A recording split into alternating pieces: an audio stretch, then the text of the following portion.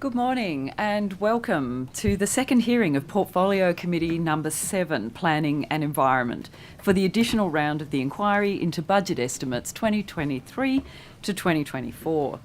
I acknowledge the Gadigal people of the Eora Nation, the traditional custodians of the lands on which we are meeting today. I pay my respects to elders past and present and celebrate the diversity of Aboriginal peoples and their ongoing cultures and connections to the lands and waters of New South Wales. I also acknowledge and pay my respects to any Aboriginal and Torres Strait Islander people joining us today. My name is Sue Higginson. I'm the chair of the committee. I welcome Minister Sharpe and accompanying officials to this hearing. Today, the committee will examine the proposed expenditure for the portfolios of climate change, energy, the environment and heritage.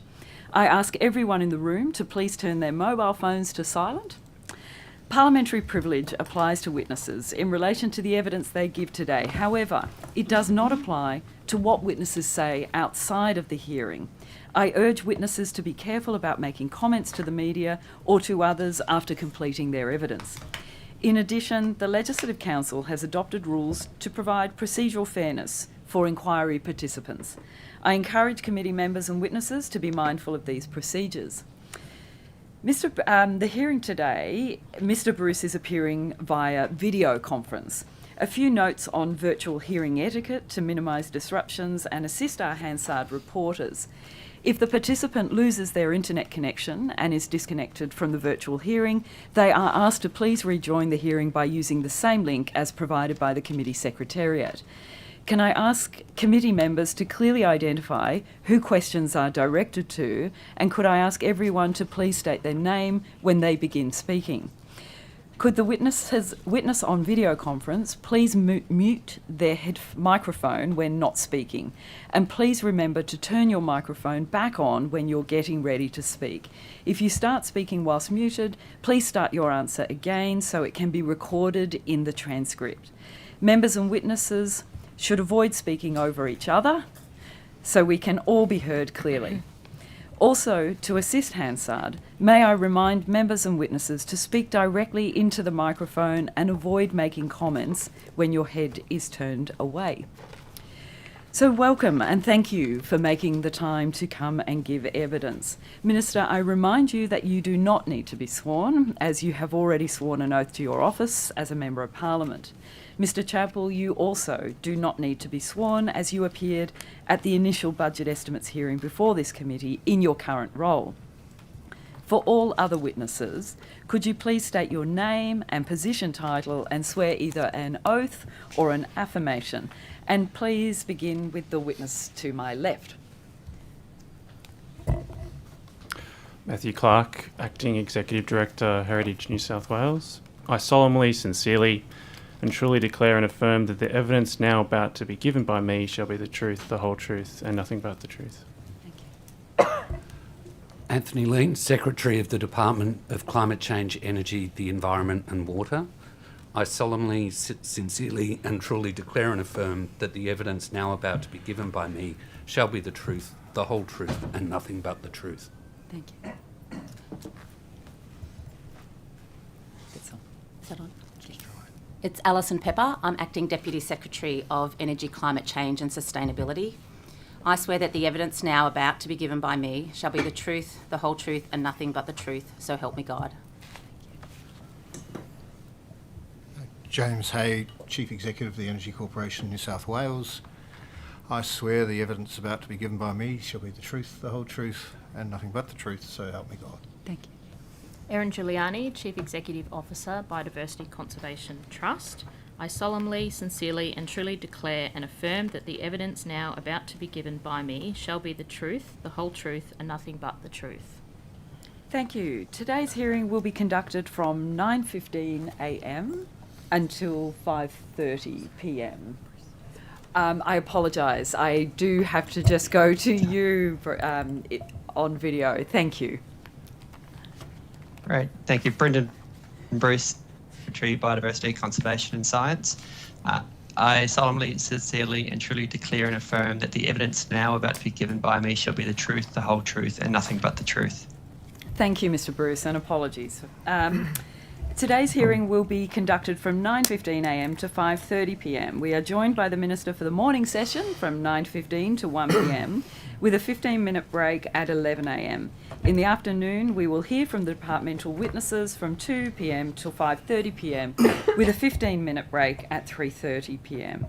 During these sessions, there will be questions from the opposition and the crossbench members only. Then 15 minutes is allocated for government questions at 10:45, 12:45 and 5:15pm. So we will now commence with questions from the opposition. Thank you. Thank you, Chair. Welcome, Minister. Welcome to all of your associates as well. Thank you for coming and appearing today. Minister, you and the Treasurer met with landholders under threat from land acquisition by EnergyCo in near Dunedoo on 13th of February this year. Is that correct? Yes. I'm going to table some documents for you and some other people to look at. I've got 4 copies, one for the Minister, one for the Chair, and a couple for the government members of the committee have it? I'm sure they can make copies, Minister. Well, there's no requirement to actually provide copies to everybody. That's come out of earlier hearings. Minister, in these documents are transcripts of evidence from the Treasurer, transcripts of evidence from Mr. Hay, and an article that's published that was published on Monday, the 4th of March 2024. You'll note in his evidence that's been provided to you, Mr. Hay categorically rules out compensating landholders any more than what's required under the Land Acquisition Just Terms Compensation Act 1999. Did you advise Mr. Hay and those affected landholders that you met with that other ministers in the Minns Labor government, such as Minister Atchison, have been working on paying landholders over and above the compensation figures mandated by the Land Acquisition Just Terms Compensation Act 1999 for projects such as the Singleton Bypass? thanks for the question. Actually really important. The Treasurer and I had a very good meeting with a range of landholders in Dunedoo, and I really want to thank New South Wales farmers for facilitating that meeting. A lot of issues were raised there, including the way in which the Just Terms Compensations Act operates. The details of how what's happening with Minister Atchison I couldn't comment on, but the point that I want to make is this, is that all ministers in this government expect our agencies to operate and work fairly within the Just Compensation Act, and for them to work well with landholders that are affected and for those that are going through that process. We expect the same in relation to EnergyCo, we expect the same in relation to Transgrid, for all of those places. So the answer is yes, I'm aware of those things. As you would be aware, there is some review going on. But as a result of those meetings, also I've had conversations with EnergyCo about how they can improve the way in which they work with landholders. That's great, Minister. We'll come to that issue in a little bit. But Minister Atchison was actually quite clear that she was working on the compensation issues around Singleton Bypass landholder members that felt that they weren't being compensated correctly, and indicated that there were offers over and above. Have you provided Mr. Hay with that advice and asked him to look at that? Well, no, I haven't provided Mr. Hay with that advice because until it was covered by you at estimates, I was unaware of it. But the point here is that the Just Terms Compensation Act is very important. We expect all landholders to be treated fairly. There are a range of different flexibilities within the Act, which you would be aware of, that we're also looking at working with landholders upon. So why do landholders in Singleton deserve better treatment than those in Central West Arana? All landholders deserve to be treated fairly and properly within this process. Why do Singleton landholders deserve more compensation over and above what's mandated under the Just Terms Compensation Act? So the point I would make here... Oh, I hadn't finished my question, Minister. Why do those landholders deserve more over and above what Mr. Hayes prepared to offer those in Central West Arana? Discussions are ongoing in relation to individual landholders in the Central West Arana area. I'm not prepared to canvass those publicly here.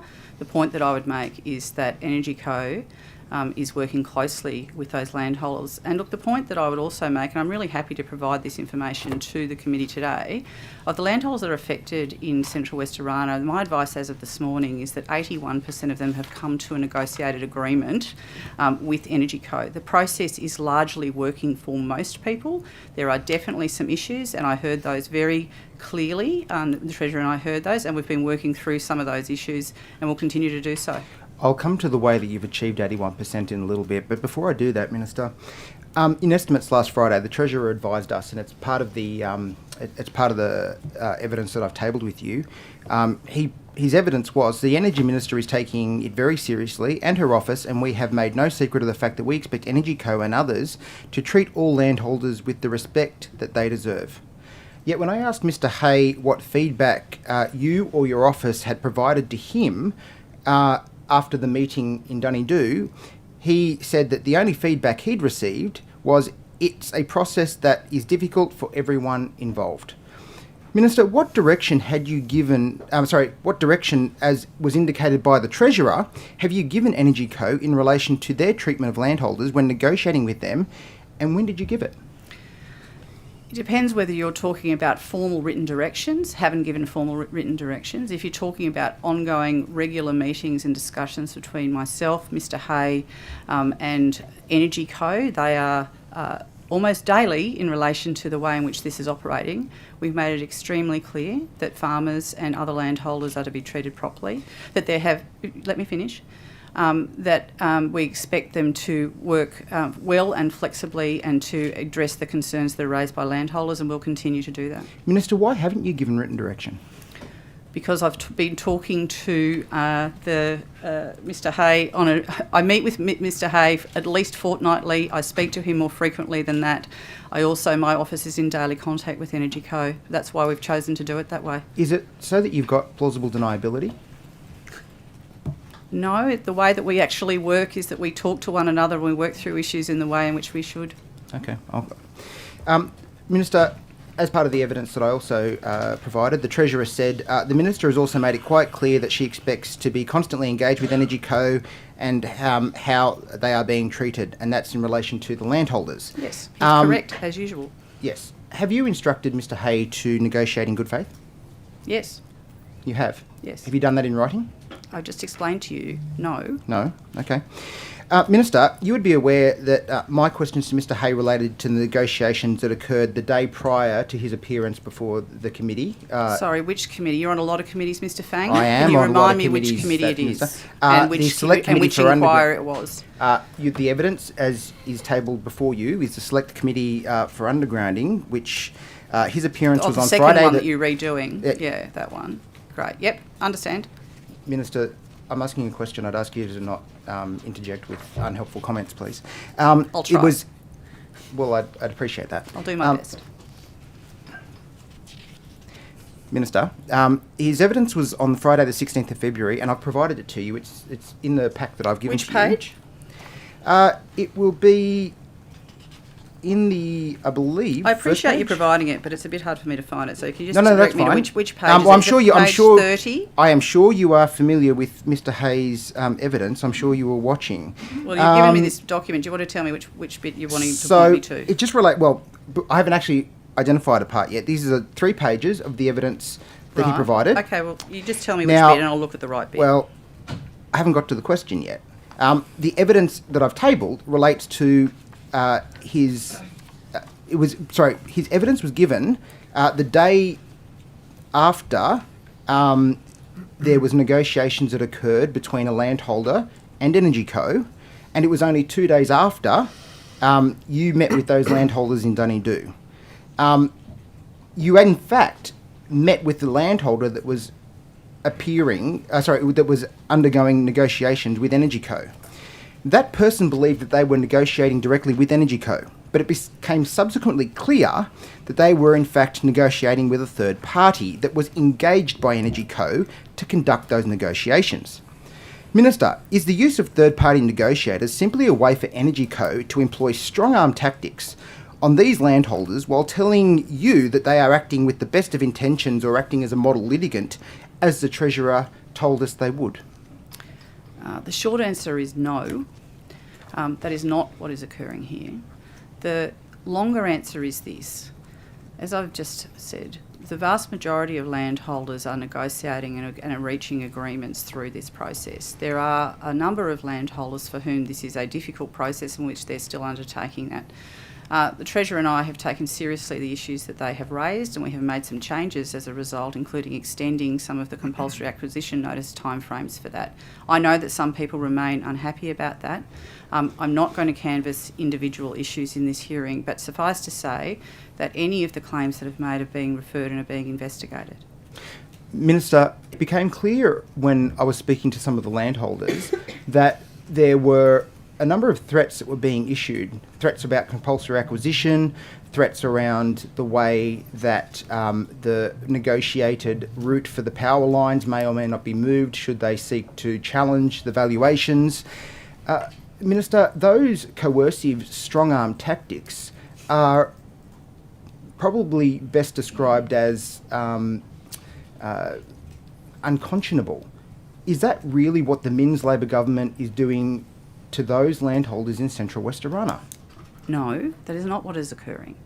What is occurring is that there are negotiation processes that are going there. I've been very clear, and the Treasurer has been very clear, and in fact the government's been very clear that we don't believe that some of the ways in which that has interacted has been adequate, and we are working and working very closely with EnergyCo to make sure that they address that.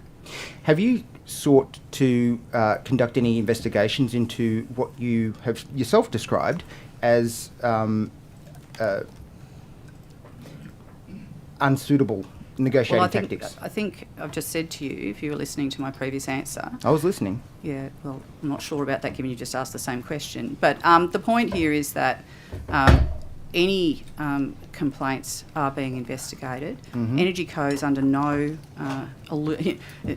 Let's just be clear here that EnergyCo completely understands the necessity for them to operate and swiftly and carefully with individual landholders. I'm not going to go into the details of some of the individuals with whom we're working through the issues with. It's not fair to them, and it's also not right.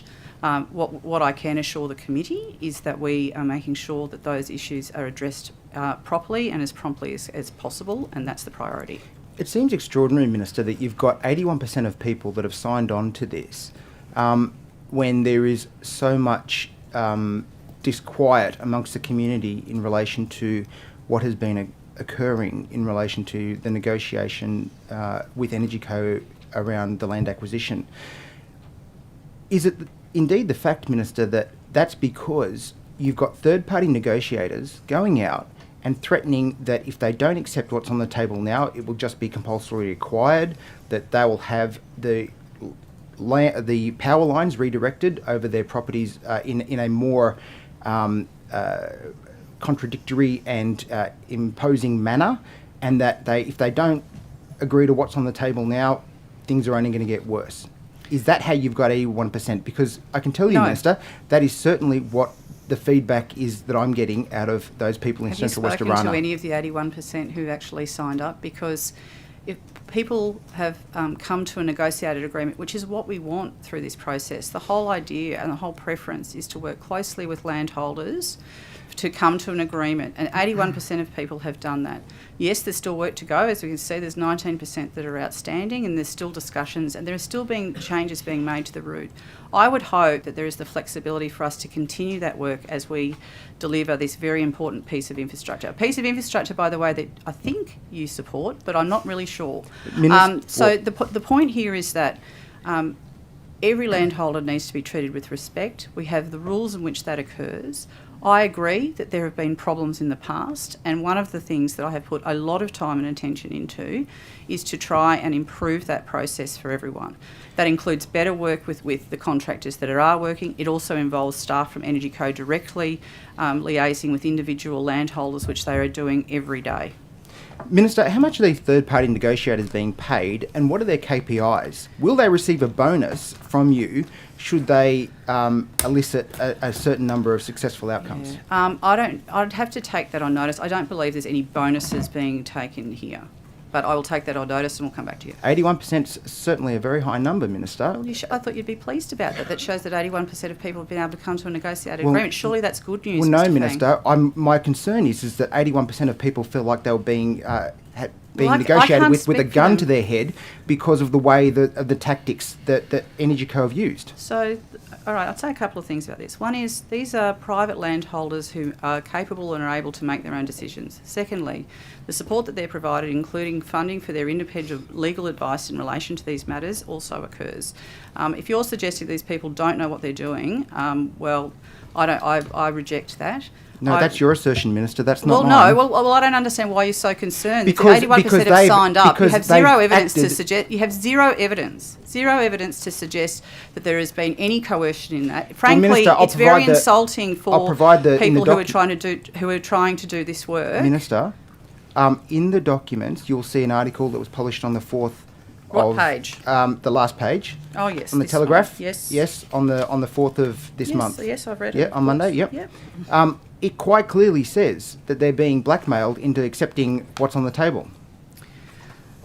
As I've said to you, Mr. Fang, this is an individual case, and I'm not going to be commenting through this public hearing. Are those tactics being employed on those landholders endorsed by your government? No. Blackmail of landholders to accept what's on the table, or they can expect EnergyCo to redirect power lines in a more impactful manner over their properties?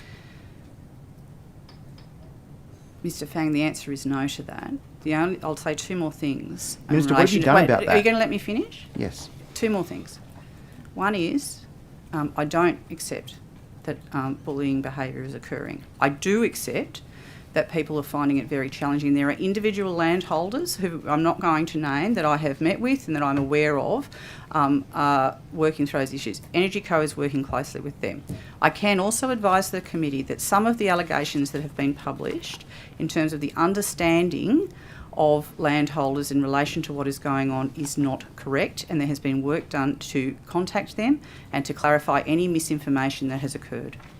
I appreciate that, Minister, and that's actually part of the issue that I've got, is that it seems to be that your third-party negotiators are making insinuations about what will occur if people don't sign up, including the redirection of power lines over their properties if they're not willing to take what's on the table now. And you can do that because you've then got plausible deniability and clean hands, because it's not EnergyCo that's doing the negotiations, it's third-party contractors. Minister, how have you let this situation arise? Well, the first thing I'd say is the use of third-party contractors was actually started under the previous government, and it's the way in which EnergyCo manages its workload as it moves around the state and delivers the renewable energy zones, the 5 renewable energy zones that we will have. So this is not new, and it's not unusual. The expectations around which they behave and whether they have the right information are equal to what EnergyCo staff are doing there. You made a lot of allegations in relation to your comment and question to me. The point that I would make is I take responsibility for everything that is occurring as we're rolling out these very important projects. Let's remember we're rolling out 5 renewable energy zones. Central West Arana is going to be an incredible project. It's not without its challenges, but it is fundamental to the transmission and to the transformation and the decarbonisation of our electricity grid. Something that I'm very pleased in New South Wales, most of the Parliament actually supports and has signed up to over a long period of time, including your party. Minister. We're now in the implementation phase, and we're getting to where decisions have to be made. It's not a theoretical thing; it's a real thing about how we build the power generation of the future, how we connect that to the grid, and how we provide New South Wales with cheap, reliable energy into the future. That is the key that is the very important project Minister, we're undertaking I appreciate the answer. Just let me finish. I'm going to redirect now because that has been a very long redirect answer. isn't a thing. Well, that might be the case, Minister, but I'm going to have to... Well, you're going to give it a red hot go. Okay, fine. Minister. It's your time. Minister, I'm going to ask you, given the serious nature of the allegations that have been raised in relation to the way that EnergyCo has negotiated with those landholders, are you prepared to revisit those agreements and also provide an extension of time to those landholders that are fearing that they are being held over a barrel to sign up now to what is on the table, given what I've exposed has occurred in their negotiations?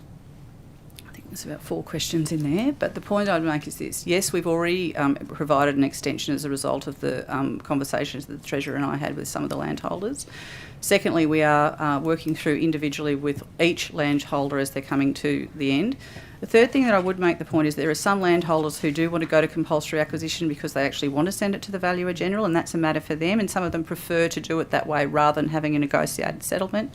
The last thing is if there are individual issues, they're being very closely managed. I'm not going to canvass them here in the details in front of the committee. Suffice to say is that the priority is to try to come to a negotiated settlement with all of those landholders and to be as flexible as possible in the way in which we can deliver this infrastructure. We are, however, building very large infrastructure there is some room to move. We're not being able to totally reroute areas, but it's my advice that where possible, we are trying to move that, and we're open to those discussions. Minister, I appreciate that. To provide clarity and also to be, I guess, as open as possible, will you provide the contract and terms under which these third-party negotiators were engaged by EnergyCo and what they have done and briefings that they've received in relation to how they conduct their negotiations with landholders?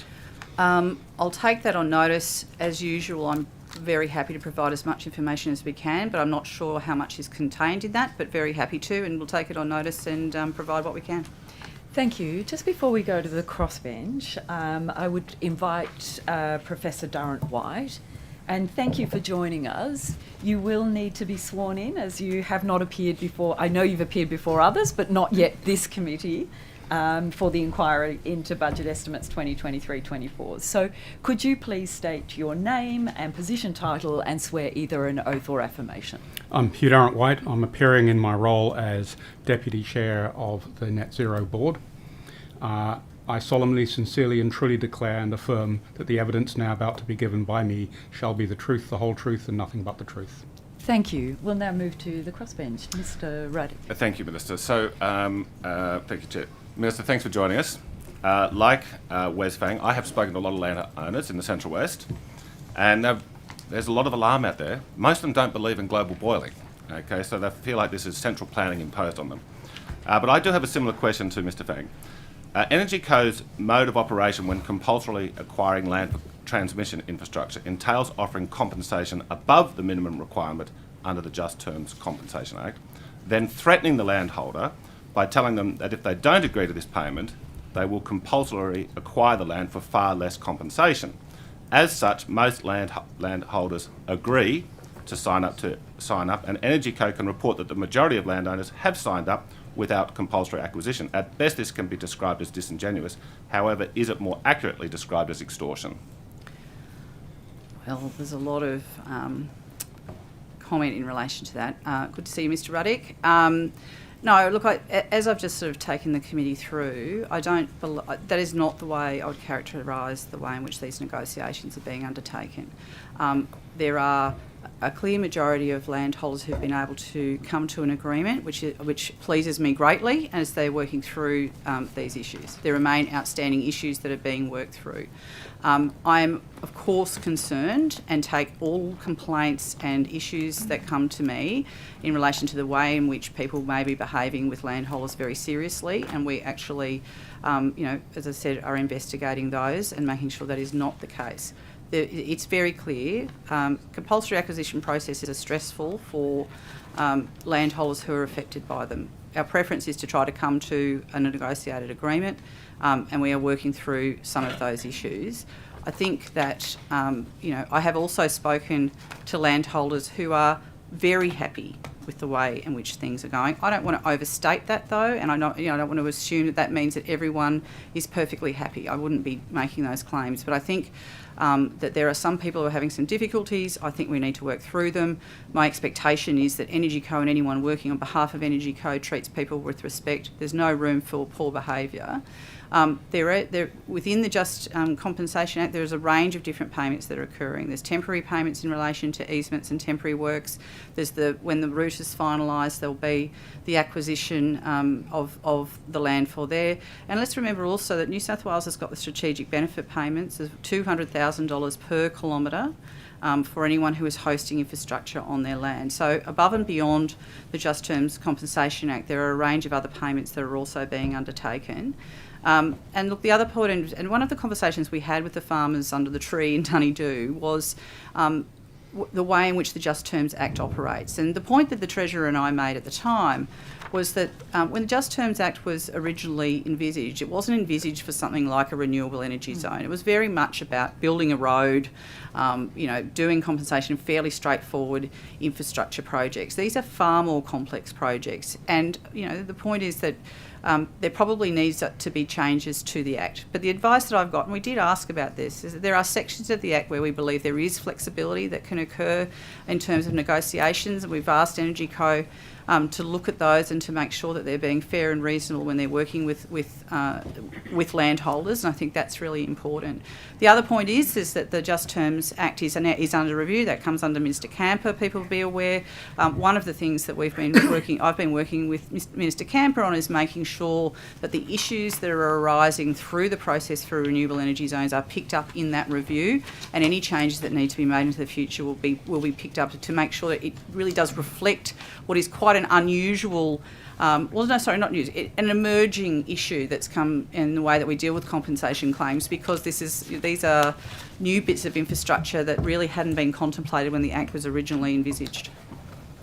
Thank you. Now, these renewable energy zones, I think they can accurately be described as central planning on a grand scale. We're ripping down our old, very cheap, very reliable energy system, and we're building a new one based on hope.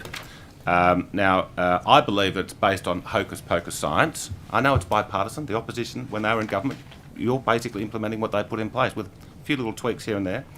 Now, Making it better, Mr Ruddock. Much better. Yes. Now, at a recent PC7 meeting, we had a respected member of your government, Mr Buttigieg, over here, who heard me say that I think that the science is faulty, that all your advisors, all your team behind you, I think they've all been misled. And Mr Buttigieg said twice, and correct me if I'm wrong, Mr Buttigieg, but you said, even if Mr Ruddock is right and the science is not is faulty, that it's a good thing anyway. All this investment, all this infrastructure, all these jobs created. So I do think that is an absurd thing to do. I mean, we can build a big hole in the ground and pay people to do it, then fill it up again and say, oh, look at all the jobs we've created. But if your government came to the view that that all these predictions about a warming planet are actually not true, well, firstly, that would be good news, but then would the government then sort of walk away and sort of let the free market supply our energy? You and I, of course, just need to agree to disagree on the view about whether climate change is real and whether we need to take action on it. But just to actually unpack some of the comments that you've made, I'd say the following. The first is there's no doubt that the climate is changing. There's no doubt that the cost of doing something today is much, much better than the cost that on the planet and on people's health and well-being and on our ecosystems that's going to come down in a couple of decades if we don't take action now. The vast majority of the scientific consensus across the world through the IPCC and through thousands and thousands of climate scientists is that the Earth is warming and this is having an impact, and that we need to take action to do so because the impact will be catastrophic on humanity, and I think we're already starting to see some of that. But leaving aside those arguments, if we want to get back, one of the things that I want to say is that New South Wales, part of New South Wales wealth in the past has come from the fact that we had cheap, reliable power through coal-fired power stations. There's no doubt about that. That's actually been a really fundamental part of the wealth which we've got. Where we find ourselves now, if you just want to leave aside all of the climate change discussion, whether you believe it's right or wrong, is that we have coal-fired power stations in this state that are 40 to 50 years old, that break down a lot, that are very, very expensive to maintain, and that the private market no longer wants to invest in. To replace the coal-fired power, and I can get the exact figure, but I think off the top of my head it's about $215 billion if we were to rebuild the coal-fired power stations. That is not anywhere near the cost of the plan that we have to orderly exit coal-fired energy from our economy and put it in place with renewable energy that's going to be cheaper, that's going to be secure. Having said that, we've got a bit of a process. It's a 10 to 15 year process. I've described it as the Industrial Revolution happening in 15 years. It's a big task. It's not without its challenges. It's never been done before. But the way in which we're managing this is through a very clear plan. In New South Wales, we have a very clear plan through the industry roadmap. Luckily for us, actually supported in a bipartisan way across the parliament of the need to do this, providing 12 gigawatts of generation, 2 gigawatts of long duration storage. There's a whole lot of work happening outside of that plan as well, as we really, in the way that we previously used coal as the basis of our wealth, using sun and wind and the various technologies that are coming and are available to us to transform the economy. That's what we're trying to do here. It's not something, this is the change in the economy is happening not just in New South Wales, but it's happening globally. The responsibility of this government, aside from taking action on climate change for future generations, is to make sure that our economy is strong, that we have secure energy at the end of it, that it's affordable for people to use, and that we can get on and do all of the manufacturing and all of the other parts of the economy for which create wealth. That's what we're also focused on. Well, there have been other jurisdictions and nations around the world that have gone down this road. Which country or jurisdiction would you look to the most to say they have been so successful in this renewable energy revolution? Okay, sorry, say again. So I'm just getting some figures. Yes? Say again, Mr. Wright. There have been other countries and jurisdictions around the world who have gone down a similar road for a renewable energy revolution. Which countries or jurisdictions would you look to as being the most successful that we should emulate? I think it's too early for us to say who's had the most success. I think we're actually on we're in a global project that internationally, countries have come together around a bunch of agreements, whether it's the Paris Agreement or others, to accept one, say we've got a problem, and two, then to work through our different jurisdictions in our different nation states to address. So I wouldn't and I think it's too early in the project. I lament the fact that we weren't doing this 15 years ago. We've known about global warming for a very long time, and I think that there's been a lot of years wasted on just debating the science. We'd be in a much better position than we were 15 years ago if we had started then. Well, thank you for admitting that it's all an experiment. It's a central planning experiment. You can't point to any other jurisdiction where it says it's been so well done in Germany or California. These jurisdictions are reversing it, and they're all suffering from inflation because energy underpins everything. Thank you. That was a comment. I'll come back to that. Thank you. There's lots of good news.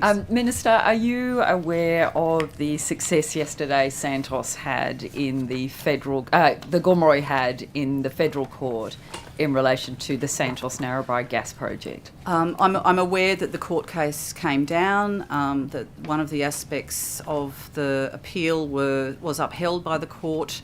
I haven't had a chance overnight to get to the details of any of it. Suffice to say that I understand that it now needs to go back to the Native Title Tribunal, and the decision is ongoing. And are you aware that the basis was that the consideration of climate change is relevant to the Gomeroi native title claim? I'm only aware what I've seen in the paper. I haven't read the judgment. All right. Well, Minister, it is the fact now that the full bench of the federal court has found that climate change and all of the scientific evidence that was presented in relation to climate change and the Narrabri gas project is a fundamental and relevant consideration in the Gomeroi native title discussions with Santos. Will you, given New South Wales was a party to those proceedings, will you be assisting the Gomeroi with any discussions that they have with Santos in relation to evidence around climate change, given your position as Minister for Climate Change? I mean, yes, I am the Minister for Climate Change. The minister responsible for dealing with that would be Minister Husos. She's in the other room if you want to duck over and ask her. But the point that I would make is, look, I just need to take it on notice. I'm not in a position at this stage to tell you. I'm also wary that it may be, the now court case is ongoing and it has to go back to the tribunal. I wouldn't want to say too much today in relation to that, but I'll take on notice and happy to come back to you. Thank you. And just finally on that, do you think it's fair that the Gomeroi are carrying such a significant burden to challenge Santos on their native title lands in relation to the significant impacts that this project will have on climate change, and that those impacts of climate change will have on their native title lands? Do you think it's fair that they're carrying this burden alone? Well, I know the Gomeroi have been very concerned about this, there's no doubt about that, but they are exercising their rights as they're doing, and the process is working as intended. Minister, is the government currently making adaptation climate plans based on a 1.5 degree average increase by 2050? You'd be aware that we're working on the adaptation plan. It's overdue, before everyone tells me, I know. But we are working on it. But that is the basis with which we're trying to adjust and deliver the plan, yes. Are there any contingency plans in place for more extreme warming scenarios? I'll have to take the detail of that on notice, but I would think so, yes. I think we can't ignore it. I mean, the real challenge, as you and I both know, is that many scientists are now saying we've already breached the 1.5 degree threshold. I think that the figures that have come in, particularly over the last sort of 12 months, are very worrying in that way. It was a very cold summer. My time, Mr Ruddock. Okay. My time, Mr Ruddock. It's an important point. My time, Mr Ruddock. Come back to me on that later. We can talk about that further. But yes, so look, I mean, we have to have all I think we have to be working for all scenarios. I mean, the thing that I'd say about the adaptation plan is that it's very much the start of where we're at. The new Net Zero Commission, and as you'd be aware, in the Climate Change Bill, again supported across the Parliament, for which I was very grateful, actually requires us to look at adaptation, and I think those kind of I just can't imagine, and this is a little bit hypothetical, but I can't imagine a scenario where we wouldn't be looking at all options, because we're going to have to. And that will include a worst case scenario for runaway climate change? Well, I can't speak for them. They're not. We're just at the moment recruiting for them. If you know any people who'd like to be climate change commissioners, the ads and the expressions of interest close on the 11th of March. So we're not. But the point here is, to confirm, then we're not yet doing that work. We're waiting for that to come online. No, I'm not saying that. So let me take on notice exactly the broadness of the scenarios that are being planned. I mean, we're obviously doing our own climate modelling. There's a whole modelling is only what you put in. Yep.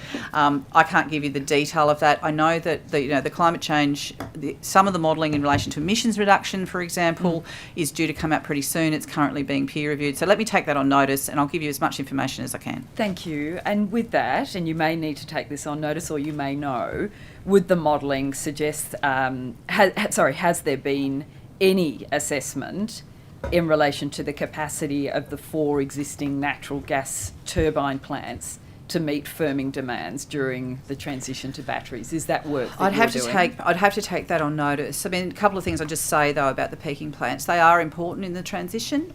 We've got 4. We're going to end up with 6 of them.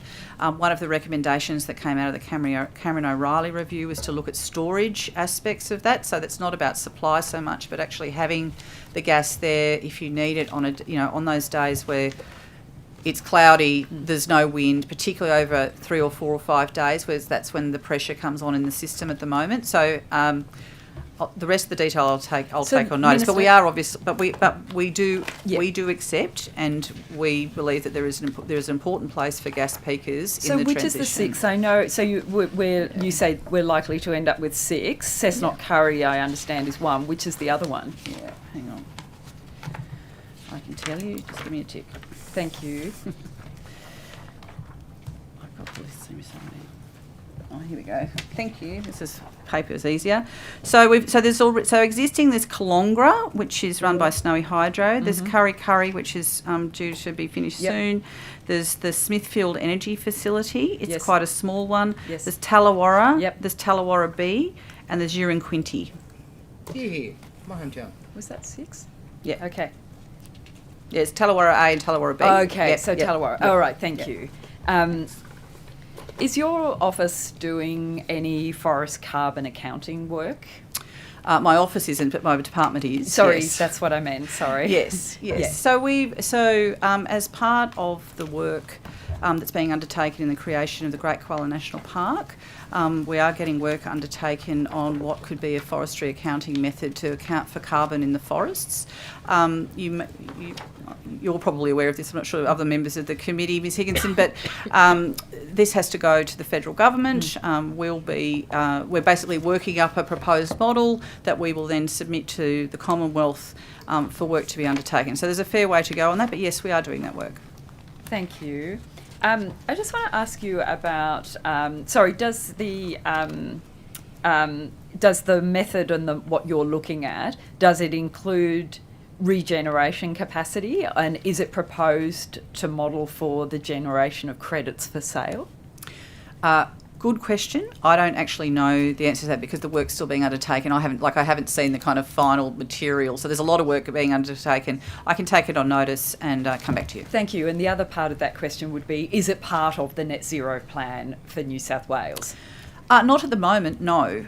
But if we're able to find a method, I mean, there are lots of landholders who I think who could really benefit from having carbon recognised on their land. So my understanding, and someone will tell me if I'm wrong, is that no, it's not currently accounted in the plan, but obviously it's something that could be considered in the future. And is this work happening in relation to the Great Koala National Park area only, or is it applying to, are you looking at it across the public forest estate or other Crown land estate? Well, I mean, I think we want to get a model that works. The thing for me in all of this is there's an opportunity here in relation to carbon credits, but it's not an opportunity if it's weak, if it's not transparent, if it's not really rigorous, if it's not able to really be measured properly. And that's the work that we're really undertaking at the moment. It's in relation to the Great Koala National Park. It is possible, though, that other agencies, and I can't speak for them, but I know that other agencies have sort of looked at their opportunities. There's other agencies that have got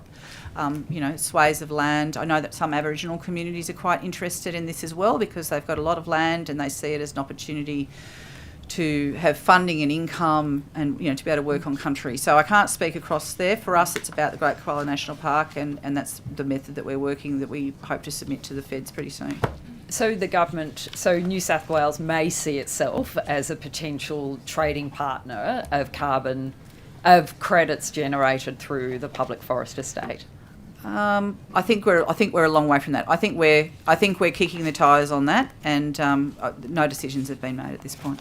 And do you, Minister, recognise the significant difference between carbon stocks and regeneration capacity? Yes. And you understand that the market has been realistically criticised as being a hotbed of corruption and dodgy, bogus accounting, and you're aware of those significant problems in this area? I'm very aware of those criticisms, which is why we're having a very cautious approach that requires us to be very clear about what the opportunities are, what the limitations are. I think people...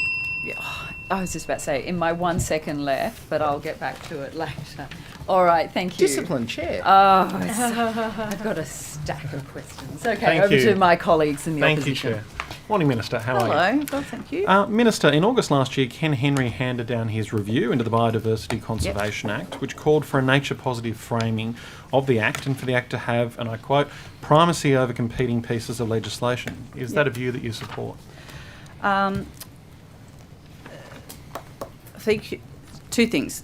The Henry report was undertaken and started in the previous government, and I really welcome the work of Ken Henry and his team in relation to this.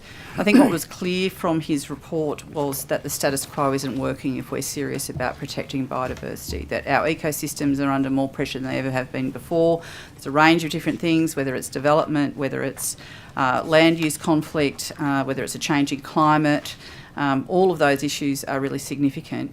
The way the government's chosen to respond to the Ken Henry review is that we're doing a whole of government response. We haven't accepted or rejected any of the recommendations because our plan is to, and we're currently doing the work on this, to do a whole of government response that then sort of points to what the next steps that we need to be taken. So the primacy, the one thing that I would say to you, it'd be no surprise here, the government has a lot of competing priorities. We need to work through those quickly. That's why we're doing it as a whole of government response. So, the idea that that we would have environmental legislation would primary over everything else, I think is unlikely. Okay. Thank you for that frank answer, Minister. Yeah. Minister, do you stand by your statement on the 6th of February this year in the Legislative Council where you said that, and I quote, "We need to build as many houses as we can, we need to change policies, we need to change land management practice, and we are driving this all the way through the government," end quote. Yes. Yes, indeed. Okay. Must be a tricky balancing act for you as the Environment Minister to both be the voice for the environment and also for housing? It always is, but I think this is, of course... but we can't, this government's sort of made two things as our key priorities. One is getting housing moving in this state. We can't afford to be losing the people that we're losing from this state. We can't afford to have people who can't afford to rent houses. We need to build more. This is not just, you use the shadow planning, know this better than most. It's a difficult question, and it's one, though, that this government hasn't shied from. Second part of it is doing the energy transition, which of course involves some of those questions. I'm going to have to deal with offsets when it comes to the new renewable energy zones. I just think that good government is about understanding all of those bits of the puzzle, having strong protections in place for the things that matter, and really working through carefully in terms of the delivery. So I suspect you might be coming to the CPCP, somewhere like that. In good time, potentially. Yeah, I think... yes, it's tricky, but that's the job. My commitment is to make sure that we have the strongest environmental protections that we have, while also delivering all of the things across government that we're committed to, including making sure that our young people and others and older women have actually somewhere to live. Thank you, Minister. And so, Minister, I take from that answer that you concede effectively that the environment will pay a cost, in a sense, for being able to produce more homes? No, not necessarily. I think that's probably over-egging the situation. I concede that the job is that there will have to be trade-offs. That's inevitably the case. There's currently houses that need to be built on a variety of different types of land in a variety of different types of places. I would hope that our protections, which, one of our election commitments is to strengthen environment protections in a range of areas, are strong enough. And are able to protect the things that really need to be protected in the areas that we need to build. We're building into places. The whole idea, I suppose, is I'd like to see a much higher attention taken to avoiding impact and mitigating impact, rather than simply going to offsetting and those kind of things in the development scheme, and that's one of the things we're looking at. Indeed. And Minister, given that, and in terms of not trying to offset and trying to preserve, Landholder Consulting, an independent ecological organisation, did an assessment of the government's proposed TODSEP and the low and mid-rise housing policy within the Ku-ring-gai LGA. That independent report states that two critically endangered ecological communities, the Sydney Turpentine Ironbark Forest and the Blue Gum High, could collectively lose 379 hectares under the government's SEP and TOD housing policy. Ku-ring-gai LGA itself could permanently lose an estimated 32,000 trees, according to this report, from the TODs at Roseville, Linfield, Killara and Gordon. As the Environment Minister, would you be satisfied with that level of permanent loss of tree canopy? Well, I haven't seen the report. Be very happy to have a look at it. All of the work that myself and Minister Scully are doing throughout the rollout of the TODSEP will take into account all of those issues, and they need to be accounted for, and we need to work through them. I can't... That's a lot of detail. Yep. I appreciate that. I'm not going to say whether it's true or not. It depends on some of the assumptions.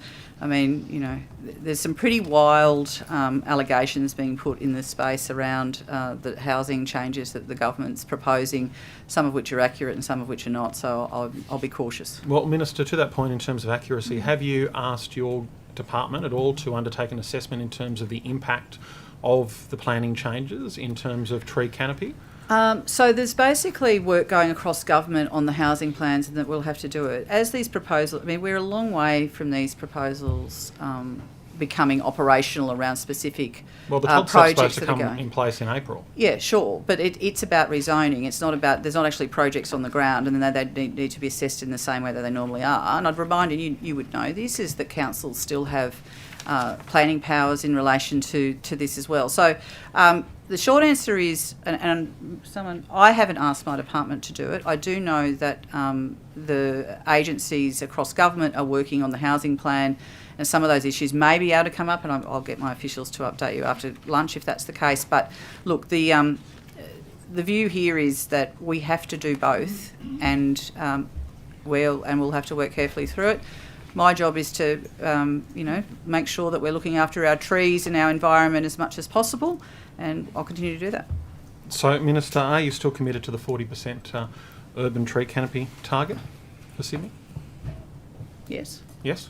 Okay. And you don't think these plans will impact that 40% target at all?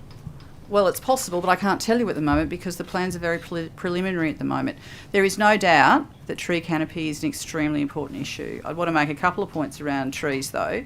Some of the previous rules that were put in place by the previous government have led to widespread land clearing in urban environments, and that's on top of the vandals who are basically poisoning trees for better views. All of this needs to work together. The importance of tree canopy can't be underestimated. Heat island effect, particularly in Western Sydney, is genuinely causing great problems, and there's a whole range of ways we need to deal with it. Tree canopy is good, and we should be trying to look after it, and we should be trying to grow it. Thank you, Minister. Minister, when you're in opposition, you expressed concerns about the Walker Corporation plan to build 13,000 homes in Appin, but there don't seem to be the same concerns today. Has your position changed with respect to that development? Thank you. Look, I think the main difference is that a lot of these things have been approved now. One of the things that we were very clear about, you'd be surprised to know, Mr. Fallow, I have many views about many things. I think I've heard some of them over I'm here. sure you've heard many of them, probably too many of them, I suspect. But look, the point here is that those things that have been approved have been approved. This government isn't in the business of withdrawing approvals that have been made. What we are in the business But that was an approval made under your government in terms of Appin. Sure, it's an independent approval, but the approval's been made. I'm not quite sure if you're trying to make there's no gotcha moment here. I mean, the point here is that decisions are made, there's a planning process that are made, there's a variety of inputs that are put into that. Once those decisions are made, we need to do it. The job that the rest of the job that I have is to make sure that there's, as limited environmental impact as we can have, but, I'm not going to pretend there's not going to be any. So, Minister, are you saying you were overridden by the Premier and the Planning Minister when it came to that development? No, I'm not. I'm saying that I'm not a decision maker in those decisions. And Minister, we learnt in estimates last year from Mr. Brendan Bruce that you had directed your department to see whether opportunities to improve environmental outcomes through the Cumberland Plains Conservation Plan, Yes. well, I told you we'd get to it, Yeah, I knew we'd get could there. be found in conjunction with the Yes. Department of Planning. Yes. Could you advise what proposals have been provided to you or the Minister for Short Planning answer is just yes. this week? Minister Scully and I have been working pretty hard on that. Longer answer is some announcements about that are imminent. Imminent, okay.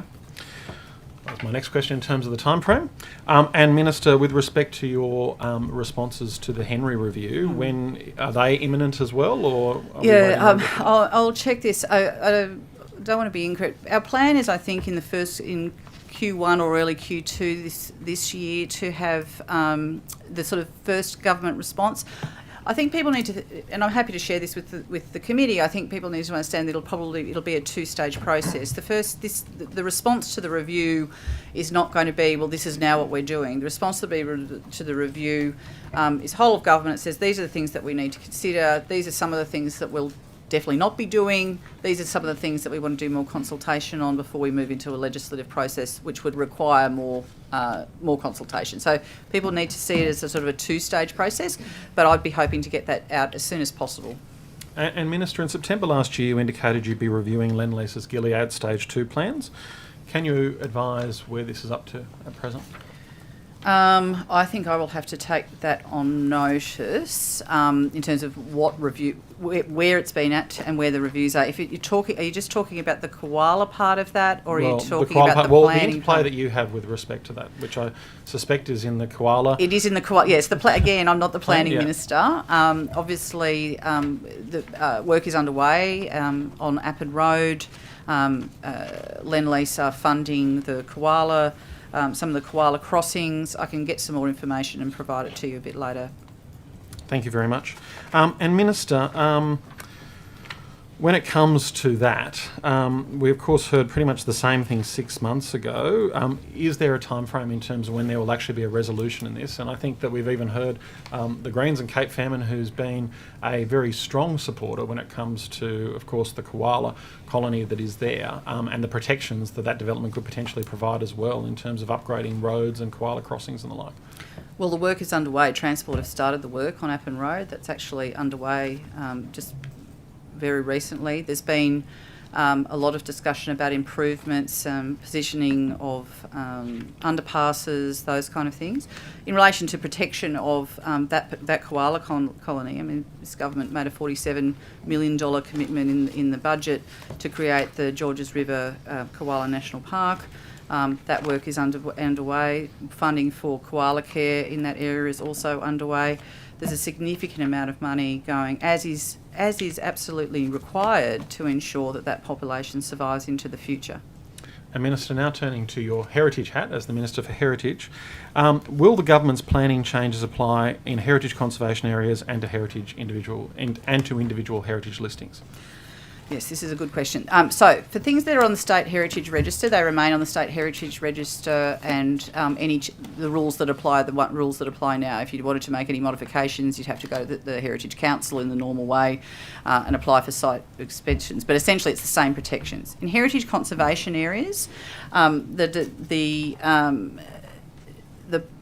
what we're saying is that a heritage conservation area isn't a blanket protection or exemption from the transport-oriented development.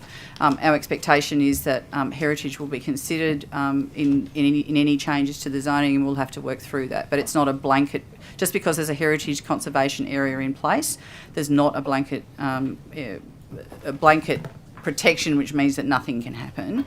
We want to work really closely with councils on this. Councils have done fantastic work in the heritage space, recognising the feel and place, the feel and the way in which a community looks, and the way that people experience that, the built environment.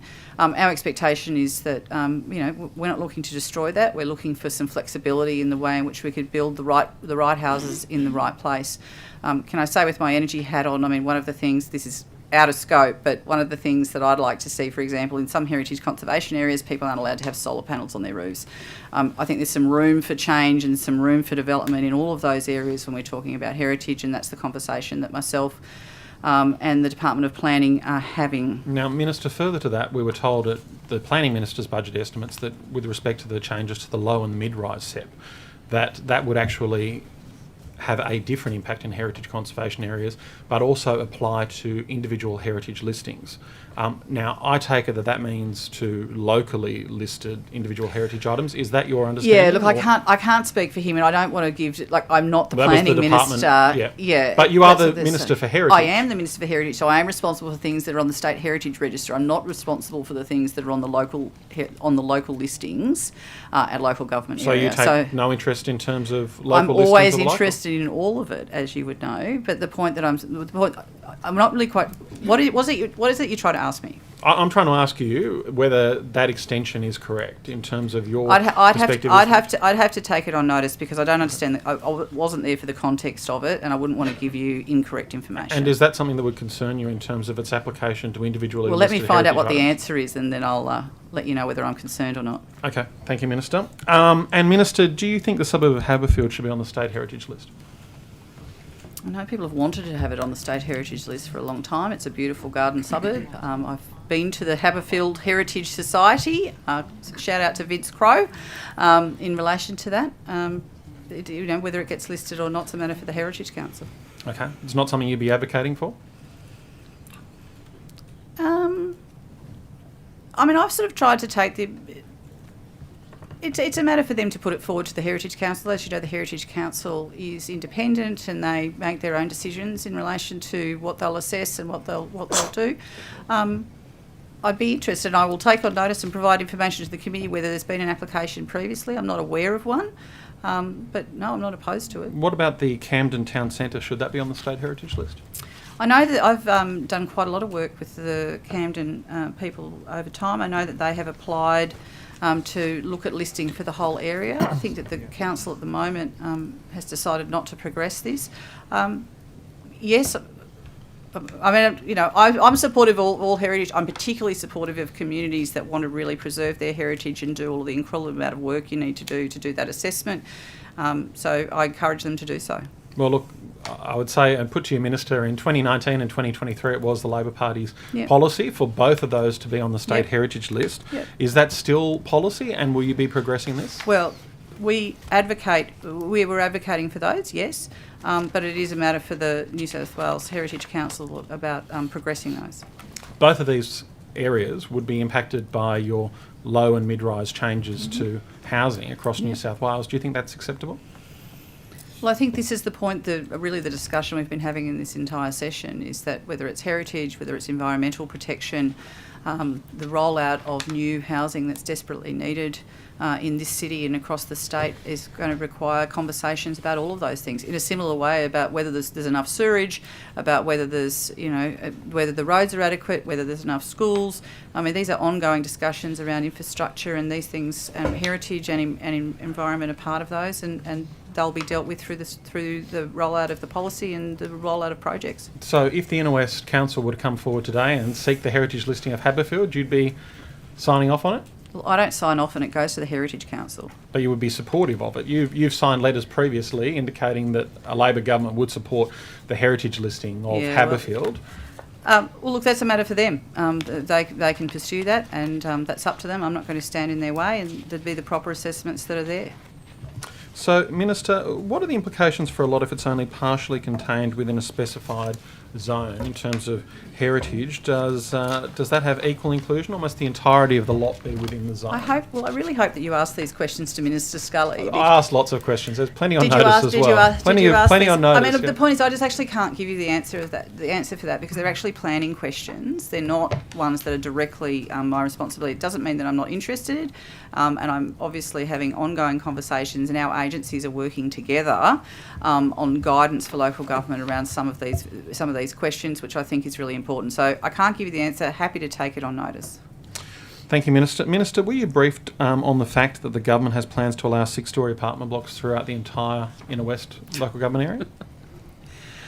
Look, Darcy Byrne is a very good friend of mine, and we've worked together over many years. I do think that he has over-egged the suggestion in relation to what will happen in the Inner West. Just full declaration, I live in the Inner West, have done so for about the last 20 years in various areas. I currently live in a heritage conservation area. I think the suggestion that the entire Inner West is going to become 6-storey buildings is preposterous and is not what these developments are about. Minister, have you asked your department to do any assessment or analysis on the impact of these policies on heritage in New South Wales? I have had conversations with the Heritage Council around this and seeking ongoing advice from them. Minister, in 2018 you told a Heritage Forum in Goulburn that, and I quote, heritage is fundamental to who we are, and that Labor would, quote, work with communities to help protect, promote and maintain local heritage. Do you still share that view? Yes. And do you believe your policies are doing this in terms of overriding heritage conservation and individual heritage listings? Well, I don't accept the allegation that we're overriding heritage listings. If it's local, as I said, I'm getting more information. Well, that's what the planning department have said. Well, on state, that's not that. But the other point that we're making that is important is we're doing New South Wales's first heritage strategy, which is occurring in parallel to this work. And so there's the whole planning part of it, then there's what we're actually doing with heritage. There's previously been a review of the Heritage Act. All of these issues are being taken very seriously and will continue to do so through those processes. Thank you, Minister. Thank you, Chair. Minister, back to the renewable energy zones. So a lot of these farmers have had a very strong emotional connection to their land. Sometimes they've had it for 3 or 4 generations, sometimes longer. I understand last April there was a community meeting, I think at Dunedoo, and EnergyCo was asked about what steps have been taken to keep an eye on people's mental health because of all the stress they're going through. And EnergyCo said there's no tangible plan. So in other words, there was nothing.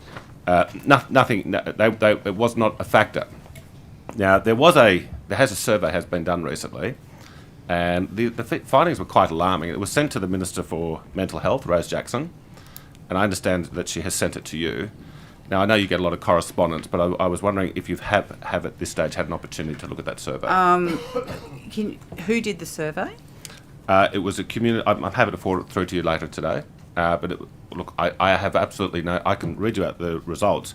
I have absolutely no doubt this accurately reflects the stress that a lot of farmers are experiencing. Okay, so I haven't actually. So I'm aware that a community member did a survey. I haven't seen the results of that. But look, it has been sent to you from Rose Jackson. Yeah, that's okay. I'm not going to argue with that. That's fine. But I'm just telling you, I haven't personally seen it. It's probably being dealt with. What would have the normal process in my office would be if that's come, is that would be sent off to EnergyCo for response. The point that I would make though is that mental health support through this is actually being taken extremely seriously by EnergyCo. That there is access for landholders to get support. We are looking at enhancing that support that's available for them, which I think is really important. Yes. So this is not a matter that people are taking lightly. It's not a matter that it's a matter that I personally am taking very seriously. And we are going to be providing additional support for landholders in relation to that. In terms of the survey, I can come back to you and just say there'll be a response that'll be provided, but I just can't give it to you now. Well, look, you are right. It was a community-inspired survey, but it is a very serious issue. Yeah, I mean, I speak to these landholders, and there is a lot of stress. There is, family breakdown, etc., and even about 5% of people said that they were having suicidal tendencies. So I would encourage the government to, or is the government considering doing a more comprehensive survey? I think that you will find that the results would be very similar to what this community-inspired survey has found, and if that's the case, it's quite alarming. Absolutely alarming. My view is that paying for another survey isn't helpful. I'd be far more interested in putting in place supports that people need through the process. Okay, well, that's one solution. Another way would be to reconsider the whole plan. But anyway, I relinquish, Chair. Thank you. Ms Boyd. Thank you very much, Chair. Good morning. Hello, Abigail. And good morning to all of the officials here today as well. I wanted to ask you firstly about the New South Wales Energy Social Programs. Yes. I saw the annual report came out just this week, I think. And it had some interesting data in here. I just wanted to ask, in the context of increasing electricity bills and cost of living crisis, it's great that we have a program where we are able to provide some support on reducing energy bills. But I note that there's been a significant increase in the number of customers who are applying for this. Can you just talk us through? That was obviously at the end of 23. What does it look like now in terms of numbers of people needing support? I'll take on notice because I think that I know that the numbers are up, but the proper figure we'll try and get to come back to give you. Thank you. The point, I suppose we need to think about it there's probably three or four different strands in which we deal with this. There's obviously our ongoing, energy rebate program, so for pensioners, for low income holders, those kind of things. It's around, depending around $285 to $300. I won't break all of that down. That's all public information. We also worked closely with the Commonwealth, which was really the big rollout of rebates for this financial year has been the $500 to 1.6 million households plus the $650 rebate for small businesses as well. So that's still being undertaken. We're still rolling that out. But the program I think you're talking about is the EPA program. This is for people who really are in dire straits when it comes to their bills. And you can either do it through Service New South Wales or there's quite a lot of charities that actually run this. You go in, you take your bill, they work with you. You can get up to, I think it's around $2,000 over the year to support it. There is definitely an increase. I've been out with Bill Cruz, to Bill Cruz's place and... Sorry, ignore that clock. Just ignore it. That's fine. Ignore Great. that. That's Thank okay. you. And so, look, we're looking at doing that. We're going to be increasing the amount of money that's also available to people for that. So at the moment, the energy social programs, is that a cap of $330 million on how much can be given out? I know we had around $308 million that was given out in 22-23. Is that a cap? Yeah, I mean, it's budgeted for that amount of money. One of the challenges that is still ongoing, and it's sort of a bit of a side priority, but important Yeah. priority for me is how do we get the take-up rates? How do people that everyone that's eligible, how do we make sure they actually can get it? And we're doing a review of rebates generally to try and make it. I think there are too many. Personally, I think my agency heads can hopefully not have a heart attack here. I mean, I think that there is too many different categories and they're too complicated. Yeah. I'd much rather see us sort of break that down and make it easier for people to do that. Okay, so we've got energy bill support being provided to 1 in every 3 households in New South Wales, which is actually quite a surprising figure, I think. And on average, we are giving around, I think the figure in here was around $1,200 to reduce, say, electricity bills for each of those households on average. Of course, we've had recent media in relation to price gouging, and what strikes me is the report that households are being charged around $1,000 more than other business consumers or more than they should be. Yep. And I know you're reported as being concerned about that. When I look at these figures, are we just giving the energy companies more money through this subsidy? Is that not a band-aid solution? Oh, look, there's a few complex interplays here, but the first point that I would make is we're dealing with private companies. Privatisation of our electricity sector at all levels has made all of this harder, and we're now dealing with for-profit entities, which brings with it its own pressures, shall we say, and costs more. We've also had some instability in terms of energy prices over the last couple of years. I mean, the big impact, really a real shock that went through worldwide was obviously the Ukraine issue. The spikes that we saw and the costs that we made meant that government had to intervene. We had to put in place the coal caps with the federal government to try and keep prices down. Prices still rose by 22%. The good news is that the wholesale prices are coming down, but there's still a long tail in relation to this. And we do have an issue around, the Australian Energy Regulator makes decisions, and they'll be coming out very soon with the default market offer. Yeah. When I was first elected last year, one of the things I did do was write to the AER and ask them to look less at. Look less at the profitability and competition margins for retailers and more at the impact on consumers. And we did get a slight reduction there. And I appreciate that slight reduction, but Victoria opted out entirely. Yeah, they work under a different system to us. Okay, but we could also opt out. We could. I don't think. Look, that's just not. That's not part of our plans. All right, so coming back to, we have energy companies, particularly Origin, AGL, as well as Energy Australia, continuing to make record profits. They're in no danger of any kind of financial trouble, and yet we have 1 in 3 households needing energy relief that we are basically propping up the electricity bills for, because that is the right thing to do. But if we took that money, that $330 million or that $1 billion over 3 years, and instead invested it directly in the problem, perhaps reversing the privatisation. Are you suggesting that we buy back the companies? I am suggesting that you buy back the companies. Not the companies, the assets, the electricity assets. We sold Fales Point for $1 million. Surely we could buy it back. Well, I could go through the failed privatisation and remind everyone of why that was a bad idea. And as you would know, I've been publicly on the record my entire political life in relation to this matter. But we can't turn the clock back. In terms of the competitive... But we can, can't we? Well, so... You say that we can't, but we can. Well... If we look at, for example, with Queensland, they kept hold of most of their energy assets. Good Labor state. They're in a much better position now. We have these companies that are failing to comply with what would be international best standards for pollution controls, etc. If you were to actually regulate them properly, wouldn't we end up with a situation where they'd be quite cheap to buy back, and then we could control our own energy?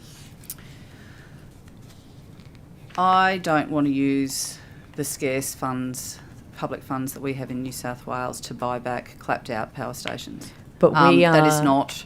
I don't think that's a wise use of taxpayers' money. I understand the point that you're making. I don't agree with your solution, which is that if we were to buy them back, that somehow it would be cheaper. We would end up with massive liabilities. You already We would have be those spending liabilities, though, monies. don't you, Some of Minister? them- some Like, of them so we we didn't do. sell off the liabilities. We just Well, sold that off the wasn't my profit deal, stream. but yes, we Yes. inherited that. I know you've inherited it, but the idea but that the point we is, look, I just disagree. I just disagree with you. We're not going to be buying back these assets. What we are doing is trying to get to a point in New South Wales where the generation of electricity is as cheap as it possibly can be. But what can we do to and work stop through that. this stream of money going from the state government?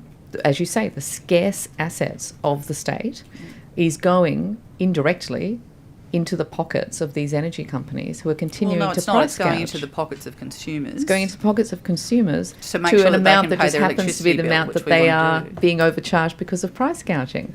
You must see the problem here. Well, We I are do. I don't propping necessarily up the diagnose profits. it in the same way that you do, but do I accept that households are paying a lot or under Yeah. pressure? Yes. The Is government's the putting a lot of solution- support into that, but So I don't what's- agree with your what's solution. the long-term solution?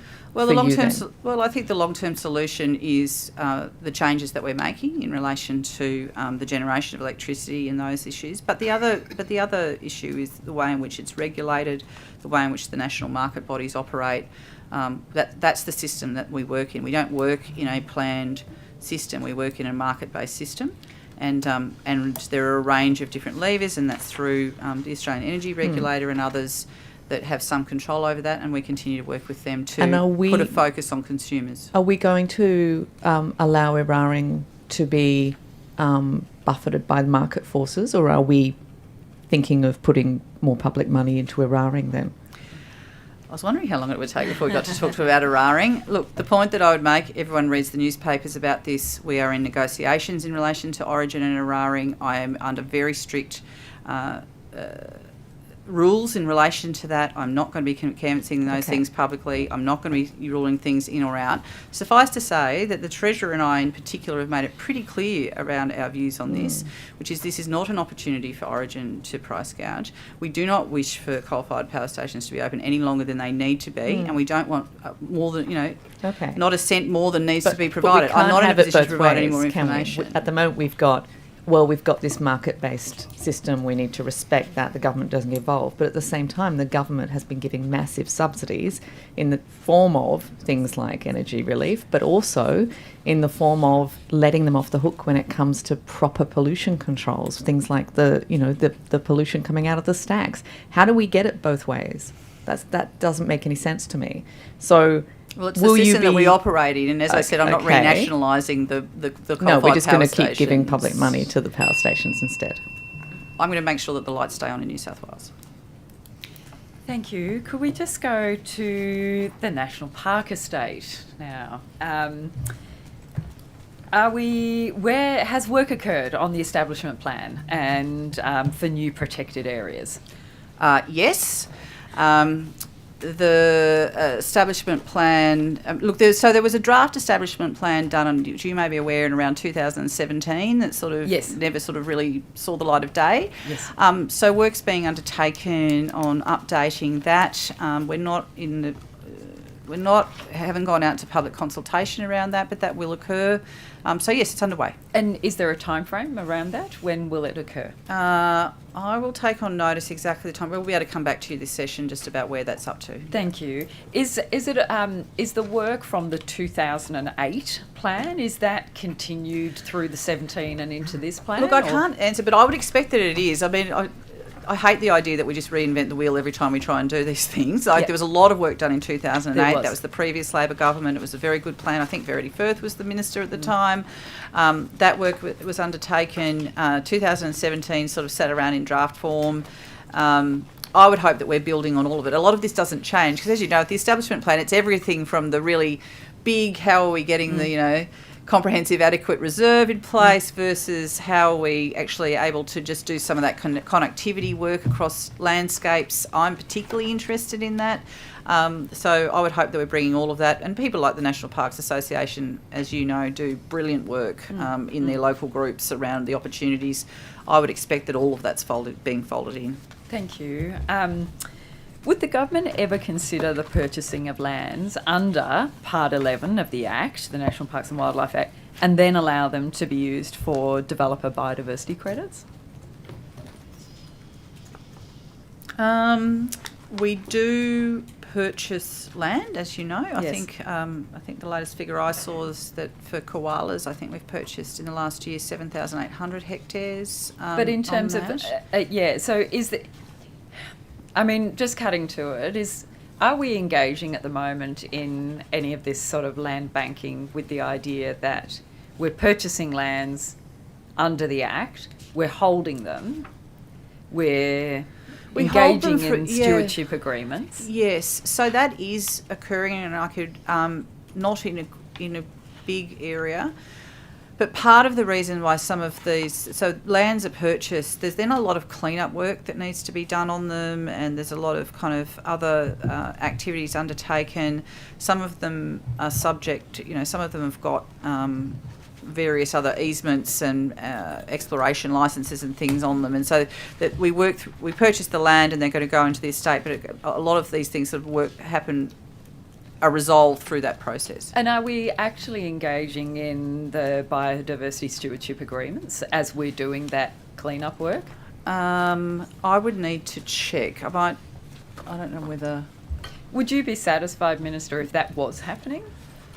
I'd need to understand more about it. I might just hand to my secretary who... I can probably we can take it on notice and come back to you in terms of and I'll the take it level up of this afternoon. Yeah, I'll come back to you this afternoon. Minister, I would put to you at this point that it could, if this practice is happening, that it is a very contentious practice, and that, the argument I would put to you is, are you satisfied that the objects of your primary legislation, the National Parks and Wildlife Act, is not being breached or is being breached, if that's a practice that's happening?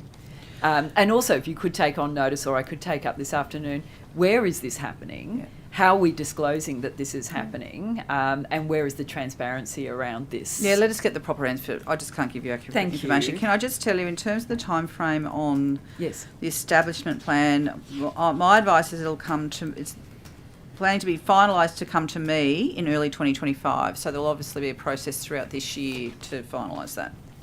Thank you. That's still a long time coming. Minister, have you received the departmental advice about the heritage listing of the Ravensworth estate? I've currently got it under consideration, yes. When did you receive that? I know I'm over the statutory requirement in terms of signing off on it. I was going to say, I think it's 14 days. Yeah, it's well past 14 days. I received it before Christmas. I couldn't tell you the exact date, but I'm definitely over time on it, but I'm currently considering it. Okay, thank you. And you're aware that Glencore has a modification in relation to extend Glendale operations for 2 years, and that the submission for that close on the 14th of March? I think I was aware of the modification. I wasn't aware of the time frame. It bears no. It's not an issue that I'm considering as part of the consideration of Ravensworth. Is it something that Glencore should be considering? Look, that's a matter for them. Because what's your understanding of what the impact of a heritage listing on Ravensworth before any determination of their extension? Look, I've kind of got this under active consideration. I've got a decision to make. My preference is not to canvass all of those issues before I've made that decision. I am looking at, there's a lot of material. And when do you expect your determination will be made? As soon as I can decide. Is it a priority for you? Everything's a priority. Everything's a priority for me. Yeah. But I also want to do proper consideration of it. It's a big decision. As you know, it's been a very contentious issue, and I'm working through it. I think I've got over 2,000 pages of information. I think it's that I'm 6 working times through. over the statutory limitation That's okay. period. Yeah, no, I'm aware of that. Can I just say, in terms of my statutory requirements, I think I've only missed 2. Ravensworth is one of them. The rest that I've listed, which I think I've now listed 8 or 9, has been within the statutory requirements. Ravensworth is a complex issue, and I am taking my time to understand it properly. How many Aboriginal heritage impact permits have you declined since becoming minister? Well, I don't decline them. They're not actually. I don't do that. I'd have to take it on notice. Okay. Have you received any requests from traditional owners to review AHIPs that have been issued? I'll take that on notice, but no, I'm not.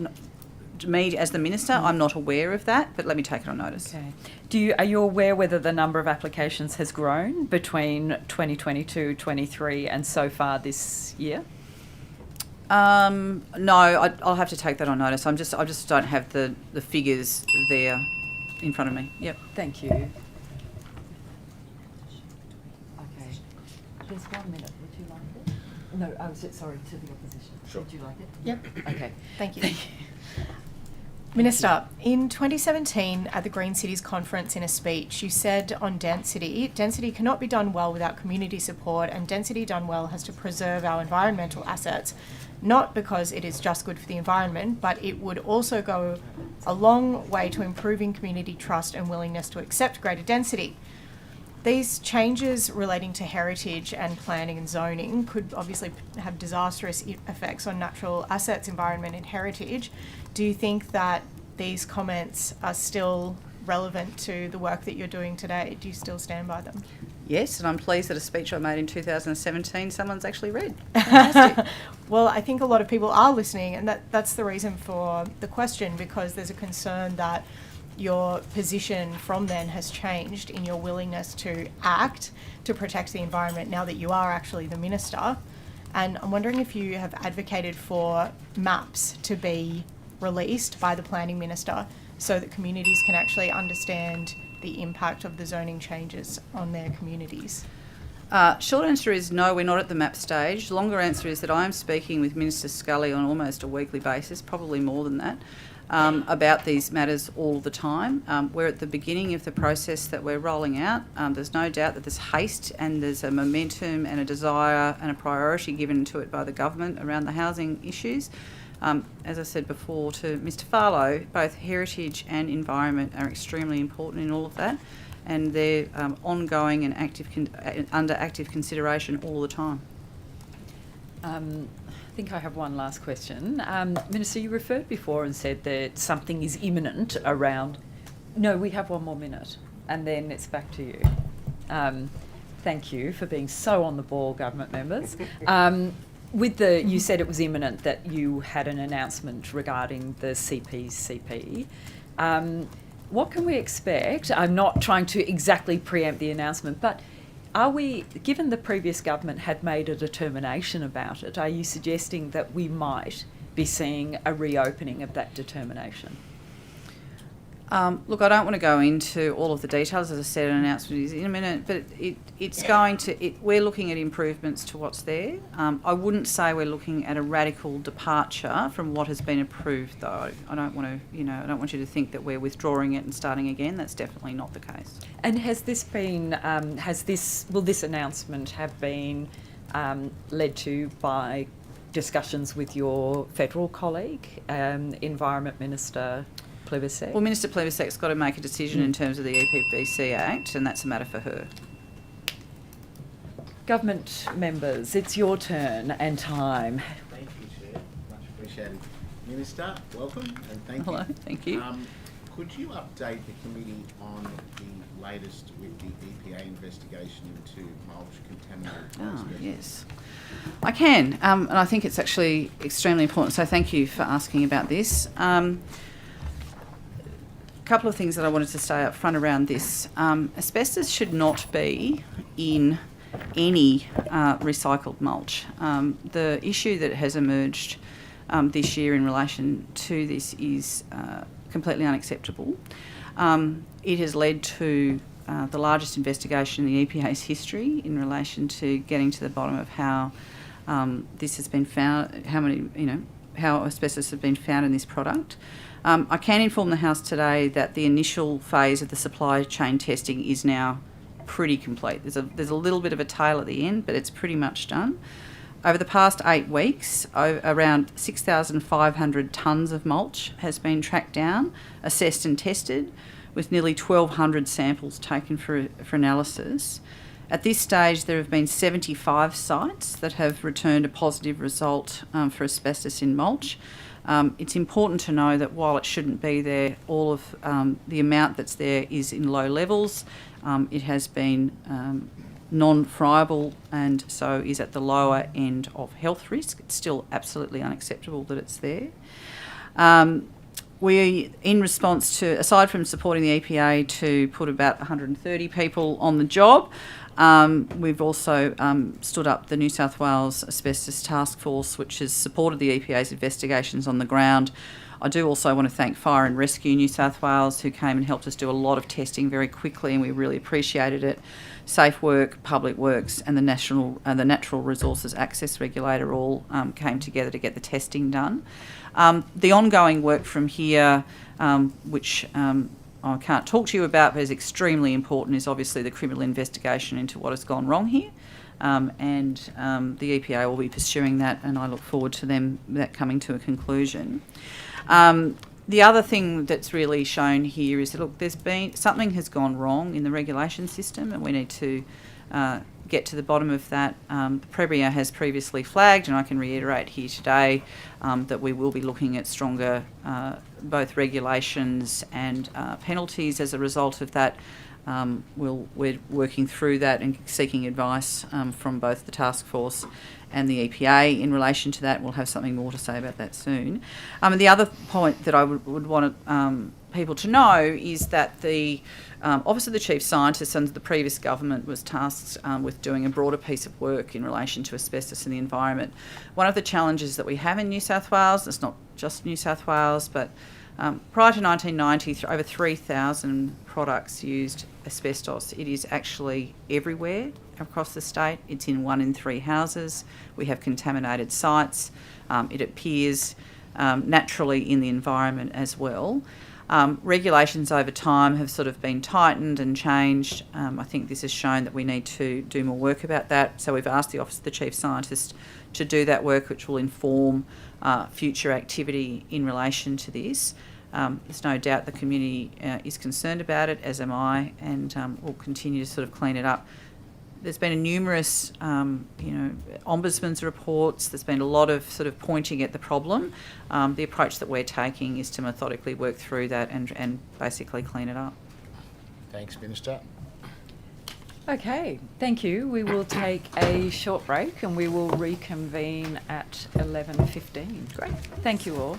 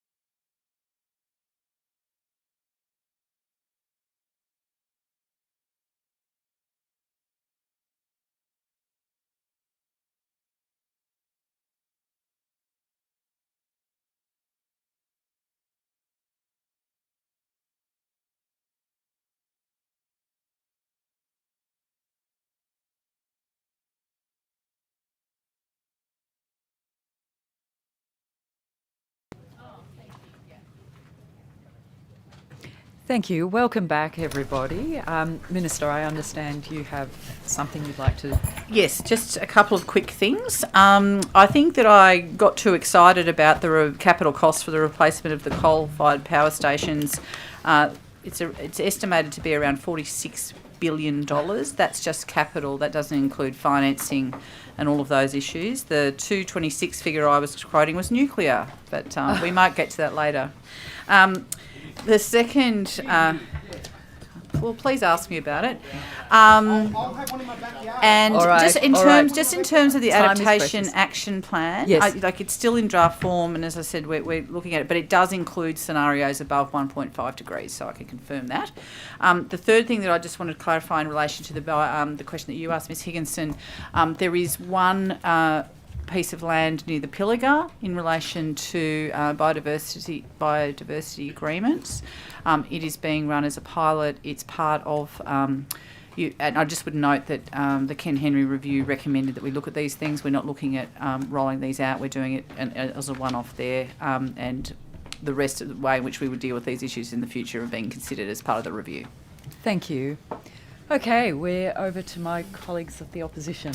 Thank you. Thank you. Minister, has the Premier advised you when he'll be giving you the water portfolio? I believe he has no plans to give me the water portfolio, unless you know something that I don't, Ms Munro. I'm not aware of it. Do you have any I think I've got enough. being the water minister? Rose Jackson is an excellent water minister. Long may she be the water minister. I'm very happy being the climate change, energy, environment and heritage minister. Minister, can you confirm that the government will not be establishing any new aquatic reserves or marine parks in this term of government? No, I can't confirm that. You would be aware, and I understand that some questions were asked of my colleague, Minister Moriarty. The two of us have joint management over marine parks and aquatic reserves, and we're really undertaking the work that was sort of left hanging by the previous government in terms of the network management plans and working through that. So I wouldn't rule anything in or out, except to say that marine parks are a really important Labor legacy. We're very proud of them. We want to make sure that they work well, and we want to have a high level of marine conservation. Okay. Do we know when we might have an idea of whether there will be any new aquatic reserves or marine parks? No, I can't tell you that because Minister Moriarty and I are working through some of the issues there, and we'll continue to do so. Would you be happy if shark nets were still in the waters of New South Wales by the time of the next election?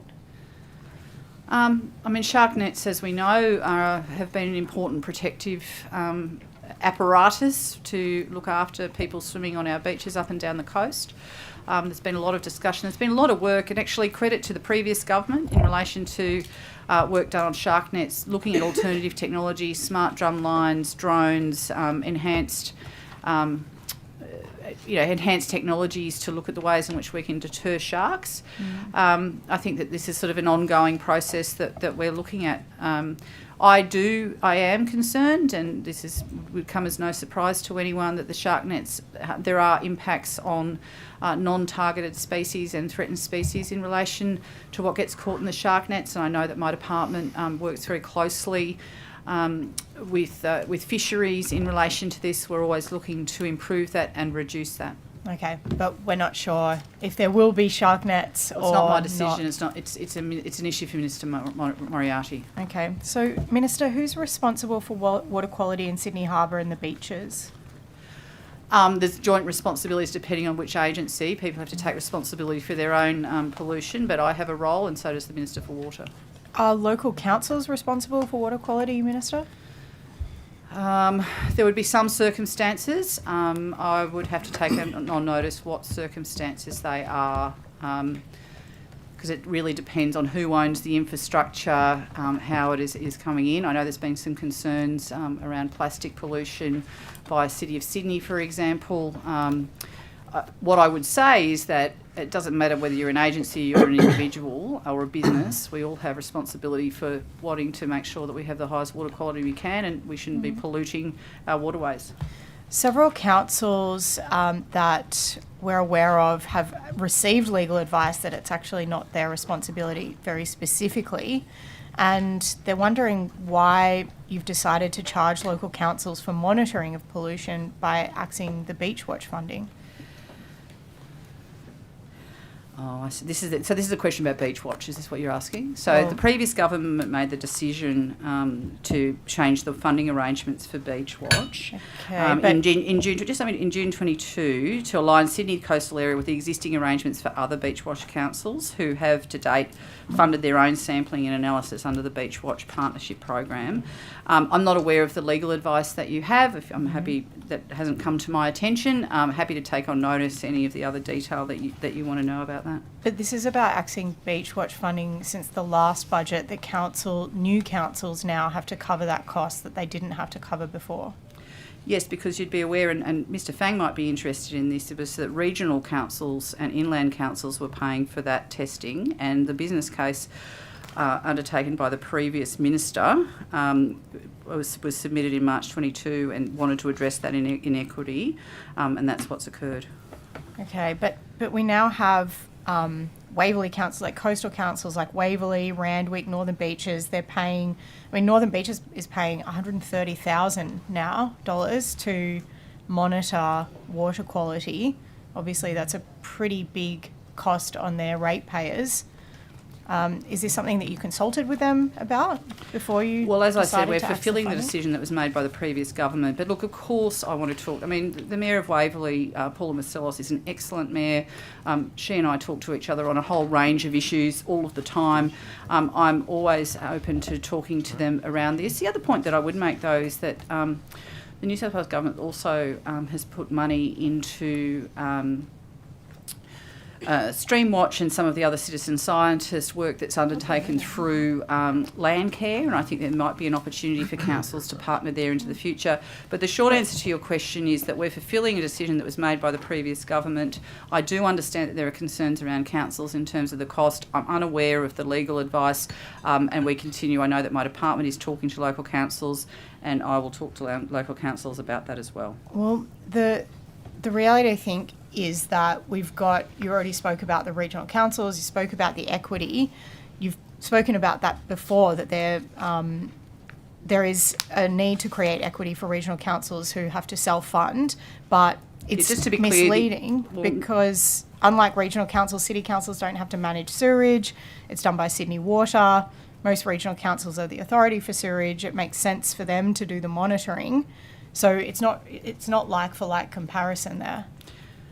Look, I hear what you're saying, and they're quite interesting arguments. The point that I would make is that the decision was made off the base of the business case that was decided in March 22 under the previous government, addressing inequity in the existing system.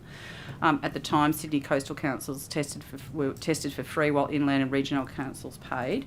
The former government's decision approved that business case and announced in the June 22 budget and described it as an expansion of Beachwatch. We're implementing that decision. There's obviously issues in terms of the way in which that is occurring, and we're talking to those councils that are impacted. So you are speaking to coastal councils at the moment about the impact of funding? I've said that I've spoken to Waverley. Yep. I do talk to... I talk to councils a lot. Mm-hmm. And, very happy to keep talking to them about that. Okay, so Randwick, for example, and the Northern Beaches, who are spending tens of thousands of dollars on this, happy to speak to them about I'm happy to this? talk to them, sure. Okay, well, I think the charges for council are the thing that has changed now. It's not just about the funding, it's actually about whether councils have to pay to do this work. That's the change that happened under your watch. As a result of a decision of your government. But sure, as I said, I'm happy to talk to them about it. You've been the minister for a year now. Yeah, but so what I'm saying, are you arguing it? Are you saying that the previous minister made the wrong decision? Well, the previous government wasn't looking at charging councils. Yeah, no, I know that. But what I'm saying is this is actually a continuation of a decision that was made by the previous ministers. You're now saying that there was the wrong decision. There's plenty of decisions that were made by the previous government that you have overturned or you've taken a different approach to. Sure. But this, just so to be clear, this wasn't my decision. Support the decision. Well, we're implementing the decision that's there, and we're talking to councils who are affected. I've got nothing more to add on that. Minister, we saw in the last budget estimates that there were a lot of consultants engaged by EnergyCo in particular, and we've spoken about this already today. Who is responsible for those consultants that have worked for EnergyCo day to day? I'm guessing it's Mr. Hay. So I mean, I don't have a role in appointing those consultants. So it would be Mr. Hay. Yeah. Okay. Who was the project director for the reses engaged by EnergyCo? Did they come from another agency? I might have to hand to Mr. Hay on that. I'm not sure. I'm not across all of the details. I'm not sure. Mr. Hay. We have a number of projects underway. Each project has a project director. Mm-hmm. We source project directors to get the best person we can at the time. Currently we have one who's seconded from an existing government agency. The others are sourced from the market. Okay. And what are they paid? I can't talk about individuals' remuneration in that way, but they are paid based off the market. Okay. I mean, when you talk about going out to market, were those salaries advertised through like the job those who have obtained for the market are contracts for services, so they will be contractors. Okay, so how long are those contracts? I'd have to, there's individual contracts for different people, so I'd have to sort of take that on notice and come back with details on that. Ms. Munro, can I just say that there's obviously the consultants' inquiry, and EnergyCo have provided a lot of information in their submission to that. That would have a lot of the information that you're probably seeking. I'm a little bit unclear about whether it's consultants or contractors, two different things in the way that they're dealt with and also the way in which they're hired. So not trying to hide anything, I'm just saying there's a lot of information out there, and just we're happy to provide whatever you need, but if you can just be clear about what it is you're actually seeking. Yep, okay. So in terms of the contractors that have been engaged, how many are we talking? As project directors, we have 4 project directors at this stage. Might be 5. I'll just check. So 3 from the market and 1. There's one employee. We're in the process of going to market for employees in those roles, and that's about establishing those positions as part of we move through. The bit that I would really add is that projects go through 2 main stages. There's the development stage and the delivery stage. And the development stage is typically 1 to 2.5 years, and that ends. So they tend to involve a different skill set than the delivery phase, which is once you have entered into a commitment deed or a contract, and you might have a 4 to 5 year period of construction. So you have a different job that requires different skill sets often, and that you one is inherently a temporary phase and one is a longer term phase. So you're talking to different parts of the market when you're recruiting for these roles. So of our projects, 2 are now moving in. One's in the delivery phase, and the other another is moving into delivery phase, which is Central West of Rana. The others are in the development phase, so they tend to have people who are more in a temporary nature. So when you're going to market, is this a normal public? Yes, we do follow normal procurement process. Yeah, okay. Do you have any relationships with any of the people that have been employed under a contract with those reses? Have you had a prior relationship with any of them? The only relationships I have with any of my staff are professional. So that includes all the contractors. They're not people that you've dealt with previously. I've dealt with many of them before, is the nature of the industry. So are there conflict of interest requirements that you have engaged in? Always make disclosures, and I have a standing disclosure which says that it's almost inevitable in every tender round we propose there will be people who I've worked with at different times on different projects, whether they be in transport or whether they be in health or different sectors that I've worked in across the Tasman as well. It's inevitable that the people responding to major infrastructure projects will have had some professional association with me because I'm an infrastructure professional. So are those people listed somewhere? Sorry? Where there are specific individuals, are those people listed with the nature of any conflict perceived or? otherwise? If there's a need to disclose, but I have a standing disclosure that says I know people in most of the major providers of infrastructure services across New South Wales, across Australia, and indeed across New Zealand. Okay, but that doesn't relate to specific people. It's just an industry-wide general. I have a policy. I will never provide a reference for anyone who's applying for a consultancy. Mhm. And we also, I have, as I say, the standing disclosure that says I'm aware of many of the people, and I have had, but I couldn't sit there and list every single one because I'd get it wrong. Many of them move firms, so it's hard to sort of say at any given time I know that so-and-so who works for this firm, because the next time they appear they may be working for a different firm. So They're still the same person though. yes, but I couldn't, I don't know, and it would be inappropriate for me to know if people are bidding for services, so that conversation itself wouldn't be right. They're free to bid for services. I make general disclosures, and if I become aware at the time, then so that's the beginning of the procurement process. When a recommendation comes up and it appears that there's people come through, I will disclose that, yes. Okay, thank you very much. Okay. Thank you. Minister, this morning and I note your revisions, but this morning to Mr Ruddick's questions, you expressed that coal-fired power stations are very expensive and your plans are nowhere near that expensive. Can you elaborate on how much taxpayers in New South Wales will be up for when it comes to extending Eraring's life? You should have been here when Ms Boyd was here. I know there's a great deal of interest in Eraring, as there should be. We are under current discussions. I'm not in a position to share that with the committee. The commitment that I've made to the committee and to the Parliament and to the public is that we'll share as much information as we can when those discussions are concluded.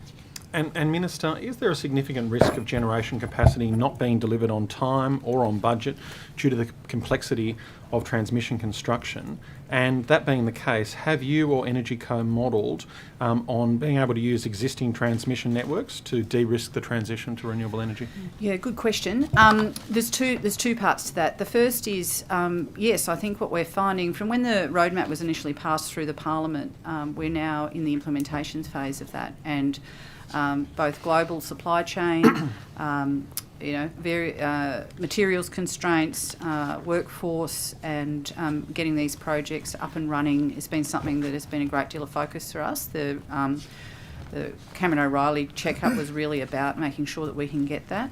The advice that I've received, from AEMO and from Cameron O'Reilly and from our, from the advice that I receive is that there is a risk of gap of generation around sort of 25, 26, and that's what we are dealing with. The best thing for us to do is to do all the other work that we are undertaking, whether it's the Warrator super battery, the excellent results we're getting from the firming rounds of the LTESs, the way in which we're looking at trying to accelerate. We are also working, and this was one of the recommendations out of Cameron O'Reilly's review, was outside the RESs that work with distribution networks and with others to look at bumping up capacity. It's actually a pretty exciting story that there is to tell here, and all of that work is underway. So I often say that we're doing all of the things all at once, and that is actually the case here. So there's, exciting things outside the RESs.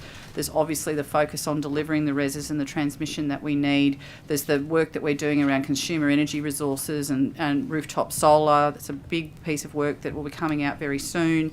There's a lot of work being undertaken. And so, yeah, we are. Are we worried about the gaps? Yes, we're doing everything we can to fill them, and I'm confident that we'll get there. But are you looking at the existing transmission network and how you can better utilise it? Yes, we are. And Minister, with respect to the AEMO report and the Energy Security Target Monitor report, were you provided with a copy of that in October prior to its public release? I believe so. Yes, they usually give us a heads up very close to release. So I wouldn't say that I get along. Maybe my agencies, so, yep. My agencies might get it early, Alison, but we get it very close, really just before it's released. So Minister, given that, did that report on its own modelling shows that once federal and state capacity schemes are included, that there's no New South Wales electricity supply reliability gap forecast in any year out to 2023. Is that correct? 2023. Sorry, 2033, I should say. I'm not going back to the future. Yeah, sorry, I can't go backwards. No, that's my mistake. No, that's Apologies. fine. No, look, there's different modelling scenarios that AEMO has provided that does show that there is a gap around 757 megawatts by, in my memory, I think, which is 26, 27. Ms Pepper. 25, 26. 25, 26, thank you. And that's the gap that we're also providing. But this is also really, to go to your earlier question, which was a good question, is how confident are we that we're going to be able to deliver everything in every time? What we're really trying to do here is manage the orderly exit of coal and with the replacement of renewables as quickly as possible. And as we're finding, there's, you want to make sure that we're confident that we won't see energy spikes and that we won't see a decrease in reliability, and that's what we're managing, and that's what the discussions with Eraring are about. Eraring is very, 25% of our energy needs. It's a very important part of it. As the Treasurer and I have said many times, don't want it open a minute longer than it needs to be, but we also are managing, what I take very seriously is managing this orderly exit as well as an orderly transition as much as possible. So to that point, Minister, in early December the Energy Action Response Protocol had to be enacted. You encouraged households and businesses to limit their energy use for a number of hours, as you've already indicated in terms of negotiations with Eraring and the energy supply gap. If Eraring closes next year, will we see more Energy Action Response Protocols enacted? And that being the case, do they have you over a barrel? No, well, the point that the point that I would make here is that was an important exercise on a very hot day, as we've seen. There's a lot of work that goes into managing the energy grid. The grid has some fragilities in it, which is partly about, as I've indicated before, older power stations that sometimes come offline and are not available. We are carefully thinking about how we manage all of that. So all of those discussions are there. But there's a very sophisticated arrangement that we work very closely with AEMO. My department is always working. We've got a whole lot of demand response agencies and organisations that help manage the grid when it's getting very hot. I'm very pleased that we haven't had any serious issues. But, it's an ongoing challenge, and we spend every day making sure that we're ready for it and we can manage it. Thanks, Minister. Mr Ruddock? Thanks, Chair. Minister, I think the first question I ever asked in question time was to you about the nuclear power industry, and you took 2 minutes to politely say it's not on the agenda. That was mid last year. Now, in December last year, at Dubai, the United Nations COP28 meeting officially called for accelerating the nuclear energy industry worldwide. So that was the first time those UN meetings had endorsed nuclear, which was quite a milestone. Australia's got 1/3 of the world's proven uranium reserves, and we haven't even been looking for it, so there's probably a lot more out there. Now, I do fear that the nuclear debate in Canberra has now become partisan, and people that don't really care about what's best policy. It's just two sides. We spoke to Mr Dutton about that? Well, okay, both sides are bad, yes, okay. So it's just become a partisan football. But if we do truly want to help the Australian economy with a sound energy policy, is the government, and you in particular, thinking about sort of encouraging the federal government, your colleagues in the federal government, to say, look, because their criticisms are it costs a lot of money and it takes a lot of time. Well, we can solve both. If the government just gets out of the way and the nuclear industries want to come in and develop, if they can, they can. If they can't, they can't, and the free market will sort that out. So is that something that you would be considering doing? Short answer, no. Longer answer is this, and I think this is... Look, I think having these discussions is incredibly important, and I note the discussion that happened last year at the COP. But I think we also need to understand the situation that Australia finds itself in, and in particular New South Wales. Yes, there are uranium deposits here. It's a very big issue to go from having them to actually mining them, to processing them, to having some sort of nuclear reactor that can actually deal with them. That is decades in the making. Yep. So that is the first point. The second point is that as we're managing the change, and we talked earlier about how we've relied on baseload power, we're now moving to renewables, which is actually the plan that we have. We have a plan in place to actually replace coal-fired power that is the cheapest and that will provide Australia with the benefits of cheap, energy into the future, which is competitively better for us internationally. For some places, they do look at nuclear, and that's partly because they're very land constrained and partly because they already have existing infrastructure that they've been able to use, and they've already got people who can do this work. New South Wales has none of that, absolutely none of that. The cost, the cost that I've been advised to replace the 8,300 megawatts, the 8.3 gig of coal-fired power stations we have in New South Wales with small-scale nuclear reactors is over $226 billion. Well, let's let the free market That's sort it a out. huge amount. I'm not asking for the government to fund it. Why can't we Well, just no, sort I of- appreciate that. I appreciate you never ask the government to fund it, which Yes. is one of the reasons that I appreciate your contribution, Mr. Ruddock. I fear that it's the crony capitalists who are making so much money out of the renewable industry are against nuclear because it will deprive them of more government funding. So we can solve this by just saying the government gets out of it. And if the nuclear industry can take off on its own accord, what's the harm? Well, one of the points that I would make is let's look at the record of there's a lot of claims in this space about how well it's going internationally. There's three things I'd like you to be aware of. The first It US doesn't reactors matter. built from scratch in decades, which is in Georgia, has been described as maybe the most expensive power plant ever. The project is running 7 years late and is $26 billion over budget. In the UK, the Hinkley Point C is running $55 billion over budget. And late last year, the only company to have small modular nuclear power plant approved in the US cancelled its first project due to rising costs. And I know you really love talking about this, but at this point, I actually want to hand over to an expert. We have Professor Hugh Durrant-White, and the reason why is not because he was the Office of the Chief Scientist. He actually is a nuclear engineer and worked on the British nuclear subs, hear him. and I think you should have a chat to him. Yeah, sure. Would I'll it be going when you okay say. if we come back, because we have Professor for the afternoon session, and I think now But we're Mr. handing Ruddock, over- it's his time. He can take his time anywhere he wants. No, I'll defer to the chair. Okay, It's that's actually fine, that's fine. Ms. Mahaley. He's deferred his time to Ms. Mahaley. Okay, fine. Hello, Minister. Hi, Hello. Minister. Well, thanks. Yeah, just a couple of quick questions. Just one, I wanted to ask you about how the $260 million rollout's happening for the shift to EVs in New South Wales. So where are we up to with that? Yep. That's for the 500 curbside charges, is that right? Oh, it's a lot more than that. Let me just... Can you I can give you a lot of detail around this. what I would like is There's some about 100 detail. Yeah, sorry. With the 500, can you put on notice, because I'm sure you won't be able to give me the Yes. list, but just where those locations are going to be? Is there a way that we can So find some out? of the- Is that yeah, already determined or not? Some No? are already, so some are in grants rounds that have already been determined. Some are currently being applied for. Some are being implemented.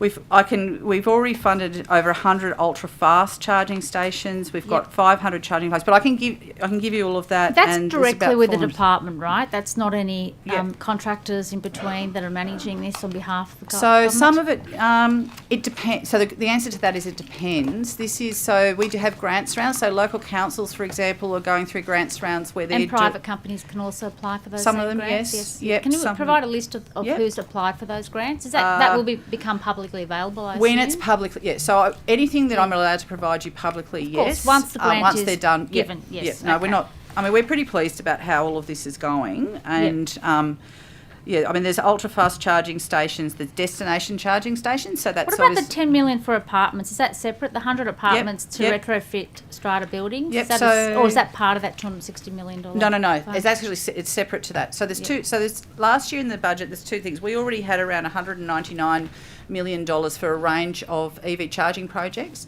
The government made the decision in the budget last year to scrap the $3,000 subsidy for individual EV car purchases, Yes. and instead put $260 million into additional charging. So this is in addition. Okay. And so that has, we're still rolling out the existing amount, but I can give you all of the detail on it. There's a lot of it. And Yep. just with the 100 apartment buildings, will Yep. that become the grants that are available for that? Will that be also publicly available? Yes. Because it's for apartments 10 or more apartments. Yes, it is. So the blocks themselves have to be 10 or more Yes. apartments. Yep. And just the locations. It'd be good to know the locations. Well, I don't think if the it's mainly locations- central Sydney or where Yeah, people so are I picking think up these the grants grants. round. Yeah, the grants round has closed.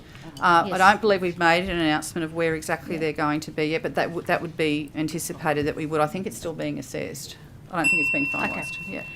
And just very, Minister, so at the moment, have you rolled out electric vehicles out to all the ministers? Are all the ministerial cars now electric vehicles? I know yours is. Yeah. How's that going?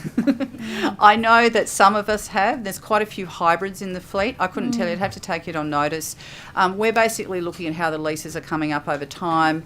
I have lent my car to quite a few members so that they can actually trial using an electric vehicle. And most really like it. They're pretty zippy. How's the rest of the caucus? Because I know a couple of parliamentary secretaries are still driving around Aldi sports cars and BMWs. So Well, have they not got particularly BMWs? They sell everything. Aldi bags. They sell everything. Particularly Audi sports cars. Particularly, I'm concerned about the BMWs. I could name the two that I know of, the parliamentary secretaries that have those vehicles, but that might be embarrassing. But they're not electric vehicles, are they, BMWs? Well, 2 points I'd make is that parliamentary secretaries and members of parliament are not provided with cars in New South Wales. But they represent the ministers sometimes, don't they? Well, the events, choice, so they're driving their private the vehicles. choice about how they use their that. I know some members catch the train, as I used to in opposition. Thank you. Be very, very few. So we're... that's time. Yeah, that's time. Sorry, Thank you. that's time. Okay. We went in a whole extra minute. Ms. Fairbairn. I've got 3 minutes in total, so I'll come back. Yeah. You gave me 3 minutes. Yeah, Minister, normally you give more than 3 minutes. Right? Yep. Minister, Yeah. want to turn to the Climate Change Advisory Group for Mining. I understand you've established a couple of advisory groups under your Climate Change Action Plan. Is that correct, for agriculture and mining? Is that your... There is some of those. I'm not directly dealing with those. The EPA is doing those. Yes. So the EPA chooses those, is that correct? Yes. Okay, all right. I'll come back this afternoon with questions on that then. Minister, are you aware of modelling by Climate Works in relation to how soon Australia needs to decarbonise their homes if we're to meet the Paris Agreement climate change goals? Look, I'm broadly aware, but I wouldn't say I'm across the detail. Yeah, okay, so that's by 2035, climate change goals limiting warming to within 1.5 degrees. Yeah. So given that, and lots of other climate science that I know you're aware of, how soon should New South Wales be moving to phase gas out of homes? Look, this has been the subject of some discussion. There is a range of activities where gas is no longer being put into homes as a result of a number of different kind of policies. You'd be aware that the government doesn't have, unlike Victoria, we're not saying, look, no new connections. For us, that's something. Gas use in New South Wales is much smaller than places like Victoria. We're working on a lot of the other work in terms of better buildings, energy efficiency, supporting other changes, and that's sort of the priority for us. So there's no target, despite what the science is saying in terms of that domestic phase out, if not even small business or industry. Yeah, there's not a specific target, but there are a bunch of different policies. I mean, as you know, local government, some are taking some choices around what they want to do. We do have some other programs where people are swapping out appliances and changing over, which we're sort of continuing to look at. I was just saying before that we're doing the consumer energy resources strategy that's picking up a bit of this. I mean, I think longer term we will have sort of a roadmap around gas and electrification, but we're not. Okay. So in terms of longer term, when you say we talked about that in the election. We said, look, we'll do a roadmap. So a roadmap, just to be clear, your idea of a roadmap is setting targets by a particular date for... We have... that work to send a signal to industry and to businesses and households. Let's just say we're not that far advanced yet. I can't say yes or no to that. Okay. I wanted to turn to, I don't know, you've been asked a lot of questions about this, just asked some questions in natural resources as well, but in relation to the two policy statements that seem to be guiding your government at the moment when it comes to coal and gas. The first one, of course, is the strategic statement on coal, which is was relied on very heavily in terms of the approval, the most recent, the first approval under your government in terms of Bogabri Modification 8. Yep. You're aware that there are 15 other coal expansions waiting for approval, and that's the policy, that's the document that is relied on extremely heavily by whether it's the department or the IPC when it comes to approving these coal and gas, these coal mines. Yep. Yep. So, yes, I'm aware of that, yes. So you've just passed the Net Zero's Future Which has also become an Act important document in terms of It's this become a very consideration. important document. Yeah. So would you think that that document is more important than the document that John Barilaro created 4 or 5 years ago with zero consultation in terms of coal and gas? Are you ready to say yet that your Net Zero's Act, the Climate Change Bill, is dominant and prevails over John Barilaro's coal and gas policy created on the back of an envelope 5 years ago with a bunch of mates from the industry? I have many views about the actions of John Barilaro, but I won't canvass them here. The point that I would, I've already canvassed them a lot with Mr. Fagg. Yeah, well, you don't want me to speak for an hour about that. But look, the point here is that it's an important policy question. This government's put in place the most ambitious emissions reduction targets of any jurisdiction in Australia, although I think Queensland's just gone a bit higher for us for 2035. We're setting up the Net Zero Commission that will do that work. And again, really important in this parliament, as opposed to so many others, that there's been broad consensus around the need for us to do that. But this policy just if you let me hanging finish, around like a bad smell, though, right? Well, let's just be clear, and if you've been talking to Minister Hughes, you'd know that those two documents are her responsibility. But the point that I would make is this: we're establishing, as a result of the Climate Change Act, really a whole of government approach in relation to these matters and reporting on that. We'll be bringing together all of the monitoring. Those statements will need to be looked at. I don't have direct responsibility for all of them, but I suppose what I'm saying is that there's clearly a whole of government approach around that, and we'll continue to talk about it. Thank you. Good. Thank you. Just on that, Minister, are you still committed to establishing the joint committee to support the work of the Net Zero Commission? I am. Thank you. Hope to get that done by the end of March. Yeah, and what is your current ambition for the actual establishment of the Net Zero Commission? So the ads are. So I would hope that really it's sort of up and running by mid-year. The ads are out for the applications for the commissioners. We're going to have between 5 and 7 commissioners. They'll be part-time commissioners. I'm really excited. There's a lot of interesting. I think there's a lot of interest. So hopefully that will come to pass. I would hope that they're up and running by sort of mid-year, and they'll be making their they're starting work on their first plan by the end of the year. Thank you.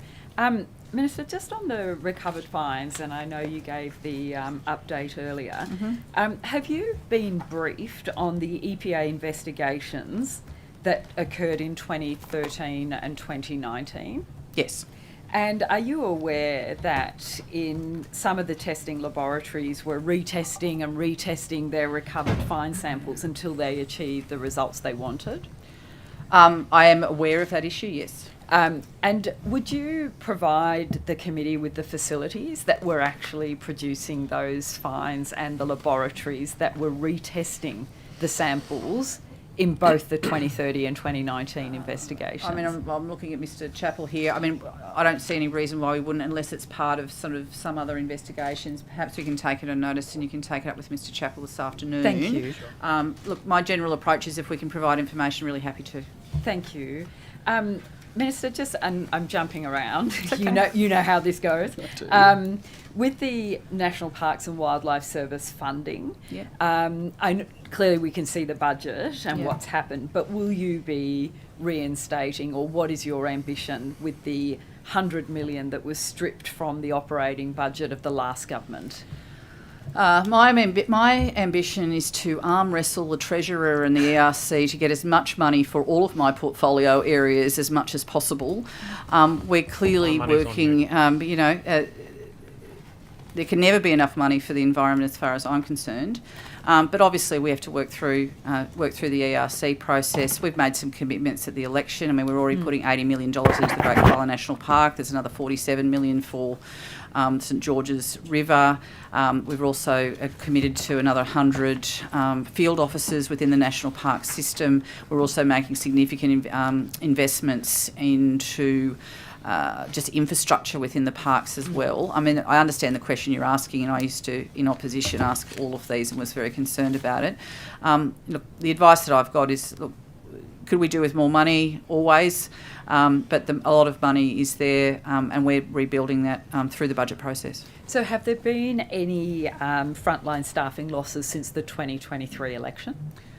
In national parks? Yeah. I don't believe so, no. Okay, thank you. And is your plan, clearly more money, but is your plan to get more people? We need boots on the ground, we need more people. Well, we've already said another 100. Yeah. There's also, credit to the previous government. They had a whole lot of people on temporary contracts that have been made permanent, particularly the firefighting and field officer workers. We support all of that. Again, I would say I always want more people, and we've committed to an extra 100, and we're working through that.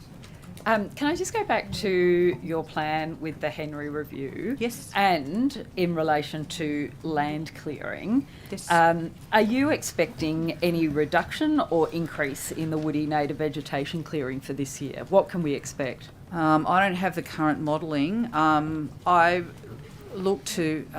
I would hope that there's a reduction. I'm absolutely not certain that I could guarantee that's the case. We're still operating under the same rules, and that's part of the work that we're doing.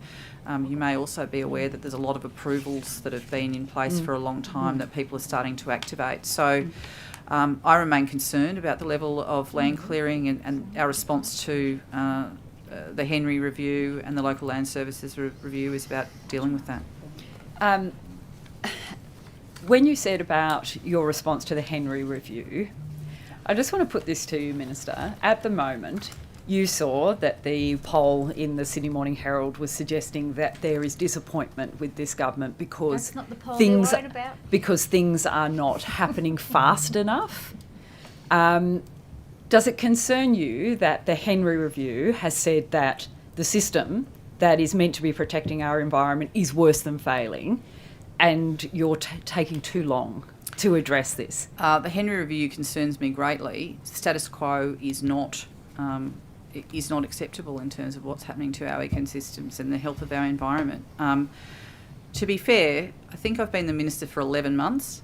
But and Minister, people, to be fair, can I just to be interrupt? clear, well, no, you can't actually, because the point here is that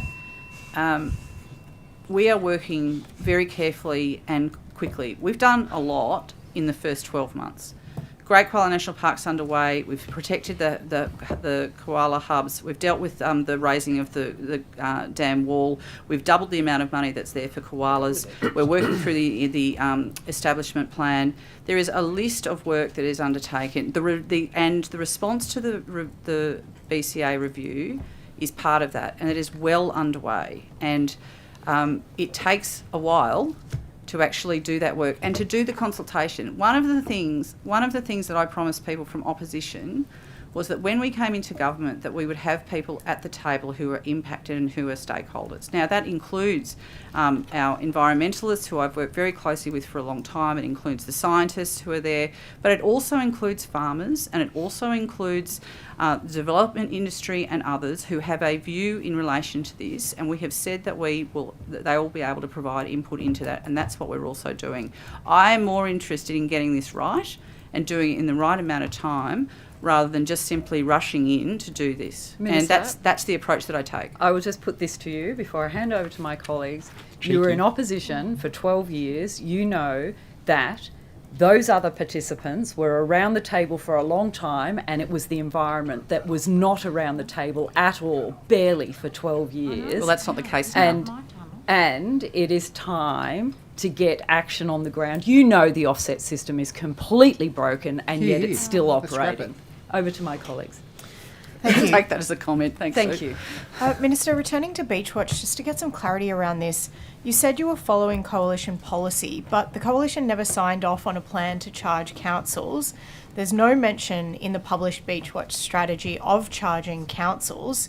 Do you accept responsibility for your decision to charge councils as minister? That's the decision's been taken, and we're working through it with councils, yep. Okay, so you're comfortable accepting responsibility that your government is now charging councils for something that they've received legal advice on that they're actually not responsible for? Look, I understand you want to keep arguing the point here. I would just say this. I have not seen the legal advice, obviously interested in it. Discussions still being undertaken in relation to councils, but at the moment there's no plans to change the arrangements in relation to Beachwatch. Okay, so the arrangements your government put in place, my understanding is that councils have responsibility for the area to the high water mark only. So does it seem fair to you that councils are now being charged and evidently will continue to be charged for something that they're not responsible for, that previously the coalition government did actually fund?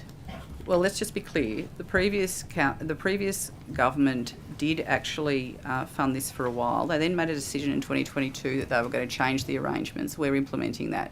I don't really have anything extra to add about this other than what I've just told you. So, but just to be clear, the arrangement was not to charge councils. That was something that is a decision made. No. The impact of the watch. Business case was that is what would happen. Whether they actually said that or not, or hid that in the lead up to the elections, quite possible. But I wouldn't want to speculate on that. But it's not hiding when you're in the government and in charge of the budget and decisions that are made. Well, can I just say, having come to councils. government, I've found a lot of things that were hidden, including 85 threatened species staff who were about to run out of funding in But we're June not last year that talking we've had to about find that, money Minister. for. We're Well, actually talking about councils being charged yes, tens of thousands off of the dollars basis for of the something business that they're case and not- decision that made they're by not the responsible. previous government. Look, we can keep But- arguing about it. I've There's your said to you, decision. we're But it- talking to councils. I'm saying that there's that- no plans that's to not change it. councils. I accept that. I don't understand what your point is. Well, the point is that councils You're are just not trying to say it happy wasn't your that fault. they're- Is no, that the it? councils are not happy Trying to say it's yours. that they're not being consulted, that they hadn't been consulted, that this happened without their input or Well, any as sort I said of to you, conversation. I'm happy to talk to any of the councillors who want to talk to me, and I'm talking to some of them already. I guess, why didn't you speak to them before you made the decision? Because we were implementing a decision in the previous government. But it's your decision, Minister, Yes. to charge the council. So And why I'm didn't talking you to speak them. to them? But Okay. you didn't speak to them about that decision. Well, I'm talking to them now. Minister, if we go back to Eraring, and Sure. of course the AEMO report. And all of the which- things I can't say, sure. Yeah, sure. Let's go to all the things you can't say. So Okay. there was modelling done of a 2-year extension of Eraring. Is that all you think that will be required in terms of an extension of Eraring? Look, I understand the interest in this, and it is extremely important, but I just don't want to rule things in or out. We're actively in discussions. This is actually about protecting the public interest in relation to these negotiations. Look, if we still owned the coal-fired power station and you hadn't sold it, we could have just done this with ourselves, but unfortunately we can't. So we're in commercial in confidence negotiations. My interest is the public interest, and I'm not able to disclose any of that information. But you've got the CEO of Origin Energy who's saying you're actively involved in discussions. Don't you think that the people of New South Wales should have some idea of what's going on in those discussions? How long you're talking about extending this for? Well, if you want to take the approach that my predecessor did, where he just blurted out a whole lot of inaccurate information about what it may or may not cost and totally blew up negotiations, well, that's not the way I do business. No.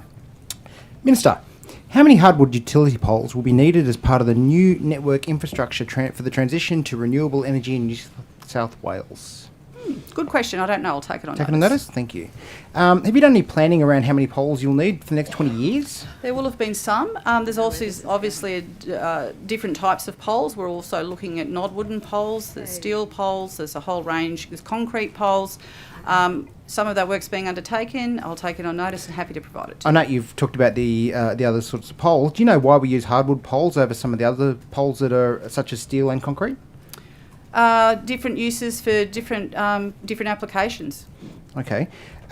Minister, do you agree that there are environmental and practical benefits to using hardwood poles over those other types of poles such as concrete, steel, softwood poles and composite poles? I wouldn't pretend to be an expert in the types of poles and the ways in which they're best used, but I'm happy to accept on value that they've been chosen for a reason and there's probably some benefits, sure. And you know where we source the majority of our poles in New South Wales? Yes, in the State Forest. Yes. Minister, given the majority of the poles do come actually from the New South Wales mid-coast and are processed on the mid-coast, would you agree that public native forestry industry is critical to the electrical supply industry and renewable energy transition of your government? Well, the first I'd say I've taken a lot of notice in terms of what the assessment for the need for poles and where they're coming from and how they need to be used. If this is a question around the impact on pole supply as a result of the creation of the Great Koala National Park, which is, I think, what you're trying to get to. Which is very where I'm going to, yes. Yes, fantastic. Well, the process is currently underway around the creation of the Great Koala National Park, and all of those issues are being worked through. And so have you put any safeguards in place to make sure that we can continue to have a private native forestry industry in New South Wales whilst the Great Koala National Park is implemented? Private, well, it's public, not my. plantation? It's not my. Okay, I'm not quite sure where you're trying to get there. I'm not the forestry minister, so. You're the Environment Minister. Yeah, Are you putting some safeguards in to make sure that your Great Koala National Park isn't going to shut down our forestry industry? I think that's okay. You should know better than most around this. The Great Koala National Park's been talked about for a long time. It's our it's this government's most significant national park that I believe will create. Although I do think that all national parks are important, just to be clear. It is a big area that we're assessing. That's why we're doing the environmental, economic and social assessment in relation to the impact of the creation of the park. It's why we have 3 different different panels, including an industry panel. They're examining all of that work.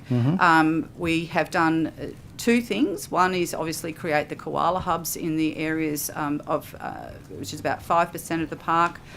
The rest of the work is being assessed. So that's what we're doing, and that's the way we're managing it in a mature and thoughtful way. But you would agree that the hardwood timber industry is a key stakeholder for you as the Energy Minister, particularly around that issue. Yes, it's why I've met with people. It's why I've been on people's farms. It's why there is an industry panel in relation to the Great Koala National Park. As I've said, one of the things that I think is extremely important in the work that we do, particularly in the environment, is that we misunderstand a lot of stakeholders' concern and actually their desire to be part of the solution, and we have them at the table, and that's been a priority for me, as well as having others. Yep. Prior to the election, your colleague, who was the then Shadow Minister for Natural Resources, Courtney Houssos, told the timber industry that, "I note that the Victorian and Western Australian Labor governments have announced policies to end native forest logging, and we have already seen the loss of jobs and the closure of mills as a result of this announcement. This is not New South Wales Labor policy." Minister, have you sought a briefing on the use of hardwoods in, for example, the renewable energy portfolio? And do you agree with the now Minister Courtney Houssos that there is no policy around shutting down the forestry industry, that you support it? Okay, there was a lot in that. Did you ask Minister Houssos, who's just in the room down there? I'm in here. I'm asking you, Minister. I'm here to ask you. Well, sure, that's totally fine. She spoke on behalf of your government. Yes, and I worked extremely closely with Mr. Houssos, who I'm very pleased to have as a colleague, and who is a great person to work for, who is very professional, and did great work as the Shadow Minister in this portfolio. So I've got no problem with that. I would just refer to my previous answer, which is we have industry at the table about the creation of the Great Koala National Park. I've taken on notice the planning in relation to renewable energy zones and the types of poles that we need. You would also be aware from Minister Moriarty's estimates that there is work being undertaken on the future of forestry action plan that we'll be talking about. All of that extremely important. This government supports a sustainable timber industry. That includes softwoods, that includes plantations, and that includes talking about what happens with hardwoods, and that is what's being undertaken.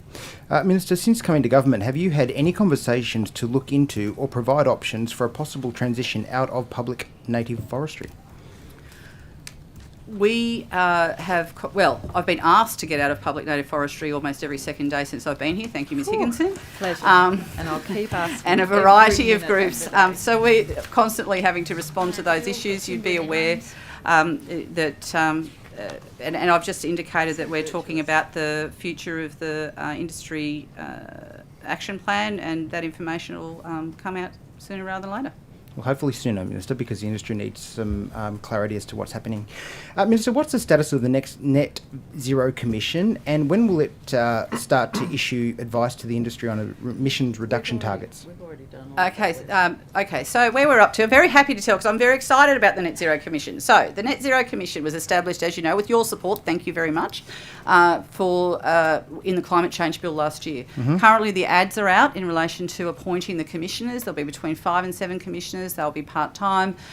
They should be in place by around the middle of the year. Once the commission's established, it will then start work on its plan. It doesn't really issue advice to industry. That it's not its job. Its job is to, well, are you going to let me finish? Yeah, no, I am. I'm just, I'm listening. You asked the question. I'm agreeing with you. I didn't interrupt. I said okay. Okay, good. Well, you're so defensive, Minister. Why are you so defensive? I don't think so. Let's not answer. Breathe I'm deep. not. Body, I'm not. take a deep breath. I'm not. I'm glad that you've been. Have I rattled calm. you, I'm glad Minister? that you've been calm today. Have That's I rattled very you? good. Gold star for you. Gold Have I star rattled for you? No. So they'll be doing their report. Their job is not to provide information to industry. Their job is to monitor and to report to the Parliament on how we are meeting our emissions reduction targets. You might be aware that federally there's action being undertaken to do sector decarbonisation plans. We also have some areas in the Hunter and the Illawarra where we're doing decarb plans too. And my next question feeds into that, Minister. The federal emissions target, federal emissions reduction target is 43% on 2005 levels by 2030. Correct. However, the New South Wales target is 50% on the 2005 levels by 2030. Which target should businesses in New South Wales be operating under, the 43% or the 50%?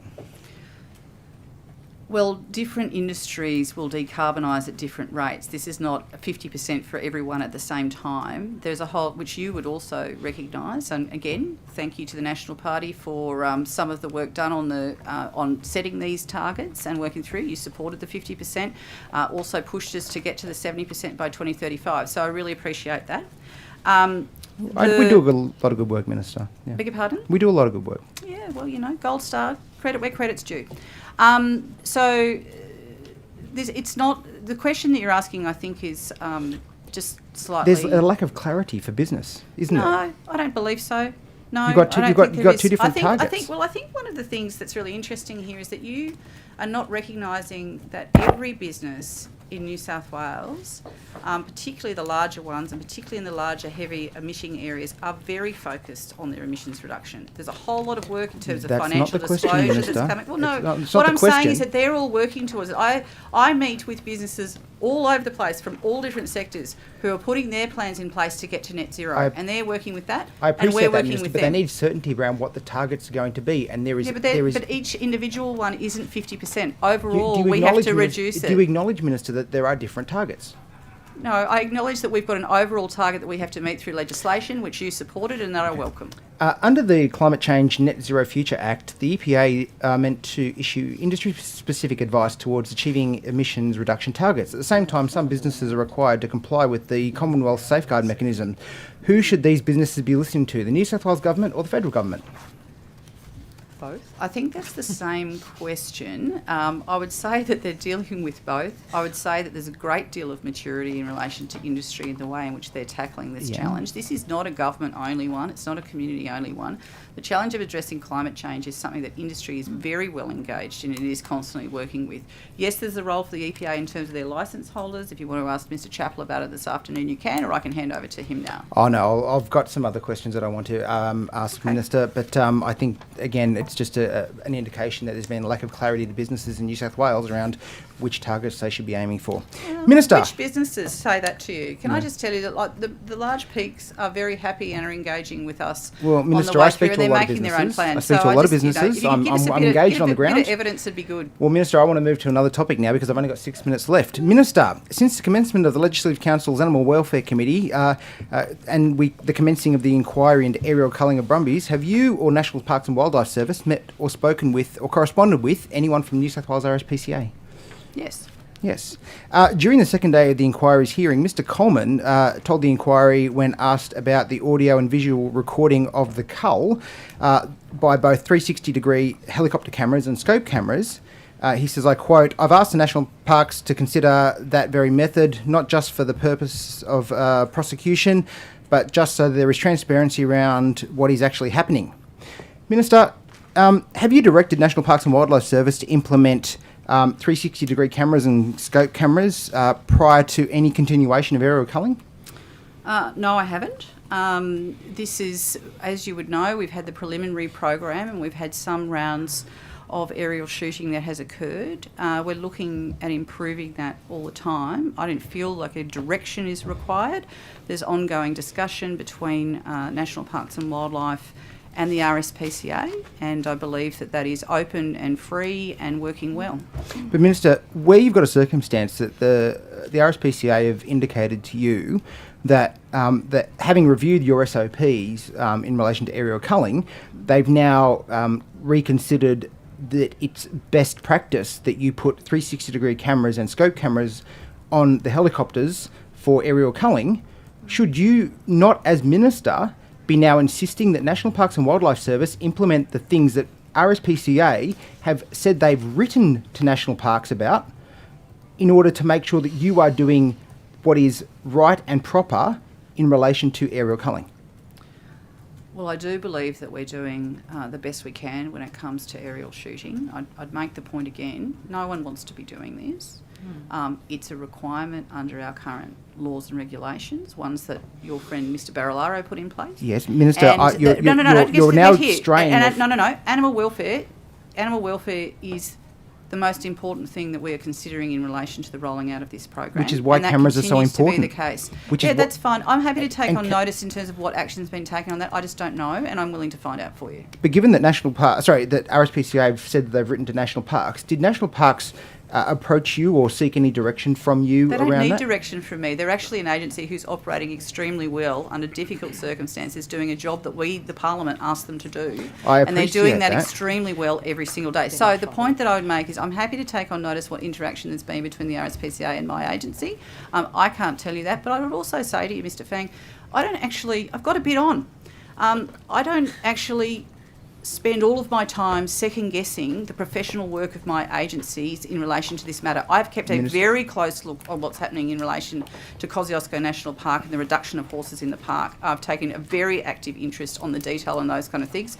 On this detail, I'm not across it. I'm happy to find out for you, and I'll come back to you. But I reject any suggestion that I need to direct constantly my department in relation to the way in which they are rolling out this program. I am very aware of the care and attention that's being undertaken. Minister, if RSPCA has written to National Parks and Wildlife Service saying that they believe that cameras on the helicopter and scope cameras are best practice, would you insist that be put in place? I'm not across the detail of it. I'll take it on notice and I'll come back to you. Minister, you told the House that the department provided you all 11,002 submissions as well as a summary in relation to your call for thing. They did. How were those submissions provided to you? Some were provided printed and some were on a stick. Okay, so did you go through each one of those 11,002? Because I note that when they were handed to the upper house, it came in 10 boxes. Yes, because Did you go through every single one? No, I did not go through every single one. I did look at the range of different perspectives that were provided during that. You'd be aware that a lot of them, a significant number of them, were form letters that were very much in support. Yes, that wasn't said at the time, though, was it, Minister, when you announced the results? Well, if you the vast majority are all from the Invasive Species Council. Let's just be clear. Individuals put submissions into committees. They're allowed to do them in the way that they want. If you were to have a conversation about whether surveys should be considered as important as written things, I think you would find many examples and many inquiries where you've probably argued the other way. I've got nothing to hide here. 82% of people supported it. We're now implementing it, and we're just getting on with the job. Did you put any rigour around ensuring that those people were actually people and not just one person putting the... No, they did actually. We had 16 people in the department working on that submission process, given the level of interest. I had a very good summary that was provided by my department that also gave the various perspectives, plus the key stakeholders, particularly the people who were not in support of what we were doing. And I looked very carefully at all of those. I've got 2 more questions and 50 seconds left, Minister. You asked the question, I'm just answering. I know, I appreciate that. Minister, what is the latest number of Brumbies killed by aerial culling since you recommended it last year? From July, these are the figures that I've got. From July to December, then I'll give you an update from today. Yep. So from July to December last year, 1,923 horses were removed from Kosciuszko National Park. From aerial shooting, 802. 191 were rehomed. 489 were culled via ground shooting.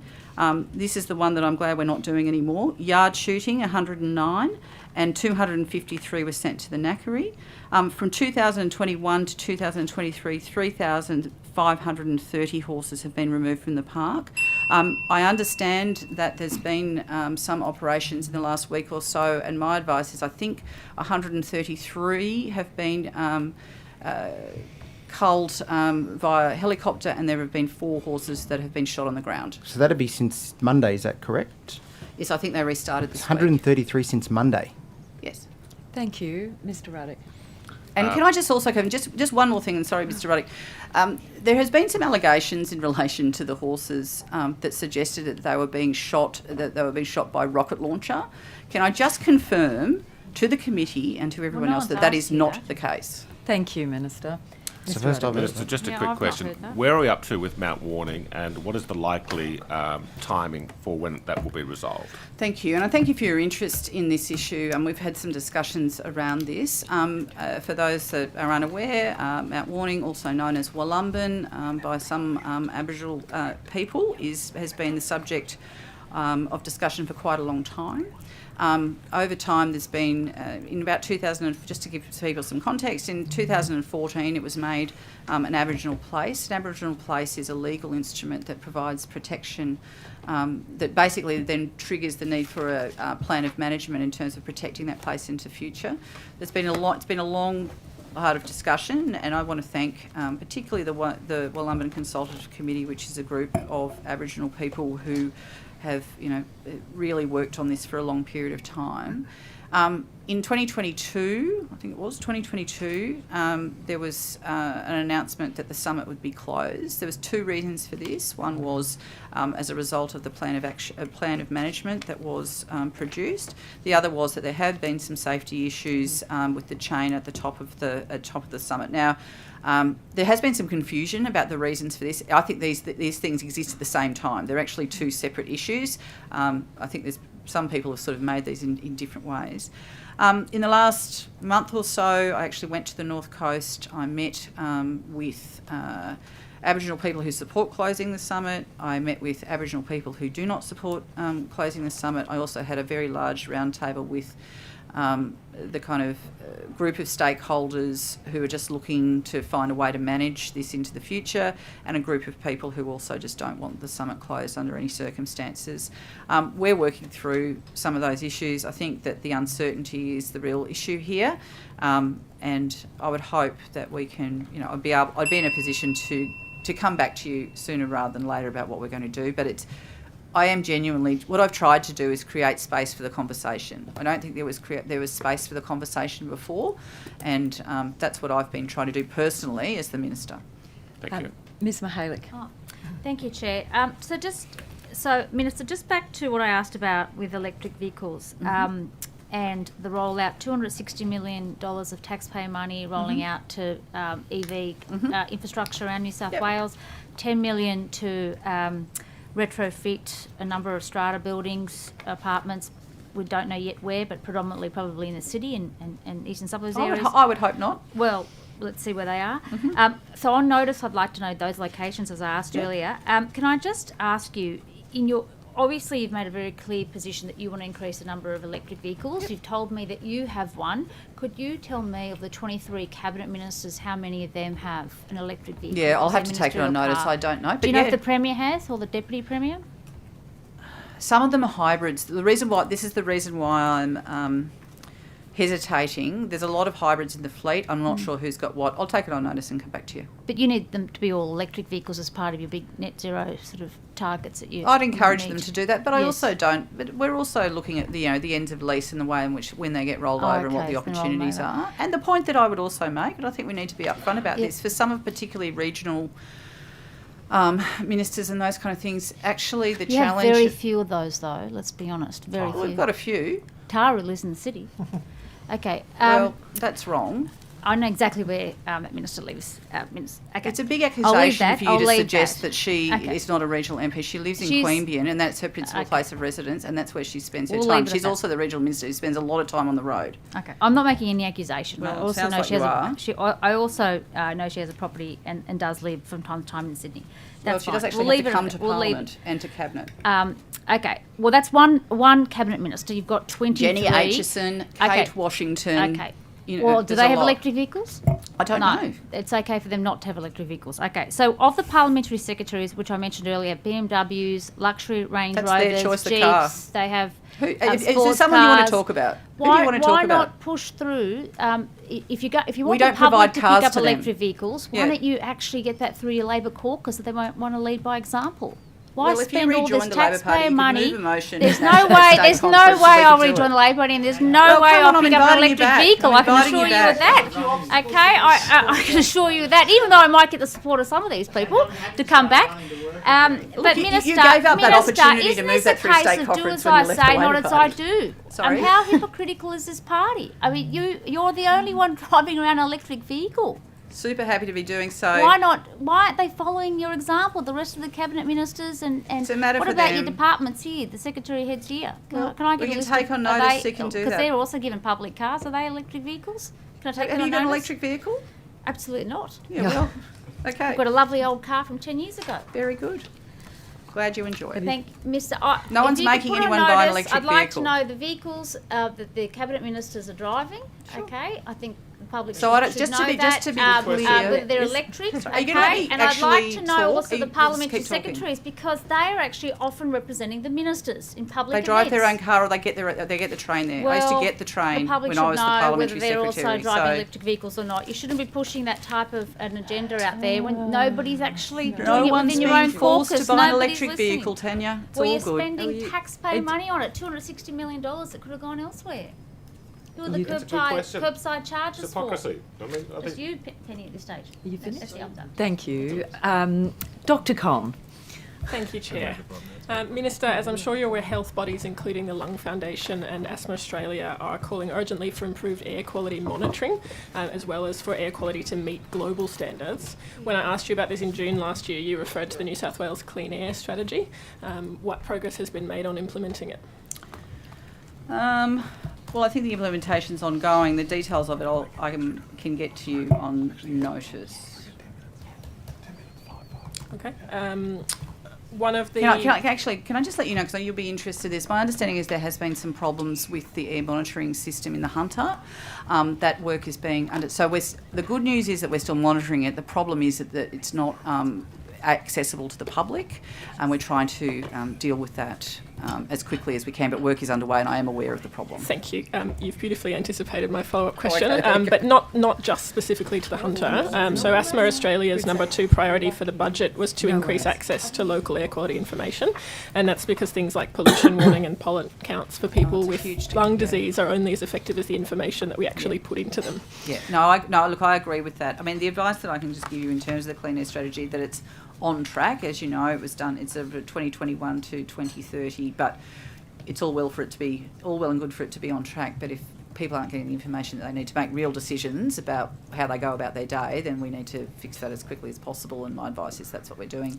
I'm not sure what the time frame is for getting that fixed, but I know that active steps are being undertaken now. Thank you. I'd appreciate a timeline on notice, Yeah, but just we can to take that on notice, confirm, it's sure. your intention that information will be provided Of real time course. and publicly. Yeah, look, my view, anyone who knows anyone who's got asthma or has any kind of lung condition knows that actually this information is extremely important for any parent who's got kids on the puffers and taking them regularly to A&E to deal with these matters. This information is actually really important as they're making decisions about how they go to school and whether they stay inside and all of those things. As much information as we can provide is what I think we need to do so that people can make informed choices about the way in which they keep themselves safe. Thank you, Minister. And while you're going into that information, I'm also particularly interested in particulates. So that was the primary cause of air pollution in New South Wales. I believe it was 2022, the last time that was released. I'm interested in what specific measures are being implemented to reduce particulates. Yeah, let me come back to you. I mean, obviously the issues that remain pretty outstanding, there's ongoing issues with particulates around coal mines and those kind of things, dust. Wood-fired heaters remain an issue. We're doing a lot of work to try and there's been a lot of work done. There's been over a long period of time to reduce, more efficient, use more efficient heating and those kind of things. But it remains an issue. I wouldn't want to guess what the most recent figures are, but let me find out. Thank you. I look forward to that information on notice, and I'll follow it up with you. No worries. Ms. Higginson. Thank you. Minister, are you aware of the Asia Pacific Waste Solutions plan to develop a waste facility near Narromine? Okay. Only very vaguely. So, sorry, the name of the company, no, I'm not familiar with. I am aware that there is a proposal in Narromine to look at some sort of waste. Honestly, that's as much as I know. So your office wrote to me and stated that the information you've received from APWS shows that it would be an exemption from the 2022 regulation. That concerns me greatly, and I'm just wondering how this could possibly be the case. Yeah. No, so, okay. I think I'll need to take that on notice and come back to you, but my very loose understanding, I should never speculate because this is probably a bad idea, but is that it's not an energy from waste proposal. It's a closed loop, some sort of digestion process. But let me come back to you, which would mean that's why it's outside the regulation. So what? Right, Mr. Chair? I can see Mr. Scared in terms of answer. I will definitely take this up with Mr. Chaplin in the afternoon. But it's also in the planning system. So the other thing is, we can give you. No, I don't think there's a proposal yet. Not even yet. Oh, okay. No, and this is what really, really provided me actually a significant shock when I saw the response from your office suggesting that there had been some preliminary discussion, there was no proposal, but somehow you had determined, or someone had determined it was an exemption. When you look deeper at, when you actually look at what's being proposed, it certainly involves gasification and all sorts of things that are prohibited. So it was very concerning. All right, don't let me speculate any further. Given it sounds like it's a proposal that's a long way from being submitted, I suspect we were talking a little bit in hypotheticals around this, but let me work out where we're at and give you the information that you need. I would be very grateful, thank you.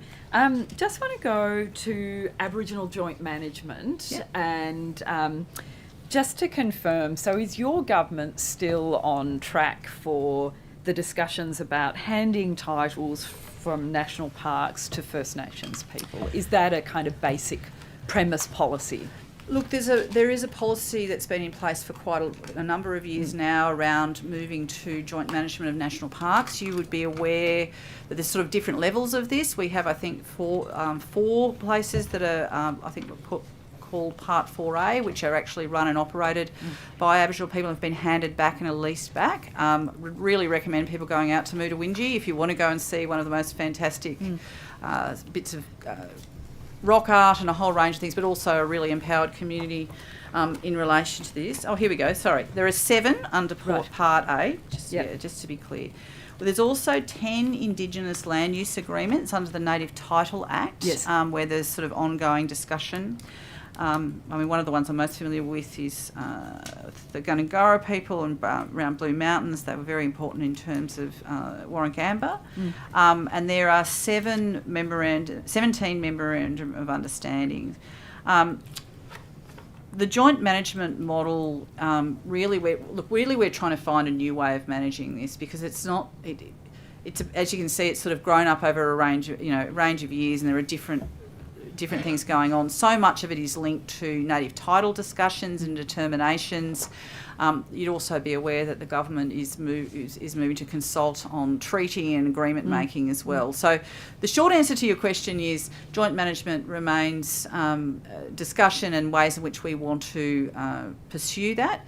the various models of what that would look like is still, is ongoing, and there are other things that are impacting it. The other thing that I would also say is obviously Aboriginal cultural heritage. These things are all intertwined. Very hard across government to just say, well, what I don't want to do is just go, let's just do our bit and not take into account all of these other things.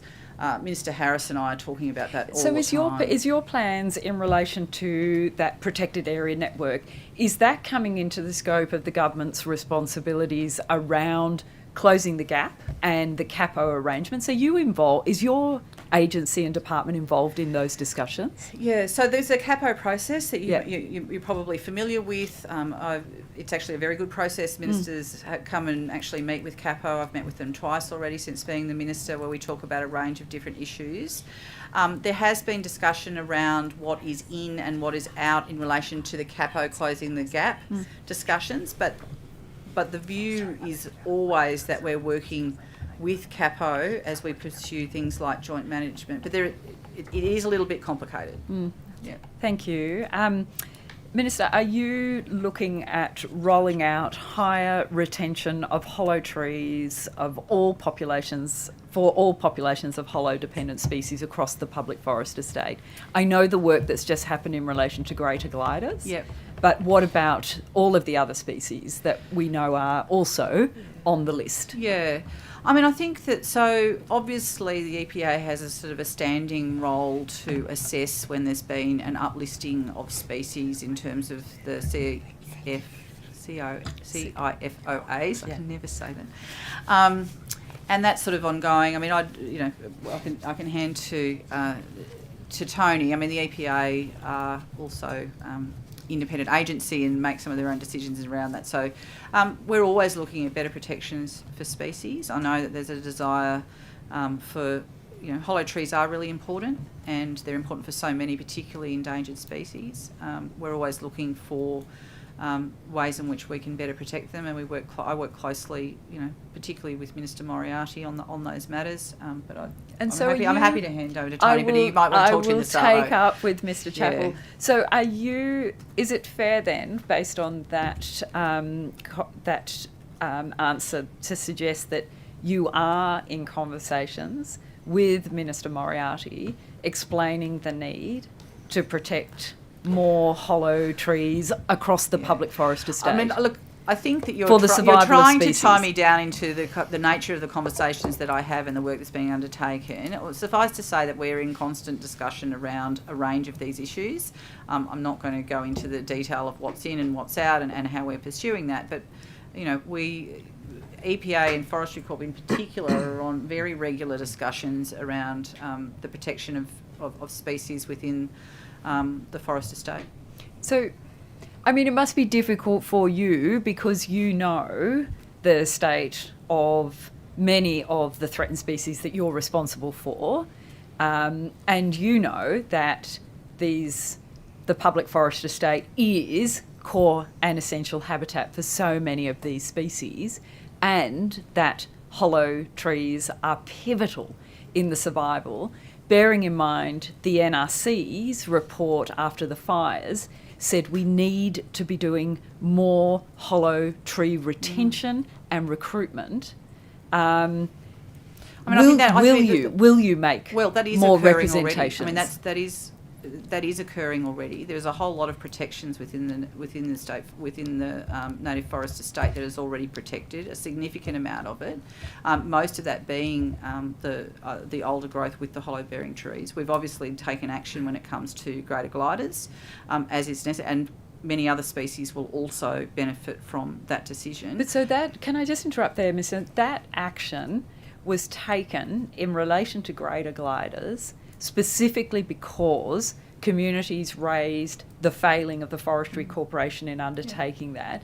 So we've made the case to apply that prescription in relation to that one species. Certainly other species may benefit, but if that case is made for that species, surely it's clear that other species require the same level of protection plus more, and we've only done it in greater glider areas. What about the rest of the forest estate? There are other protections that are on play. I mean, koala protection is also one of those things that's... But I'm talking specifically about hollows. I'm speaking specifically about hollow-bearing trees. What I'm saying is, Minister... No, that's right. No, so Yeah. sorry, Mr Chappell has very helpfully reminded me that we're also undertaking the IFOA review, which is due, and all of that information is being fed into that. Some of the environment groups have given me information that we're putting into that as well, to look at exactly what you're talking about. Thank you. Is there an indication as to when the IFOA review will be completed? I think the intention is by the end of the year. By the end of the year, thank you. And what will be the process for communities to feed in? Will it be open, or is it a sort of more just because they would know about it? No, I think there'll be open consultation and engagement.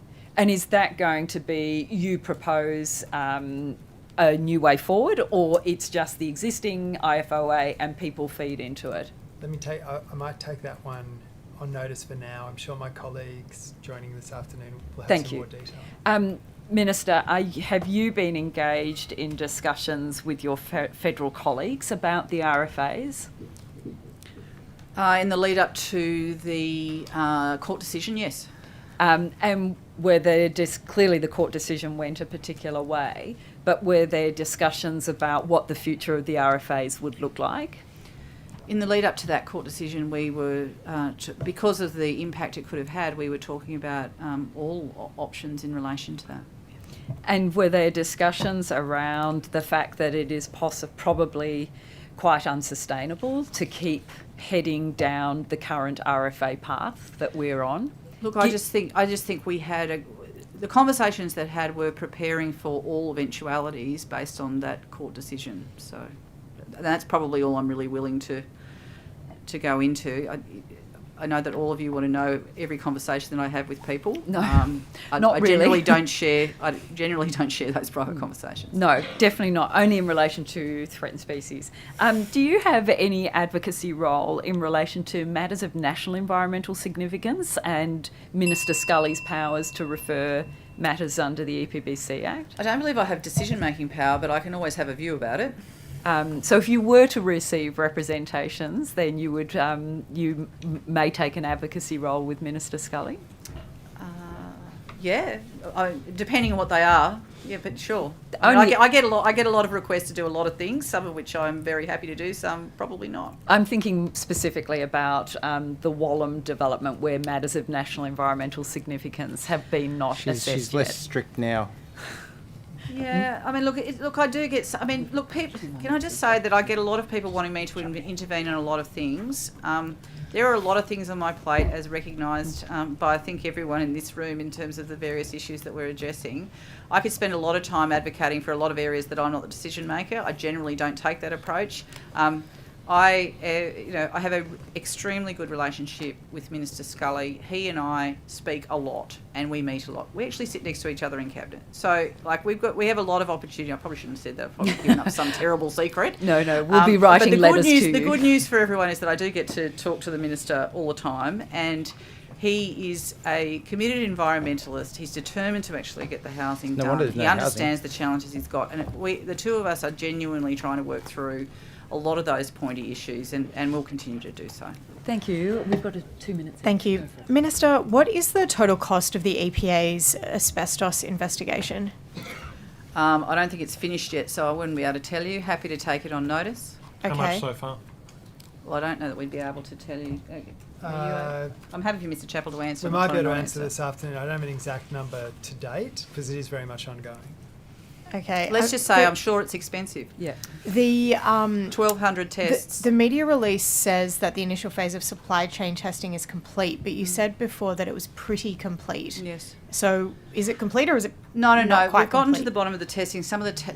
My understanding is that there's a handful of tests that are yet to come back, and that's what we're waiting on. So there may be an additional. There's 75 positives. What I'm trying to flag there is that it's possible that there might be a handful, given the kind of figures of how many tests of how many sites. There may be a handful, but we've gotten to the bottom of what should be tested. Okay, thank you. Just quickly, with the waste incinerator proposal at Tarago, you've met with the Longwater Agriculture... Tarago, thank you. I've got a family farm out near there, but You should anyway, know it's Tarago. I should. Longwater Agriculture Association said that they made you aware of PFAS identified in ash, treated processed water and soil surrounding waste to energy processing plants. I'm wondering if you are going to support the waste to energy or incineration of waste in New South Wales, given there are active proposals at the moment. Well, there is that one. That one was undertaken under the policy that the previous government put in place, which was for 4 areas where energy from waste proposals could be put forward. This is the Veolia proposal. It's currently and actively in the planning system, and I'm, it's working its way through that. That's an independent system, and it's under the current policy established by your government. So what concerns will you be responding to in terms of the Longwater Agricultural Association? So the EPA is responding through the planning process. All of those issues are addressed through the SEARS process, and obviously the community concern, of which there is a lot and of which I have met with many people over time in relation to this, is considered as part of the planning process. Thank you. Minister, it would not be a budget estimates without raising this. Garnabulla, the bike track development application has lapsed. There was an application made for it to be an area of outstanding biodiversity value. Would you now consider that it ought to become a national park? Will you commit to looking at Garnabulla and recognising it properly in our tenured estate for what it really ought to be? Yeah, I wasn't aware that actually that proposal had lapsed. Has it been withdrawn, or is it like... It's completely lapsed and off the books. Right, okay. And council has basically not committed to... Yeah, okay, that I was unaware of. In relation to sort of outstanding area of biodiversity, there's no sort of time frame in assessing that. Perhaps things have changed, and not opposed to looking at it. It's fine. And perhaps consider it now for national park or the highest... I'm happy to refer it to the agency and get advice about what happens next. That's fine. Thank you. Minister, just going back to the dreadful fires and the catastrophic fires of 19, 20 and 20, has the department done a complete study to determine the entire ecological impact on the national park estate of those fires? There's been a lot of work done to understand that. I know that there's been a lot of modelling on impact on wildlife. Obviously, there was the NRC work in terms of impact on forests. I'm not aware that there's sort of one big piece of work that brings that all together. There would be, as is appropriate, we understand the impact given so much was burnt, and we understand that we lost particularly so many animals, and when you drive around the state you can see where the bush just has not recovered at all. But I'm happy to sort of hand it to my officials. I'm not aware of one giant piece of work. I'm aware of a lot of work. How that's all come together, I'm not sure.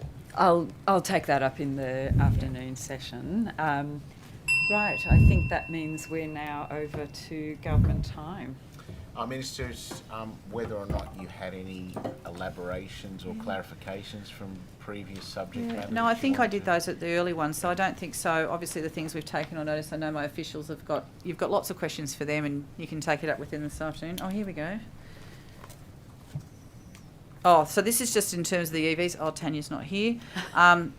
The EV charges for apartments, this is what I thought was right. The grant round has closed, but the list of locations is not available because they're still under assessment, which was, I think, what I said, but just in case anyone really wants to know. Can't tell you, but I'm sure there will be. I did have one clarification for my earlier answer. Thank you, yes.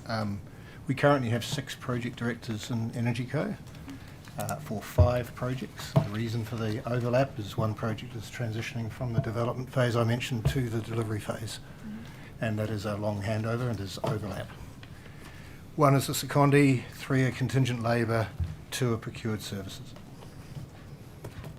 Thank you very much. We got permission to recruit for employees in December, and we're in the market for those employees, so if there are any interested listeners. Thanks, Mr. Hay. It's a niche audience, Mr. Hay, a niche audience.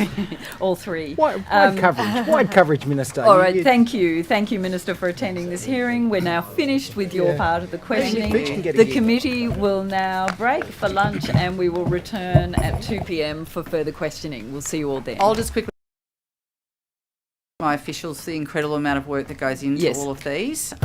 It's a lot, and they equip me well, and so I just want to thank them as you grill them all this afternoon. Yes. Thanks. Thank you. We'll see you at 2.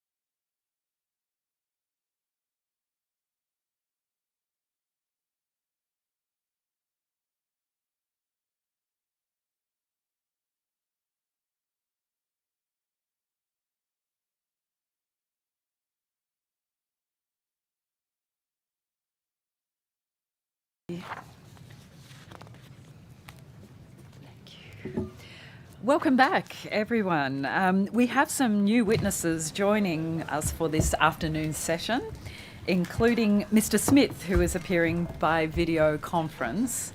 All witnesses will be sworn in prior to giving evidence, except for Ms. Chang and Mr. Beeman, who are appearing under their former oath. Could all other witnesses please state your name and position title and then swear either an oath or an affirmation? And we'll start with the witnesses to my left. And I think that's you, Ms. Malloy. Yep, Thank you. Sharon Malloy, Executive Director, Biodiversity and Conservation Division within the Department of Climate Change, Energy, the Environment and Water. I solemnly, sincerely and truly declare and affirm that the evidence now about to be given by me shall be the truth, the whole truth and nothing but the truth. Trish Harpe, Executive Director, Conservation and Aboriginal Partnerships with the National Parks and Wildlife Service. I solemnly, sincerely and truly declare and affirm that the evidence now about to be given by me shall be the truth, the whole truth and nothing but the truth. Thank you. Naomi Stevens, Executive Director, Park Operations Coastal with National Parks and Wildlife Service. I solemnly, sincerely and truly declare and affirm that the evidence now about to be given by me shall be the truth, the whole truth and nothing but the truth. Thank you. Mark Westbrook, Chief Project Officer, Energy Corporation of New South Wales. I swear that the evidence now about to be given by me shall be the truth, the whole truth and nothing but the truth, so help me God. Liam Ryan, Advising Executive Director of Energy, Climate Change and Sustainability. I solemnly, sincerely and truly declare and affirm that the evidence now about to be given by me shall be the truth, the whole truth and nothing but the truth. Thank you. And Mr. Smith, I think we're... Robert Smith, Executive Director, Park Operations and Land, National Parks and Wildlife Service. I solemnly, sincerely and truly declare and affirm that the evidence now about to be given by me shall be the truth, the whole truth and nothing but the truth. Thank you. And we've got Mr. Gordon. Thank you. Jason Gordon, Executive Director, EPA. I solemnly, sincerely and truly declare and affirm that the evidence now about to be given by me shall be the truth, the whole truth and nothing but the truth. Thank you. Okay, so we're... Chair, if I could just make one clarification. Please do. Please. Earlier I was just asked about the timing of the Coastal IFOA review. I think that might have been me. Yes, and I think it's what I should have included in my answer is the processes around consultation there are subject to some broader decisions under the government timber industry and forestry roadmap and action plan just being concluded. So it may actually turn into 2025. Okay. And so just on that, can I just ask before we go into the questions, Sure. With the roadmap, when will we, have you got indication that you can provide to the committee about when that will be? I think I'll take that on notice if I may, because it's subject to ongoing government discussion. All right, thank you. Right, I think we're over to my Chair, colleagues. Yes. Sorry, James Hay here. I had some answers to the questions on notice this morning. Would you like me to give them later or now? Yeah, we're very happy now. Thank you, Thank Mr. you. Hay. Okay, there was a question about the third-party negotiators and their KPIs. So we have three parties that we have worked with in Central West Orana. Alexandra Venice Consulting Pty Limited, who do a multi-service contract. Tactics Group Pty Limited and Optian Property Group Pty Limited. There are no quantitative KPIs, no bonuses, no performance incentives in those contracts. The performance is for time and cost, for the time value, the work done. If anything, there's an incentive for them to spend more time on these matters. There are no provisions, as I said, for performance or other parts. We can provide the contracts have all been disclosed on e-tender, so this is the second question on notice. Will we provide contract terms and engagements and the price? They're all disclosed on e-tender, but we will provide those. We have inducted all contractors. The next question was, what briefings did they receive from EnergyCo? We induct all contractors on the EnergyCo principles of engagement. which are also in our background information regarding EnergyCo land acquisition function. In addition, all our practitioners are certified by the Centre of Property Acquisitions. We have formal induction material and workshops are held with contractors on how they should engage with landowners and the community. Moreover, we have valuers who are retained by both and paid for by us for both parties, and the engagement, obviously that is a specialist skill which we don't have on site, on the staff. And because these are processes regionally specific, we engage people. So in the contractors that we have, there's a team of 10 over those contractors I mentioned. 5 are based regionally in the renewable energy zone and have experience in dealing with agricultural and rural landowners. We also have a process, just to further elaborate on that, of separation of duties from those parties. So they're supervised by an executive and my team of EnergyCo, and any complaints are escalated that way. There's an assurance process that applies, and we ensure there's consistency across the projects and how we behave and how we interpret the Act. Thank you. Thank you. Over to my colleagues. Thank you. I was going to start on another topic, but just given, Mr. Hay, you're addressing some of those matters, when you said that you don't have the specialist skills involved within the organisation to do the, I guess, negotiation around land acquisition, does that mean that these 3 organisations that you've just identified have done 100% of your land acquisition negotiations? No, it doesn't mean that, Mr. Fang. We, as I said, we have our own team and an executive director who's accountable for all land acquisitions, and so we have an expert. But what we tried to do there is have the separation of duties and the role and the ability to have escalation as needed, and an assurance over the quality. So it's important we have that separation. But we also, as you imagine, it's an activity that has a very specific time frame that has to be worked over. So.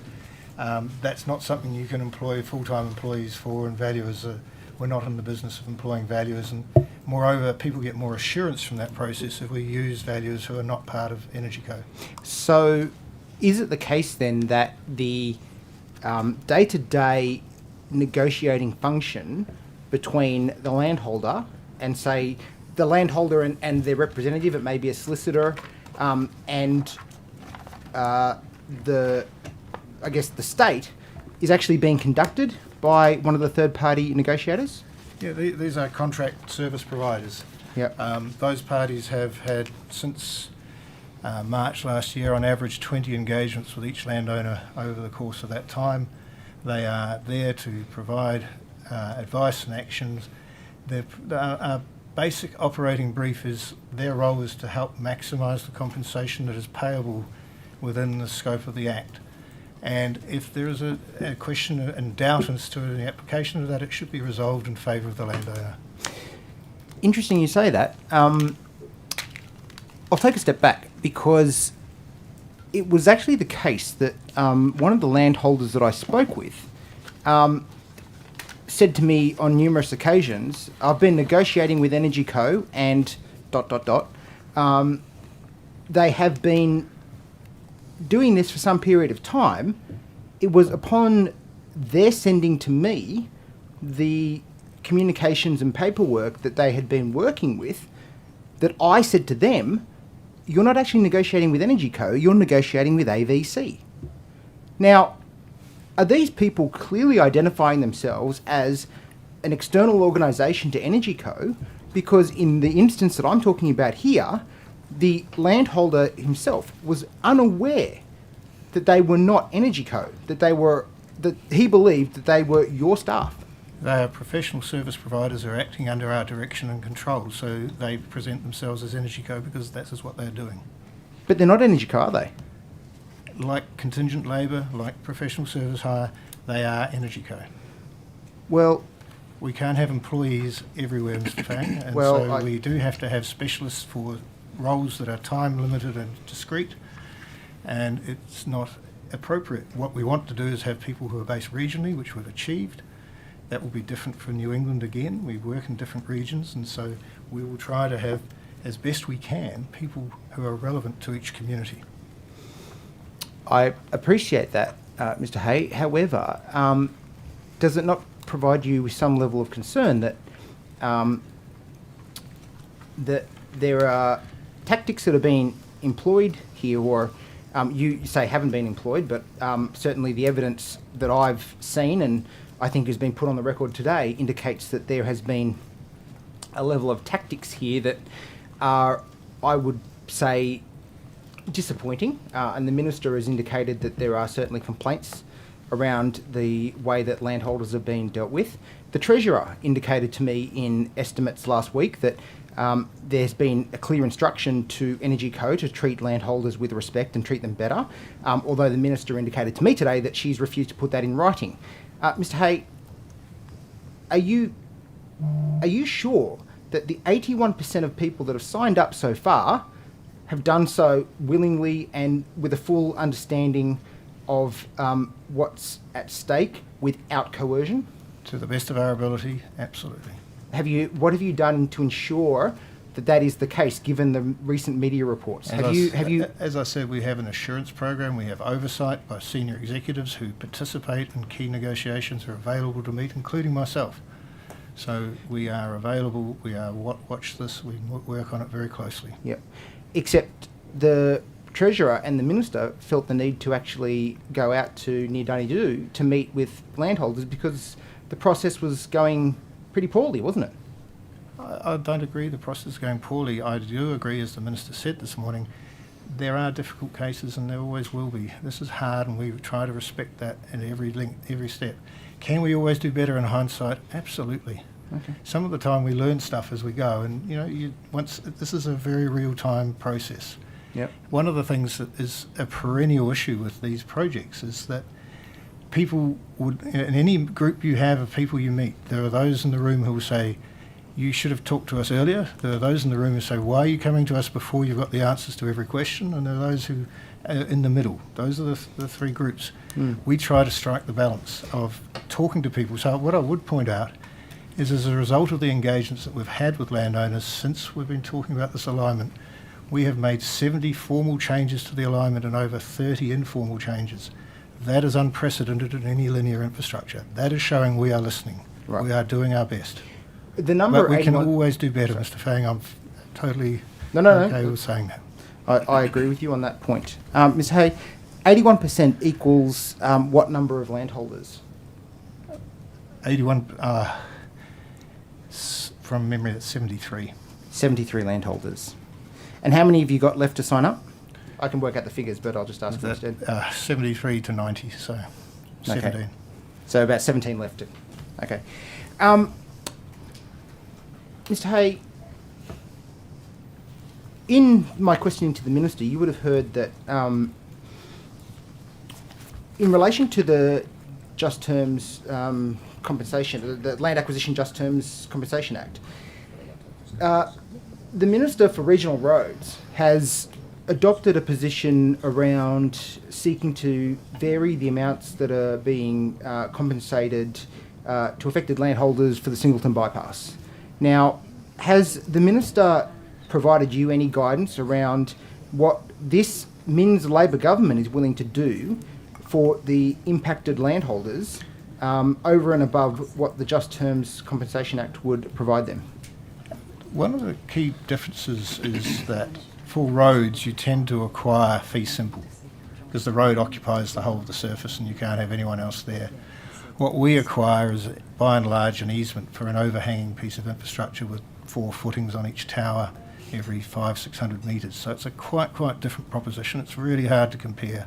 That's one of the reasons we need so many specialists, is because it's a really much more complicated conversation than simply saying we need to purchase your property, because an easement is a much more complex thing to explain. The construction of it is more complex to explain. Actually, the impact of the construction is much shorter, but it's really hard to use a comparison from a road to an electricity overhead line. Whilst I appreciate that you're indicating there are differences between the impacts themselves, ultimately, however, the land use and the acquisition, whether the value's valued against assuming the whole amount of the land use for a road or whether you're, resuming part of that land for a power line, ultimately you're going in and taking land from a landholder, and the Just Terms Compensation Act applies in both instances. Where there's equality of that act applying, one minister is offering more and over and above. Has Minister Sharpe given you any indication that the government is willing to also adopt a similar position in relation to Central West Arana? For the reasons I've just discussed, I don't think they're comparable, but we will certainly look into it. Okay. So does that mean that the 81% of landholders that are already signed up have missed out the opportunity to, try and leverage the fact that you're going to look at it now? No, as I said, our operating principles are we look to maximise the compensation available. And if in doubt, we interpret that in the favour of the landowner. Can you provide an instance where you have interpreted in favour of the landholder? I think that would be very difficult without disclosing the private information of landowners. Okay, because a lot of the landholders I've spoken to believe that it's the other way around. And so I'd be interested to know if there actually has been instances where landholder, the position is actually defaulted to benefit the landholder as opposed to EnergyCo. I can't comment on individual cases. Thank you. I'll pass to my colleague. Thank you.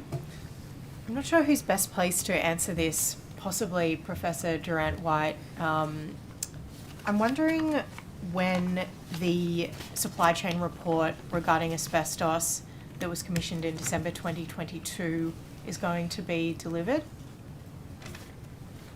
Well, the EPA, through our then Minister, requested that of the Chief Scientist. It's not the supply chain report, it's about the appropriate treatment of various risks and contexts for the reuse of recycled material that may contain that material. Okay, but it did include essentially like a look at supply chain. Like I obviously know that the media release and the report came out today about the specific instances at the moment, but I'm just wondering about the timeline for that. Well, I think we understand it's this year, but I'll defer to the Chief Scientist on that. Thank you. I'm not here in my capacity as the Chief Scientist. Thank you. Okay. So is there any... how do we find out any information about that? Well, we're anticipating it later this year. Okay. Is it like June or December, or is there a quarter that we can... My colleague, Ms Chang, might be able to give a bit more detail. Thank you. Thank you. In relation to that Chief Scientist review, the terms of reference are actually published on the website, and we are expecting a draft in a few months' time and a final at the end of the year. That is the advice that I have received. Okay, at the end of the year. Is there a reason that it has taken quite a long time that can be pointed to? So, in terms of the delay in this report, there has been a number of competing priorities at the Chief Scientist's Office, and I don't want to speak for the Chief Scientist's Office, but that is the advice that I have received, that there has been competing priorities, and the EPA has been kept informed in terms of the reasons for those delays, as well as the competing priorities that they've had to manage first. So it's essentially deprioritised in favour of other things that were going on.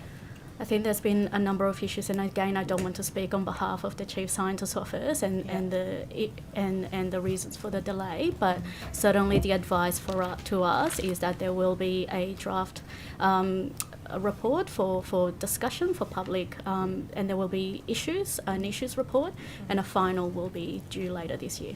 Okay, so that issue report will be made public as part of that process? Again, that is the advice I have received, but I think that those questions should be referred to the Chief Scientist's Office. Okay. How do we usually interact with, understand that the Professor is not here in his capacity, but obviously his responsibilities partly fall under the Minister for Environment. How do we usually deal with these questions? I think the Chief Scientist appears at, is it the Minister for... Enterprise, Industry and Trade Departmental. So, okay, interesting. All right, good to know. Thank you. Mr. Lean, possibly, could you please explain the process by which an aquatic reserve is declared? Sorry, could you repeat the question? Yes, could you please explain the process by which an aquatic reserve is declared? I think I might actually defer to Mr. Bruce, if that's okay. Please. Or Miss Malloy. Whoever's most appropriate. Yeah, my colleague Mr. Bruce can probably start, and I can add anything. Okay. I'm very happy to defer to you, Miss Malloy. I don't want to use the term buck passing. You can all be politicians. You can pass the buck better than anyone. So essentially, there's joint responsibilities under the Marine Estate Management Act. Joint responsibilities are for Minister Moriarty and Minister Sharpe concurrently. Yeah. So any new aquatic reserves or any changes to marine parks would have to be jointly approved by both ministers. Okay, and is there an explanation about why, I apologise for this pronunciation, Bongan? Bongan, yep. Yep, Bongan. Application to become an official aquatic reserve at Mona Vale was rejected? I don't have the details of that in front of me, and probably would need to confer with fisheries colleagues as well on the detail around that. So we can take it on notice or refer it to DPI Fisheries. Okay, thank you very much. That would be very helpful. Yep. Is there a process prescribed by regulation or departmental policy for the declaration of an aquatic reserve? Yeah, there probably is. I don't have that detail in front of me, though. I'll have to get back to you on that, on the exact sort of step-by-step process. I just know that the approval would need to be a joint one between the two ministers. Okay. Yep. If details of that could be provided, that would be helpful, please. We can take that on notice. Thank you very much. This is part of it, I guess, but I presume the department has a process to undertake community consultation in relation to declaring an aquatic reserve area? Yeah, I imagine it's the same as any kind of changes to marine parks, but I'll have to just take on notice the specifics around aquatic reserves. Yeah. So any changes to the rules around the current marine parks would need to be, public consultation would need to happen. I think it's over a period of 2 months. I imagine it's the same for aquatic reserves, but I'd have to just double check that. So is it generally led by Minister Moriarty's department? Yes. Yeah, yeah, they're the lead agency. Yeah, okay, yeah. cool. Yeah, all right. Thank you. Mr. Chappell, I wanted to turn to illegal tree removal and poisoning. I'm sure you've seen the news that at the end of last month there were 9 fig trees poisoned in Balmoral. And I'm wondering if the EPA holds concerns about these becoming regular occurrences. Now, we've seen a couple in the North Shore over the last couple of months, and last year apparently almost 300 trees were cut down. So I'm curious about how the EPA is dealing with that, or poisoned, cut down or poisoned. Well, generally biodiversity matters are led by the department. The EPA regulates Crown forestry and private native forestry, but I might defer to my colleagues. Yes. Yeah, so I mean, obviously that's an issue of concern to the department. Generally in urban areas, those sorts of issues would be led by local councils, but I'll see if Mr. Malloy's got anything to add. No, you're correct, Mr. Lane. So the regulatory space can be with council. It depends on what piece of legislation is potentially breached. It could be council, it could be local land services, it could be Biodiversity Conservation Act. It really does depend on the investigation would have to sort of elucidate that, what piece of legislation potentially has been breached. Do you record these instances and occurrences? From a regulatory compliance perspective, we do. A lot of the information or the intel that comes in will come in through the environment line. Okay. And all of those calls are logged and then dealt with by our compliance staff if it's a matter under the pieces of legislation that we do compliance for. So that would be the BC Act and Part 5 of the Local Land Services Act, certain parts of the National Parks and Wildlife Act in relation to Aboriginal cultural heritage. Okay. If it's a matter for council, then we would obviously refer with council colleagues. So it just depends on potentially what piece of ledge it is. Do you know if there has been an increase over the last, say, 2 to 3 years in these types of calls coming through? That I would have to take on notice. I'm not. There's lots of calls into the environment line. There will be about various things, not all of them around breaches of legislation. I wouldn't know the exact number. Okay, Sorry. if you could take that on notice, that would be helpful. Calls related to tree poisoning and cutting down. Just to be clear, you are talking about urban areas as Yes, opposed to urban rural areas. areas. Yeah, Yeah, that thank would be you. different. Yeah. Yep. Yes, primarily coastal urban areas, I suspect. And just on that, is the department looking into whether penalties for illegal tree removals could be increased? So we obviously have responsibility for the Biodiversity Conservation Act. I don't recall that was a recommendation in the Henry Review. Not a specific one. Mr. Bruce can jump in if I'm incorrect there. But I think just in terms of all of the recommendations there, we would be looking at how we enforce and the compliance around our responsibilities under the BC Act and also the Part 5A of the Local Land Services Act as well. Okay. Not sure if Mr. Bruce wants to add anything. No, I think that's right. I don't think it was a specific recommendation, but it is something that's been looked at. Yeah. Thanks, Mr. Did you say it is something that's being looked at? Sorry, I missed that.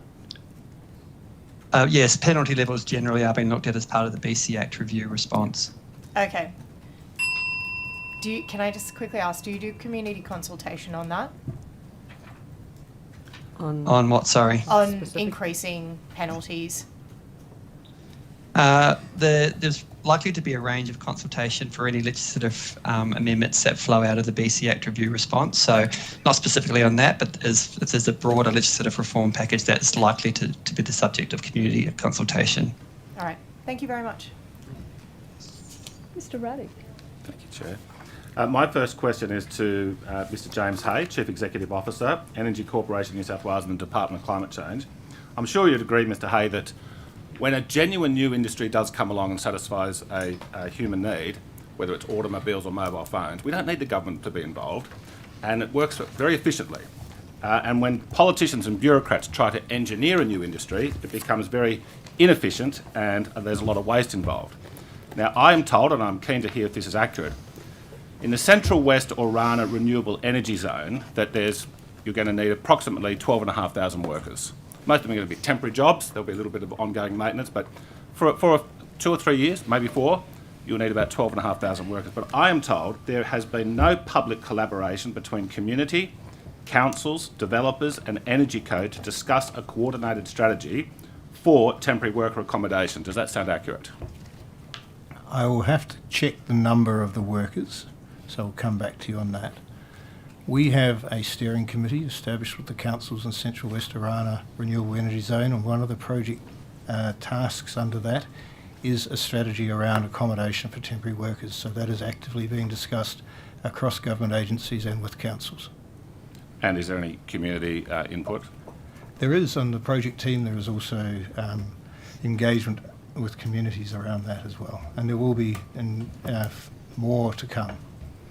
Okay, well, I'm told there's some of these towns of, like Koala, it's got a population of 722, and there's going to be a huge increase. I mean, there's going to be a lot of infrastructure that's going to be needed, but only for 2 or 3 years while these projects are being built. All these matters are also part of the project approval process, as the EIS and the response to submissions for each project.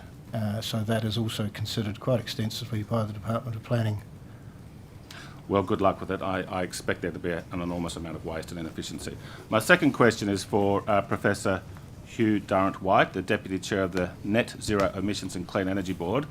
Now, I can't be bothered getting into a data war with you about whether nuclear energy is going to take too long or be too expensive. Let's put that aside, because there's all sorts of views out there, and I'm sure you have a view, but can we agree that if we had, say, 30 years ago, let the private sector build a nuclear power industry, and we had a robust nuclear power industry, that would be a very particularly low carbon emitting industry? There are two questions or two premises in there. The first is, if we started 30 years ago, would we be in a different place? And my argument would be no. and there are good reasons for that. It's not enough to just let industry build a nuclear reactor. It actually, believe it or not, has to be regulated in some way. We also have to deal with all the issues to do with fuel chain supply. Just because we have uranium, for example, doesn't mean that we actually have uranium for reactors. It needs to be processed. It can be processed in the US or in the UK or even Iran if we decide to come up with the right solution to that. But we have no way of doing it here. So we need to ship it in and out of the country. Just a second. We then have all the waste that we're going to have to manage if we did that. So actually the government has to expend large sums of money, even if it doesn't build any reactors itself. So let's just be clear, that's the case. Yeah, well, we were never in the position... I had one question, which was, if we did have, let's say 70% of Australia's electricity was generated from the nuclear industry, we are in agreement, surely, that that is a particularly low carbon emitting form of energy. Which is why I said you asked two... we're being evasive. No, I'm not being evasive, because I said you made two questions. Yep. I've answered the first one. The second one is, does it emit carbon? And the answer is no, it doesn't emit carbon. Right, and that's very important, obviously, isn't it? And rather obvious, if you don't mind me saying. Yes. Okay, so then, if for example, just hypothetically, if the private sector were prepared to fund it, whether it was Australian companies, Australian entrepreneurs, overseas people, what on earth, since the reduction of carbon is the most important thing in the entire world, what on earth is the justification for the state forbidding investors building it themselves? Now, I agree there will need to be a little bit of government involvement, but if we're going to reduce carbon, surely that's an amazing thing. So what on earth is the justification for saying no, for the state using its power to say no, you cannot start this type of industry in Australia? What is the justification? There is not a little cost. I think you're misplaced in that. But I'm saying the private sector will largely I can list fund all it. the costs, if you like, just to get anything going. So, for example, who's going to regulate it? Who's going to provide the skilled workers? 70,000 people in Canada work in the nuclear industry. We have nobody in this country who has even the faintest idea how to build a nuclear plant. What about reprocessing? I'm sure what the about free shipping market fuel can- in? I'm sure Who's the- doing that? I don't Because know. none of those, I have to point out... But my question Would is you a like me to hypothetical. answer or not? My questions are hypothetical. They're not hypothetical. What if the private sector is said, we will step up and do it? Why does the government forbidding us even to have that debate? Are you proposing that that industry regulate the nuclear industry? Yeah. Because that would be a world's first. But look, my question is very specific. What's the justification? Let's say we have a guy worth $1 trillion, and he wants to sort it all out. Oh. He wants to fund the whole thing. $1 trillion God.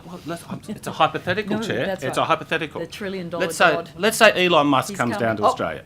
Okay, he's worth 300 billion. Let's say he wants to spend 100 billion of his own money, and he wants to set it up. Why is the government forbidding that happening? Now, you're being evasive. I'm not. I think it's because the climate change industry is so plugged into the crony capitalists who are making an enormous amount of money out of it, and they don't want a more efficient competitor.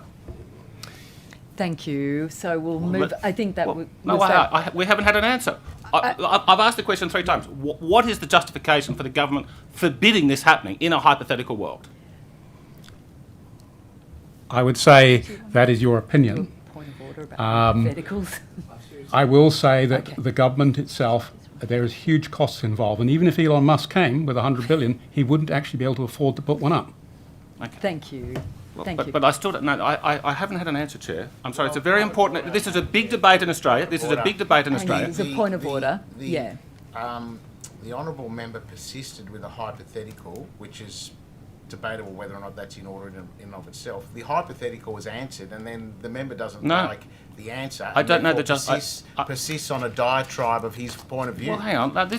Mark, this is an important debate. We should get to the Well, bottom. your I don't know what the justification is for the government preventing this investment. Woo, as we It's say, budget estimates. when we're Ask writing the question, get the answer. fast. Okay, so look, on the point of order, it is actually very difficult in these hearings to put hypotheticals to... Well, I withdraw the word hypothetical. I still don't know what is the justification for the government saying that you're forbidden from doing it.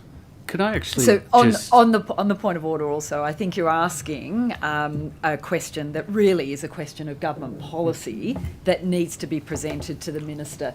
The minister deferred to the nuclear expert here earlier today, and she said that I should ask these questions here.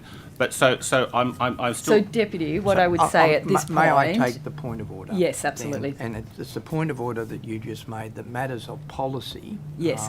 Should be put to the minister. Ministers. Yeah. The minister referred me to this if the honourable gentleman. member, no objection if the honourable member wishes to ask specific, questions of detail, but it is inappropriate putting public servants on the spot, asking them to make a statement on behalf of the government. Well, right? that's got some validity to it, Mr. Primrose, but I did ask this question to the Minister. So the Minister, 2 hours ago, you were here. You might have been looking at your phone, but you were here. And the Minister said, that's a very good question for Professor Hugh Durrant-White, who is the nuclear expert. So I still don't know. Why can't we? But you're asking what's on the problem? point of order. I'll rule on the point of order question. now. The part of the question on government policy is out of order. We'll discontinue that line of questioning. Clearly, what the minister there's no answer in other words. Clearly, what the minister referred to is if you want to know about nuclear technology in Australia, Professor is the right person to ask. I think you've cavilled with that with the Professor. Wow. You will have another session shortly, but right now Thank you, we're in Dr. Collins' time. Thank you. I've got a few questions about regulation of wood heaters. I understand that the regulations were enacted in 1995 and then renewed in 1997. Is that right?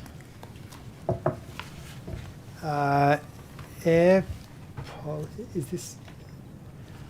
I might have to take some advice on that. We'll have to take that one on notice. That's all right. So what I've found was the Clean Air Domestic Solid Fuel Heaters Regulation 1997. My question about them was going to be whether those are still up to standard to protect health now. I think my colleague Mr. Bruce, his area leads the air quality strategy and work there, so he may have some useful information. Thanks, Mr. Chappell. I may have to take that question on notice. I'm not sure how long it's been since the regulation was last reviewed, so I'm happy to take that question on notice. Okay, and can my second question go to Mr. Bruce as well? Mm-hmm. Sure. Was whether those the current standards regulating wood heaters are adequate to protect health in 2024? So the question of, I guess, the policy around wood smoke heaters is a matter for government. So there's a range of actions underway through the Clean Air Strategy to deliver long-term wood smoke emission reductions.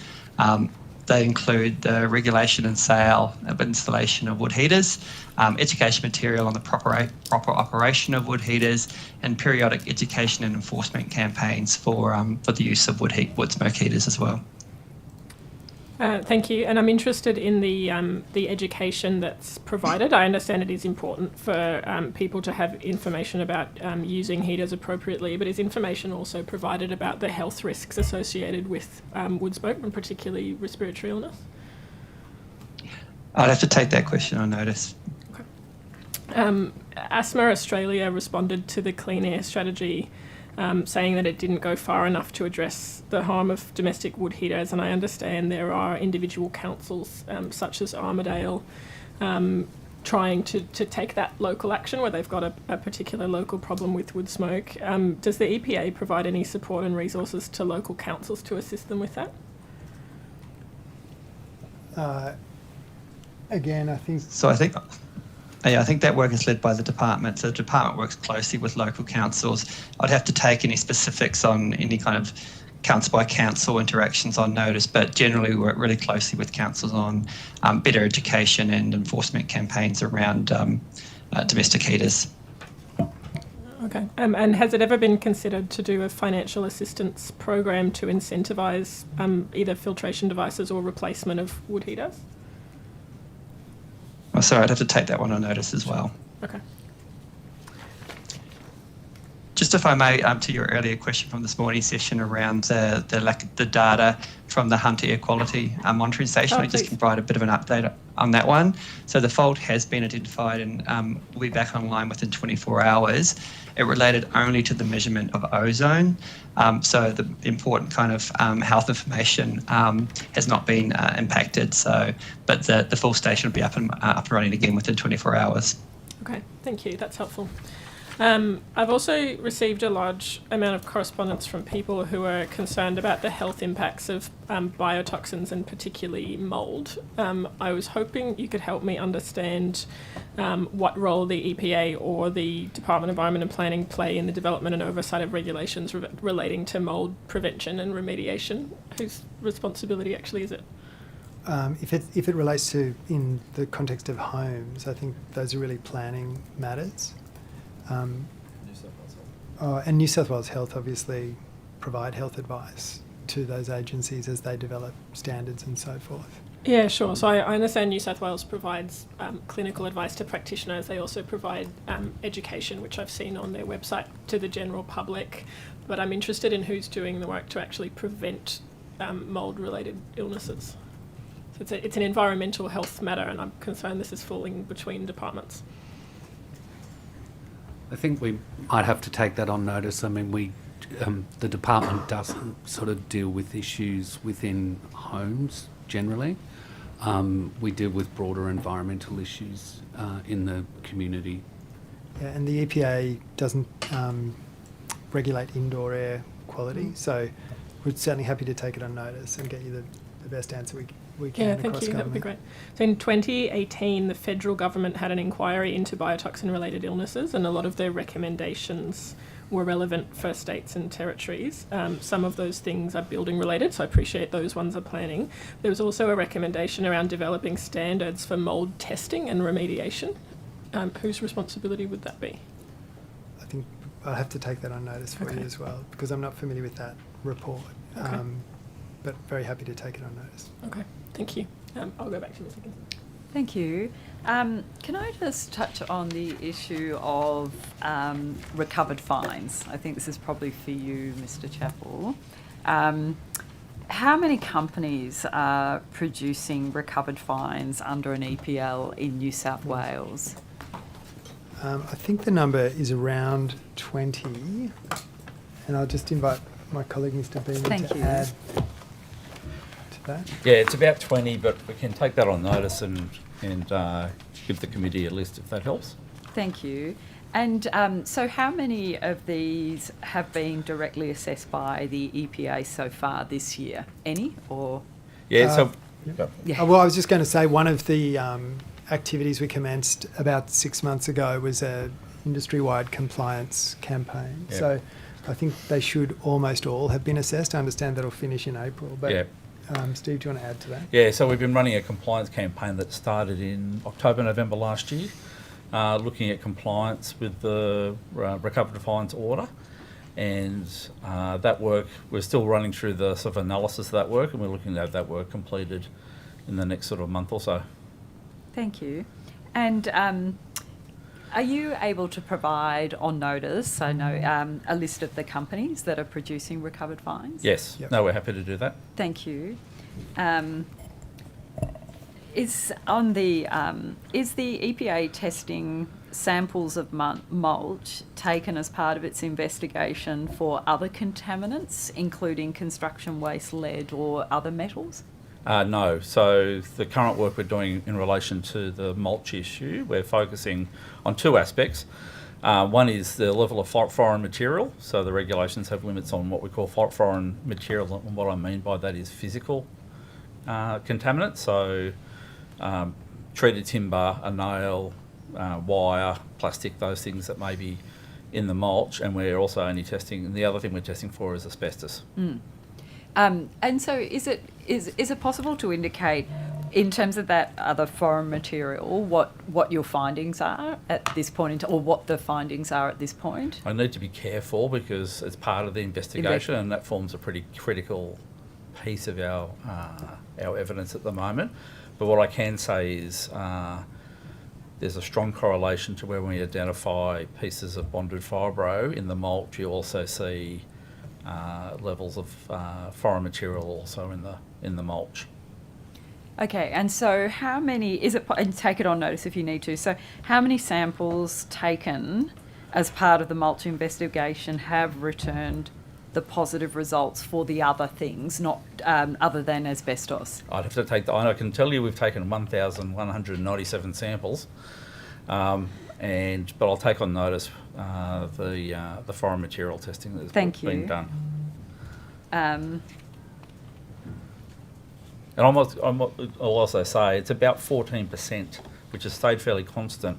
So of those 1,197 samples, I think it's 164 by memory, it's about 14% of those are the ones that have been testing positive for asbestos. So it gives us a good steer. It's a very big data set now, that the level of that asbestos contamination, although unacceptable, has been low. Right. Just so that I can understand a bit better, in terms of the composition of mulch, how would you best describe what it is that we're talking about? Obviously, it's clear that we're looking at wood chips and wood products. What else is actually in the composition of the mulch? The mulch should be wood chips. It's chipped vegetative material. Okay, so it's what you'd see in a garden. If you go across the Hyde Park, they're pieces typically larger than 7 to 10 millimetres. So they're chipped pieces of material that people typically use for decorative gardening. And so soils go in that, or just the wood products? No. Thank you. Can I just turn to, I think it might be you, Mr. Lean, and it was something that I raised earlier with the Minister about national parks purchasing lands, and the Minister mentioned that there was a project or a parcel of land, I think, was it near the Pilliga or, yeah. Could you just explain to the committee what is that and what's happening in terms of the acquisition of lands, the holding of those lands, and the possible using of those lands for accounting, whether it's biodiversity credits or improvements or stewardship agreements? What's actually happening? Yeah, as I understand it, the land is a parcel of land next in the vicinity of the Pilliga protected areas. It's quite degraded, so I think there's an opportunity for restoration there. I think the thinking was that you generate credits with a view to being able to raise funds to support the restoration of the land, perhaps before it's transferred into the national park. Trish, are you able to add anything else to that? That's correct. So there's one parcel of land, as the Secretary said, as a pilot, and that land has the potential to generate biodiversity credits, and the funding from those credits has the potential to regenerate the lands. Eventually the land would be likely gazetted as National Park. Once it is gazetted as National Park, it will no longer be able to generate and sell credits, but would be managed for conservation. So can I just ask, have you, what is the legal arrangement? Did the department receive advice on what capacities the agency has to do that? And look, I'd have to take the question about the advice that we received on notice, because it was well before my time in the role. Could I actually ask when the land was purchased? I believe it was purchased in 2023. I can find you. I don't have with me, I think, the purchase date, but I can find that for you. Could I just add that, this, as your questioning is sort of highlighting, this is actually a very complex issue that we need to do some deep thinking around. And for that reason, we're doing this as a pilot to sort of work through some of the issues.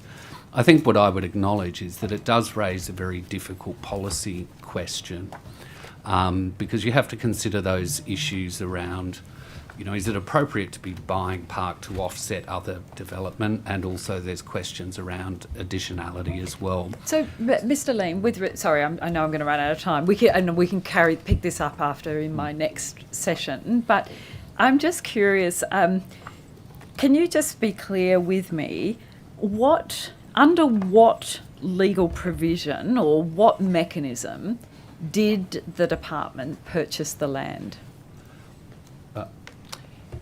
We purchase the land as we ordinarily would. The land is then held as Part 11 until it, as is all land that we purchase, until it is gazetted.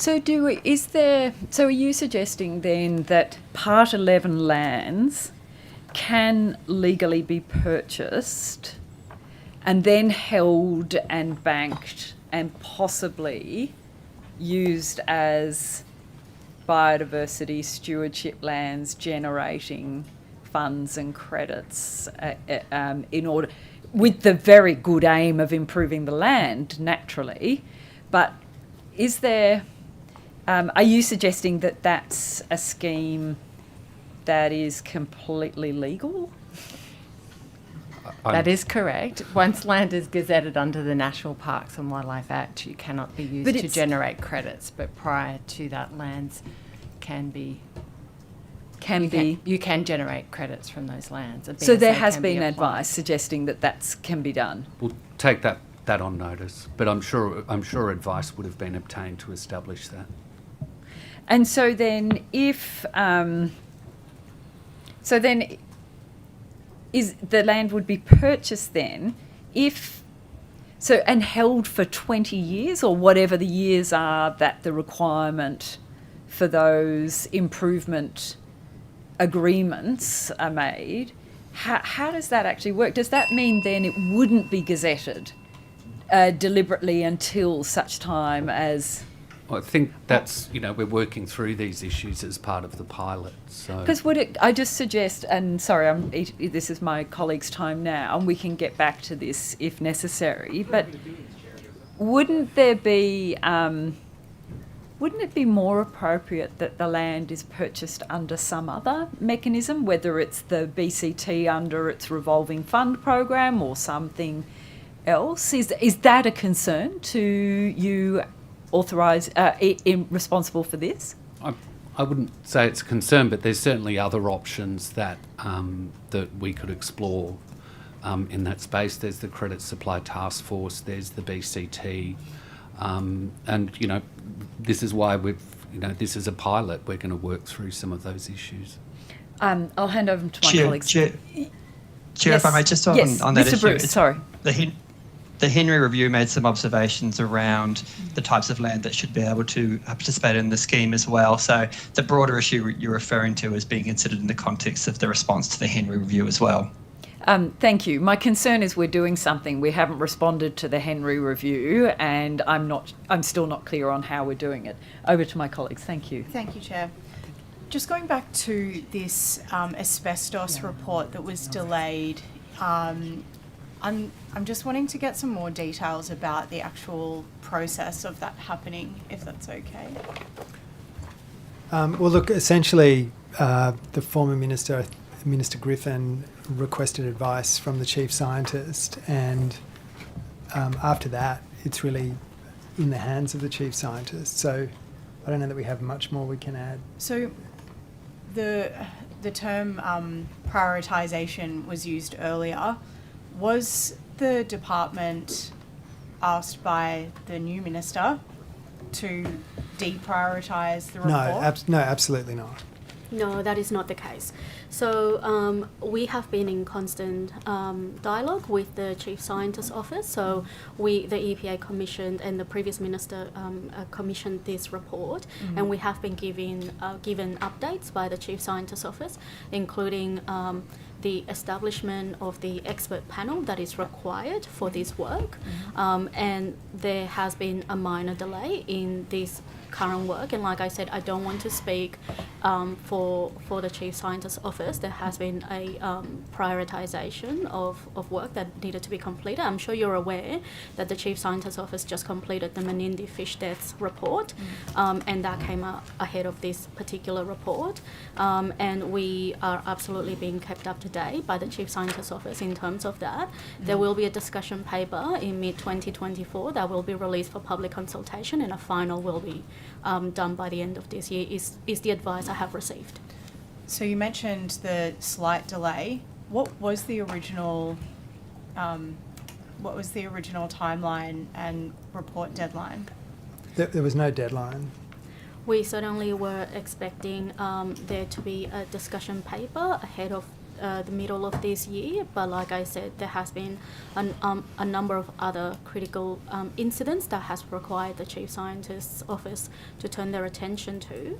And again, there has been an expert panel that has needed to be sought in order to establish the expertise required to deliver on this report. And the terms of reference for this group is on the website. So that discussion paper was due for release more like at the end of last year, or? Again, there was no specific timing committed, but we certainly were expecting this to be a little bit sooner than what we are currently expecting. And like I said, the advice from the Chief Scientist's office is that they now have the requisite number of experts and that this work is now well underway. Okay, so it's more a resourcing issue. I think I really don't think we can we speak. can't comment on. I mean, it's the Chief Scientist who can answer those questions, or that office. It's not something we can comment on. Can that be taken on notice then? Sure. Okay, thank you very much. That would be helpful. Yeah, okay. To Mr. Chappell now, I believe. Where are we at when it comes to banning disposable coffee cups? I believe the consultation just ended. So the government released a discussion paper on all kinds of problematic plastic, and it really had three objectives. One is limiting further limiting and reducing litter from plastic. One is looking at the harmful chemistry that is often in plastic products that remains in the environment. And then the third area was looking at harmonisation with other jurisdictions in Australia who are moving in various ways to regulate or eliminate certain problematic products out of circulation. There was a very helpful table in the Sydney Morning Herald today that showed all the different states and where they were up to. And so that paper has been out for public consultation. I think we've had over 5,000 submissions, and they're now being considered, and I understand the intention is then to publish a discussion paper. Okay. Yeah, so I'm very pleased to advise the committee that we, in that issues paper, we did look at disposable beverage containers, including coffee cups, and in a few months' time, we expect to release an options paper, which is the next stage to the issues after we have taken into consideration all of the communities, industry, and environment groups' views on this matter, including coffee cups, and then we will go back out to public consultation. We will release a very detailed consultation report off the back of our first issues paper, and then there will be an options paper. Okay, so that options paper, what's the timeline for that? Obviously, very detailed process to go through. Yeah, absolutely. So we were very pleased to see the amount of community engagement on this issue, and so we have received a lot of very detailed submissions, and coffee cups being something that is of key community concern. Yeah. So the options paper is expected to be released in mid-2024. Okay. And has the Minister indicated that coffee cups is a priority within that process? There's like a priority area that needs to be highlighted? As Mr. Chappell says, the issues paper focused on very, very clear policy pillars, including New South Wales not becoming the dumping ground of Australia, so harmonisation is important. And the other two is really the exposure pathways for the environment and exposure pathways to human health. Yes. So all those three pillars are very key in delivering human health and environmental outcomes. And coffee cups is one of the issues that we are discussing, but I just want to be clear, it's not coffee cups per se, it's single-use beverage containers, and it's and how frequently it is littered, and any number of those unnecessary and problematic plastics where today we may have a good substitute for it, and the consideration of how do we take that out of those exposure pathways into the environment and human health. Okay, thank you. In terms of expanding return and earn, Mr. Chappell, you mentioned last year that the Minister had been briefed on expanding that. I wanted to understand if there's been any further work done to allow the inclusion of wine and spirit bottles in that scheme. Well, look, certainly in Queensland, a decision has been made to include wine bottles in the container deposit scheme they have there. For us in New South Wales, we're engaging with the various industries on those issues, including with the national wine body, and we're undergoing that process now. I understand it'll continue to be a topic of discussion at National Environment Ministers' meetings. Would you like to add anything? Yeah, so we're continuing to engage. Okay, so is there what is the point of decision making or providing advice to the Minister? When does that happen? Well, we provide regular advice to the Minister, and ultimately decisions are a matter for her or the Cabinet. Okay. So I expect that'll continue through the course of the year. Okay, so does the Minister have, I mean, I presume the Minister has a reasonably significant amount of information that you've briefed her on, given you have been consulting about this for some time? She certainly has information, but we'll continue to update that as we do further work, and we're obviously also in dialogue with other jurisdictions to understand how they see the issue. Generally, these matters, where they can be harmonised nationally, obviously that provides an optimal answer for inclusion or exclusion, and so we also need to really understand the experience of the Queensland introduction, the challenges there, any lessons, and work through those, and also understand concerns from industry and how we can best ameliorate those before there'd be any ultimate decision. Okay, thank you very much. Thank you. Oh, thanks. Mr. Chappell, just on that issue, the industry itself, the wine industry, isn't in favour of the inclusion of wine bottles into return and earn, is that correct? I think there are a mixture of views in the wine industry. There are some players who have strong view that they'd prefer another solution like a fourth bin to better recycled glass. There are other bodies that see the value in a stewardship scheme of some kind, and then there's a question of, well, what's the right design?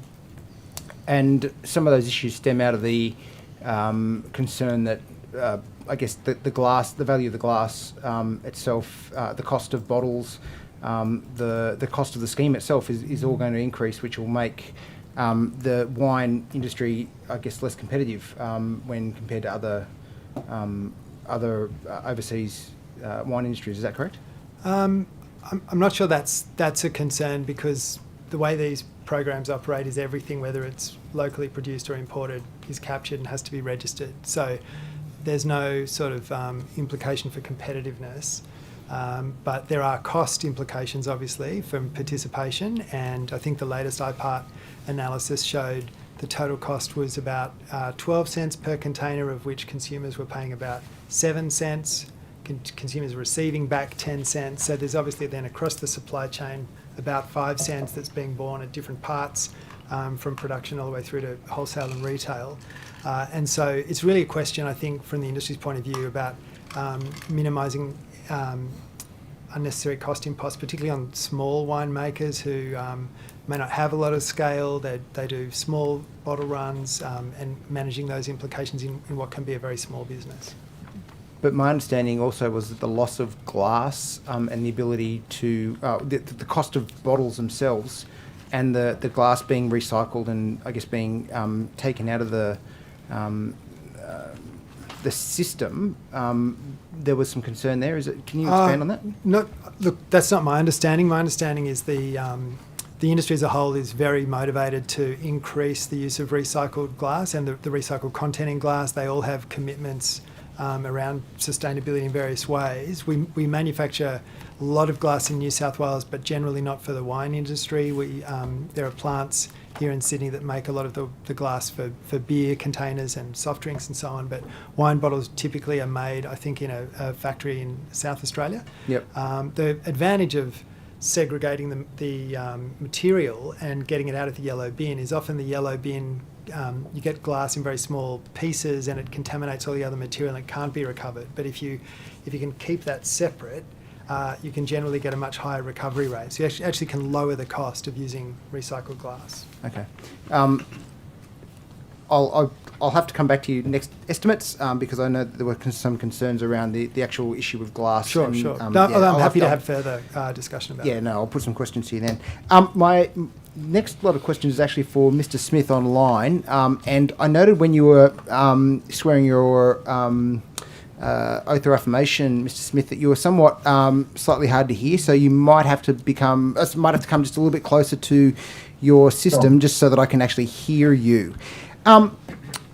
No doubt, Mr. Smith, you heard the questions that I put to the Minister around her engagement, her or your department's engagement with the RSPCA since the commencement of aerial culling. Did you hear those questions? Yes. Yes.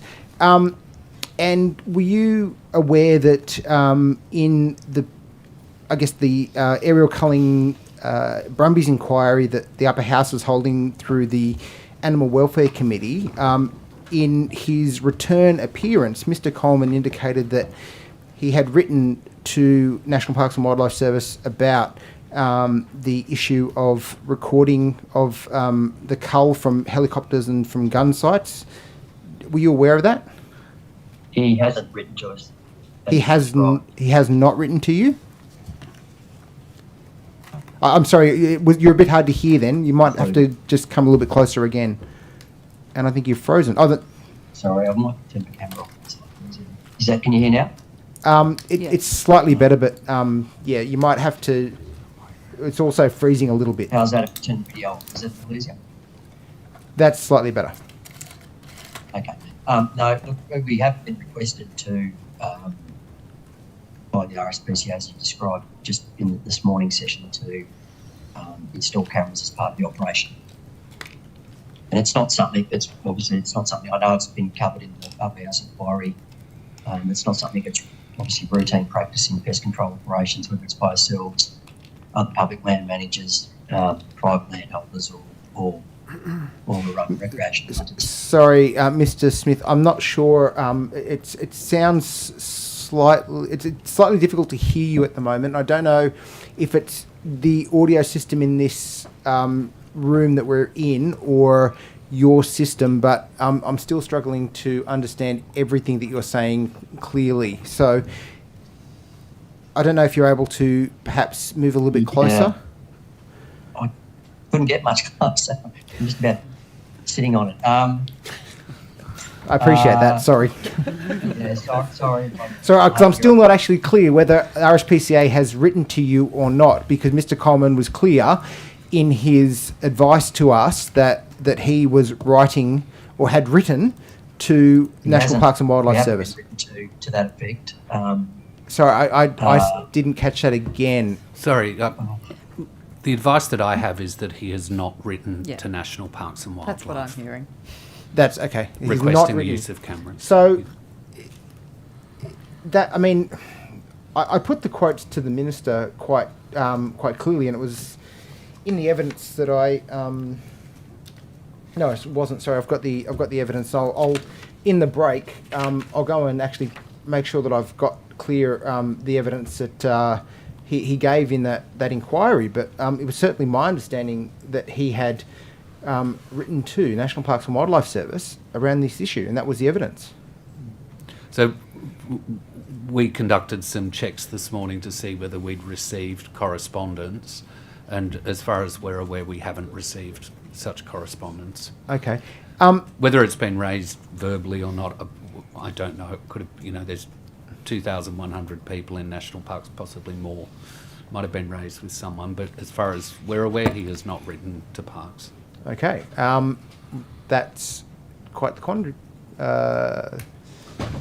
Yes, we're gonna. We'll tackle that at the break. I guess just then in relation to the aerial culling, which is underway at the moment, The Minister indicated that I believe there was 133 that have been aerially culled since the start of the week. Is that the understanding that we've got? That's correct, yes. Okay. Are we aware if there are any animal welfare outcomes that were outside the SOPs in relation to those 133? At this point, I don't have any information on that.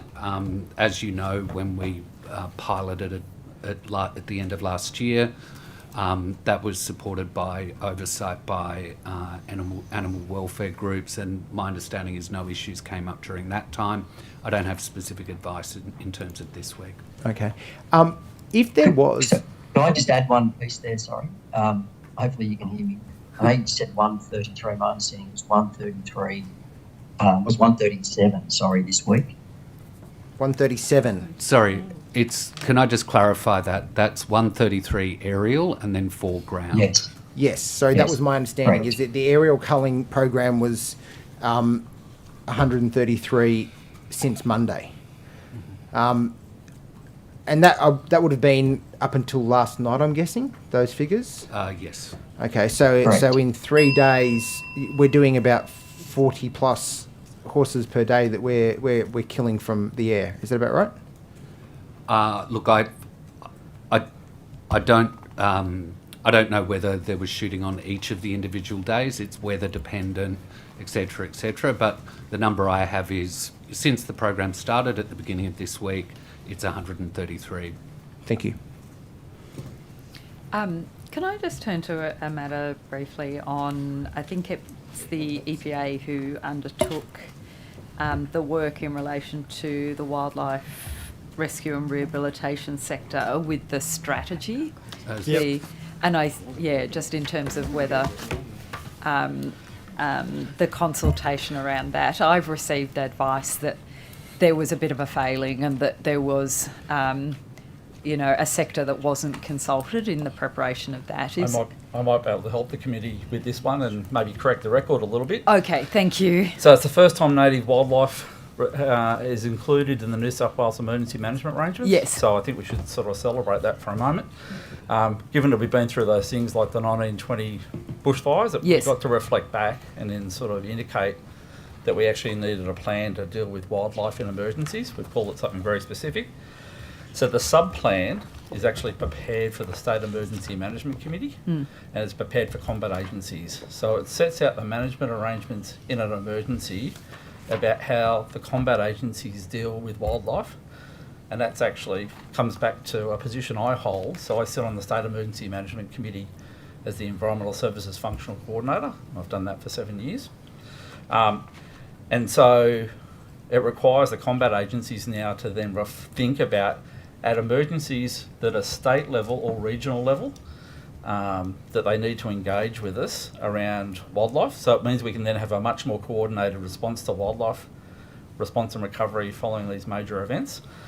We did, everyone leaves out of this, we did a listening tour before we wrote the plan, went around the state and spoke to wildlife caring groups and a whole bunch of other agencies. So we did listen to what people's aspirations, wants, needs for what a plan might look like, and so that did happen. So I think people have come later in the process and not realised that work actually happened. There was a pre-consultation, which we're not required to do. Typically the sub-plans that are produced for the State Emergency Management Committee aren't consulted as public documents. They're consulted across the State Emergency Management Committee. But what we will do is we need to now sit down with wildlife caring groups, carer groups like the Byron Bay Animal Hospital and WISE and those organisations who do fantastic work. What we want to do is then start entering into MOUs with them to then come up with how the plan sets out how we organise ourselves in response and recovery. And one of the key things there about making sure wildlife carers do it in a safe manner, particularly when they're going onto areas that were just previously fire grounds. So we actually want to sit down with those carer groups and actually work through a series of arrangements and MOUs with them about how we would actually operationalise the plan. So everyone's sort of got a little bit cart before the horse on this one.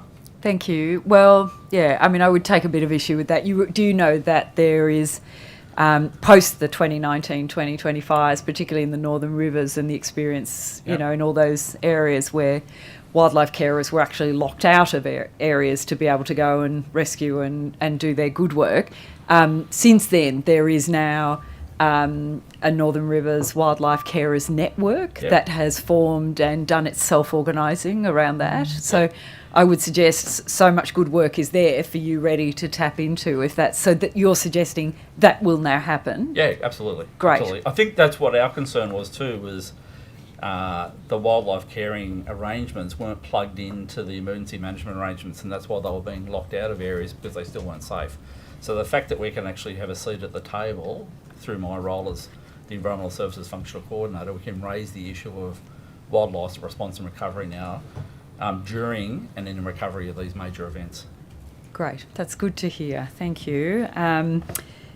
What arrangements have been made since the update failures were identified in BioNet to ensure that there'll be no future delays? Is there anybody with responsibility for that, or who could talk to that briefly? Sorry. Brendan, are you able to answer that? Brendan's Yeah, smiling. that's me. I might come back to you after the break with an update on that, Chair, if that's okay. I do have information, just not at hand, but I'll come back to you after the break on the BioNet update. My understanding is it's been resolved, but I'll get you the exact details. Thank you very much. I would appreciate that. Can I also go back now, and I think it's probably to you, Professor Durrant-White, just in relation to the Minister earlier. She just walked in on cue.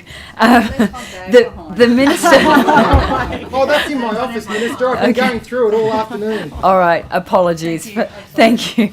The Minister earlier answered about the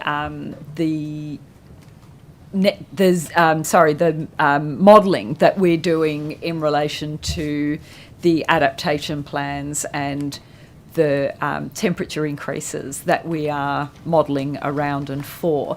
Are you able to give us a little bit more information on what are we actually modelling and what are we putting into those models, and how are we doing that?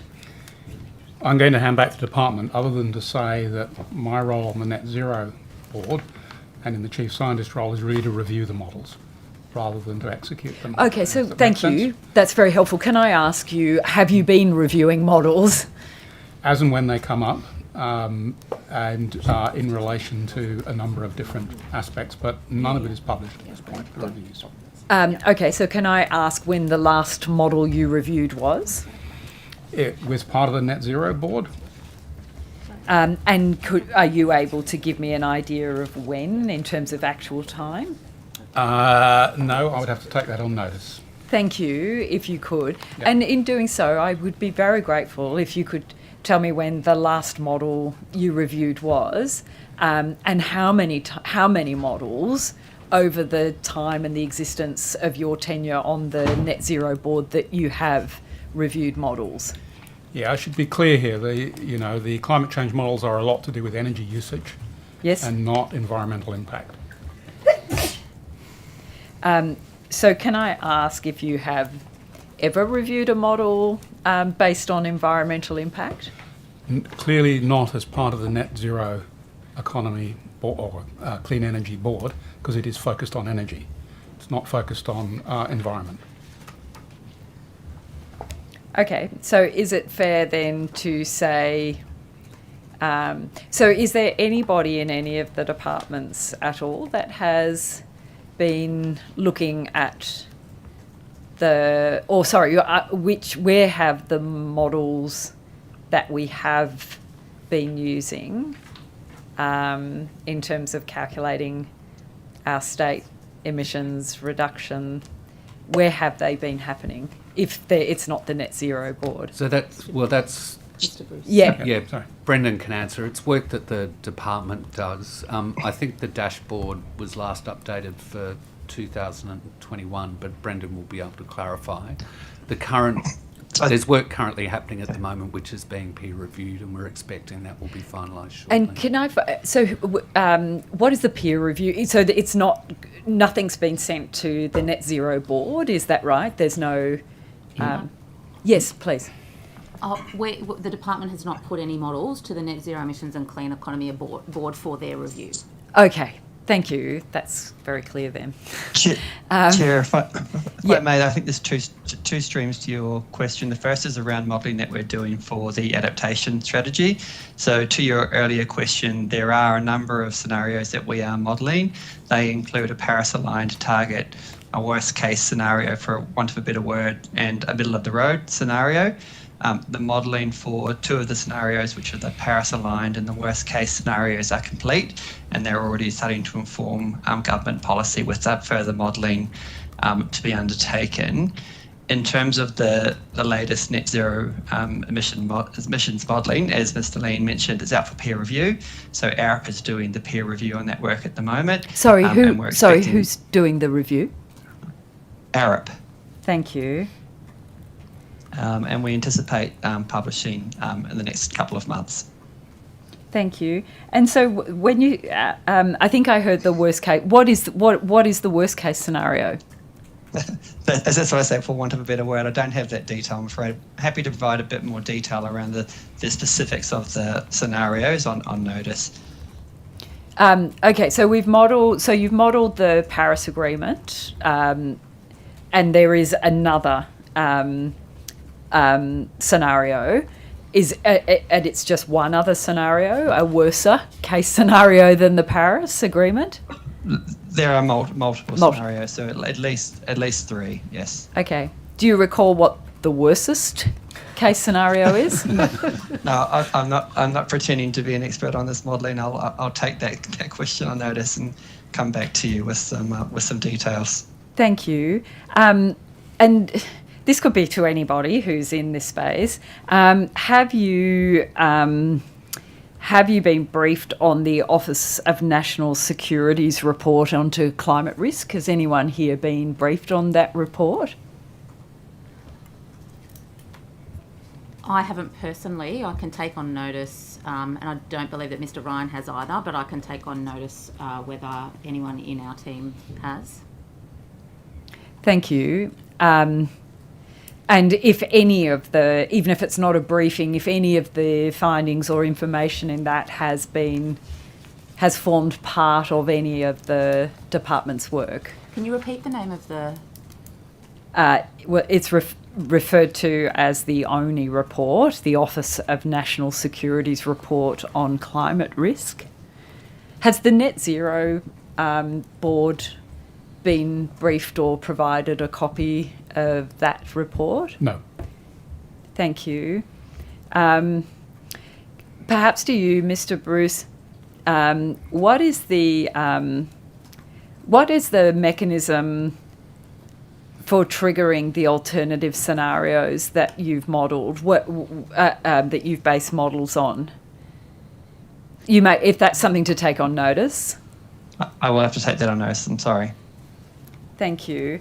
And the report is, or it was the August 2023 report, and it was referred to as the Climate Risk Assessment by the Office of National Security. So this is a Commonwealth government report. Yes. And that has it been released publicly, Chair? Not that I'm aware of. Because EPA hasn't had a briefing on it either, but I'm not aware that it's been released. I'm fairly confident that the Minister has been provided a copy, but I could be wrong. I'm kind of going back now to last year and something I think I read or heard, but yeah.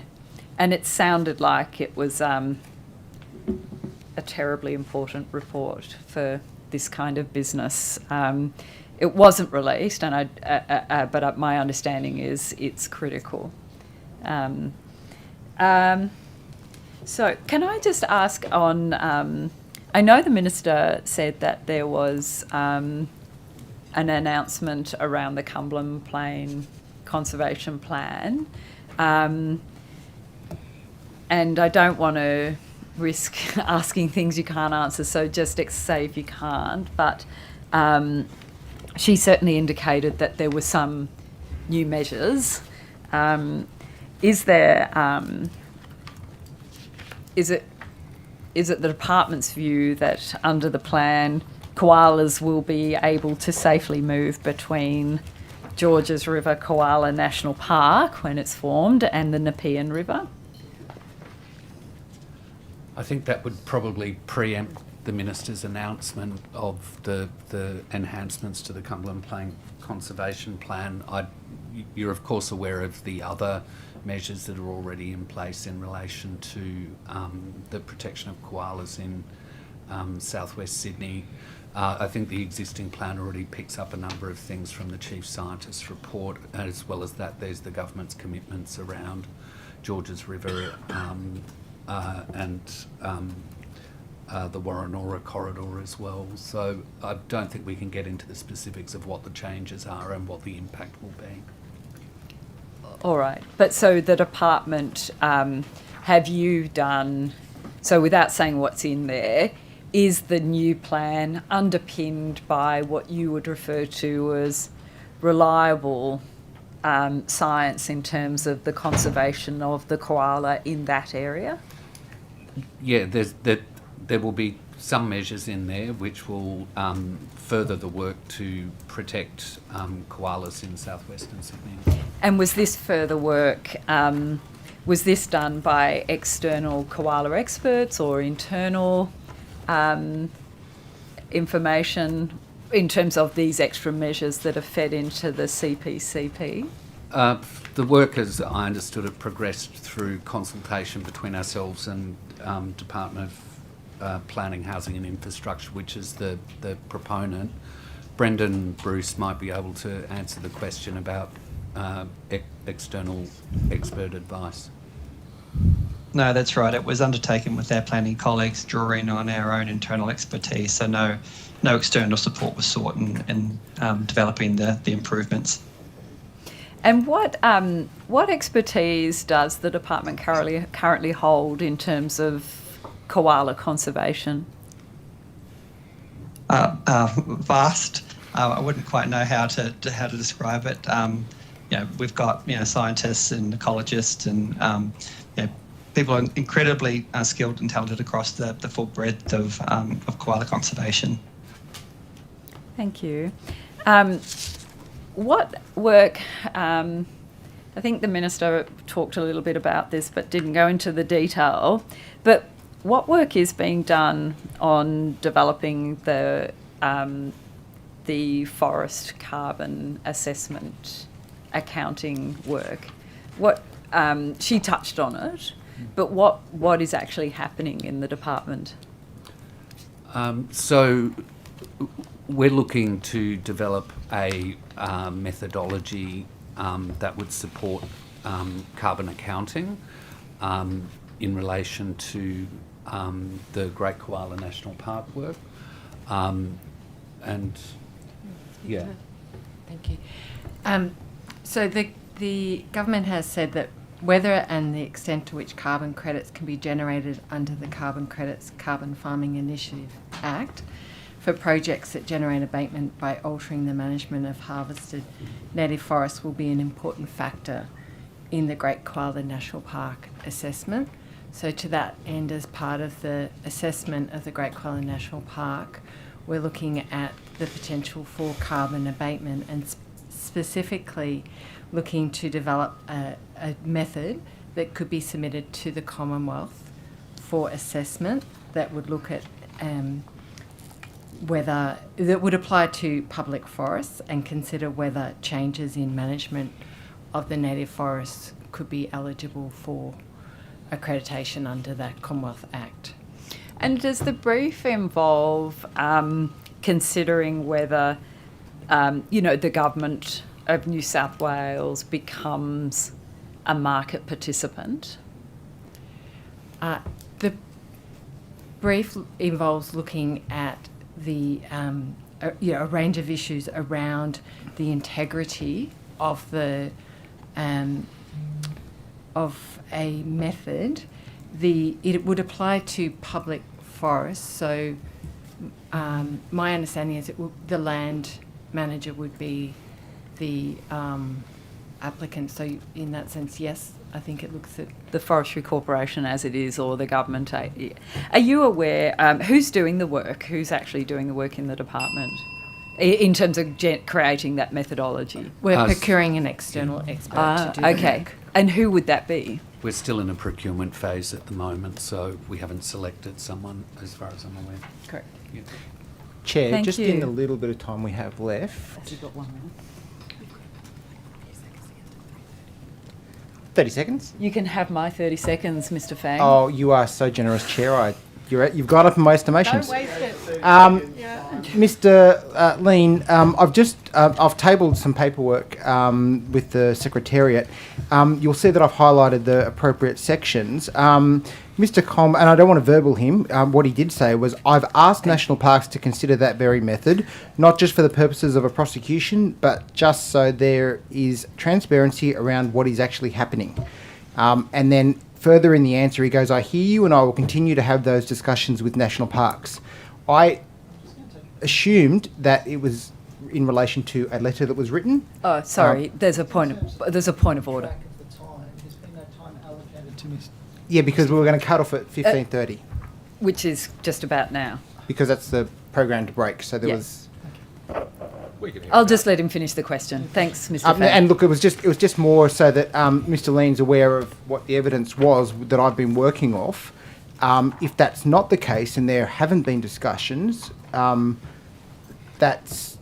So I think the question we were asked is, has he written to the department or to National Parks and Wildlife? Yeah. The answer to that is clearly no. As I said in my answer earlier, I'm not aware that it's been discussed. We're a large organisation. It may have been discussed with some people. We can take that aspect of it on notice. But we were answering the question about whether he'd written, and the answer to that was no. Okay, because it might be a big organisation, but when the head of the RSPCA suggests that National Parks and Wildlife Service should be recording the cull of Brumbies from a helicopter with a helicopter camera and a scope camera, I suspect that that's not a conversation that happens in the lower levels of the organisation. I imagine it would happen at the very highest levels of the organisation and is not something that would be easily forgotten. We'll check and confirm, but that wasn't the question we were asked earlier today. No. Well, actually, all right, we're definitely at time, and so we will. Could I give one clarification? Yes, of course. Well? Dr. Cohen asked about the clean air fire regulation from 2017. That was, just let me get my pen back up. Bottom line is it's been repealed. Yes, and was 2022, I think.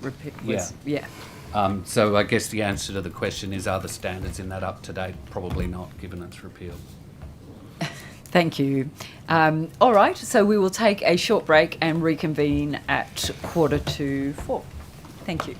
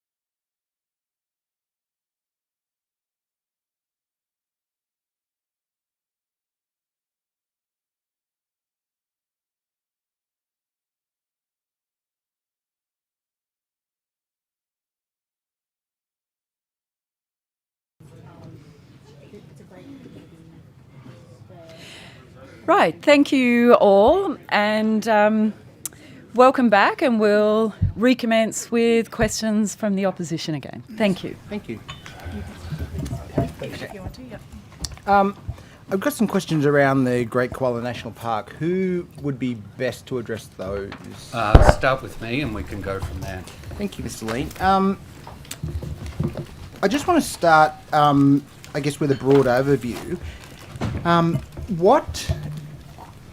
What protections for the native forest logging industry has the Minister sought be investigated in relation to the Great Koala National Park? So at the moment we're working through an assessment process. There's various working groups or panels that have been set up to consult with industry, environmental and community groups, and also First Nations groups. And it's through that process that the appropriateness of the land will be assessed, and other issues in terms of impact on the industry will also be considered.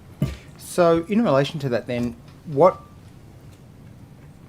the way the priority will flow? Is it that you identify it as potential habitat that's suitable, and then you will assess that habitat for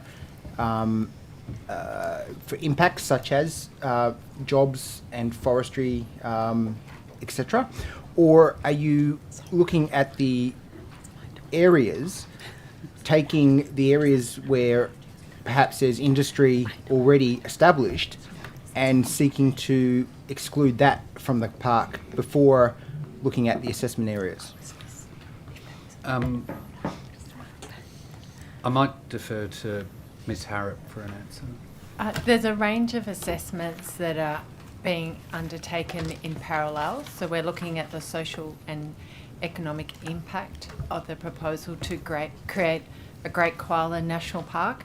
We're also looking at the environmental values and the cultural and heritage values of those areas of state forests that are being assessed for potential to create the Great Koala National Park. Okay, and is that happening in parallel, or are they happening, I guess, in a series way? As in, do you exclude an area because it has industry already in it before it then goes to an environmental assessment, or do you look at all three concurrently and then, I guess, form a view around the land use once all three items are considered? They're happening in parallel. Okay. Just in relation to that, can I provide these items to table to the Secretariat? Now, I was generous and I printed 10 of them. I'll keep one and there's 9 there, so there should be enough for everybody. I know the Minister criticised me earlier for having less copies. I was trying to save paper, save the forests and please Miss Sue Higginson, but apparently the Minister was unhappy about that. So I've now burnt down another tree and everyone's got a copy. This is... Thank you, Mr. Fang. Oh, well, Ms Higginson, I do aim to please. I often don't do it, but, I do aim. I'll ask Mr Lean to just be given a copy first, if that's all right. And could you identify what this map is, Mr Lean? It's the Great Koala National Park assessment map, assessment area, according to what's written on the document. And on first blush, would you agree that that is the one that was released by the New South Wales Government? This map is published on the EPA website. It was developed by the EPA to regulate the harvesting in the koala hubs. Okay.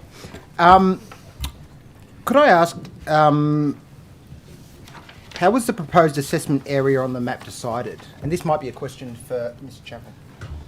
Well, I think the EPA has the most accurate sort of data overlays for this region in terms of the Crown Estate. So we used a regulatory map. Would you like to to add some detail? Nancy? Sure. Thank you for the question. So in terms of the map, that is correct. It is a regulatory map, and we use it for compliance purposes. It's really to, thank you so much. It really is to provide both Forest Corp as well as our EPA operational officers with the detail that is required in terms of what are the areas that we will undertake proactive compliance in. Okay. And we have taken a precautionary approach, so those boundaries are actually designed to not preempt what is the actual footprint of the Great Koala National Park, but rather to take a broader area to ensure that the value, the koala habitat value of the future park is preserved. Okay. Did the Minister agree to the areas as published, that they would be considered as Great Koala National Park assessment areas? So this is not about the Great Koala National Park assessment area. This is about... Well, that's what the map says. This is about the protection of what...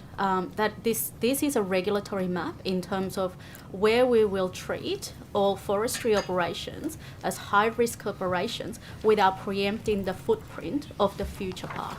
So how did the map then become published with Great Koala National Park assessment area written on it?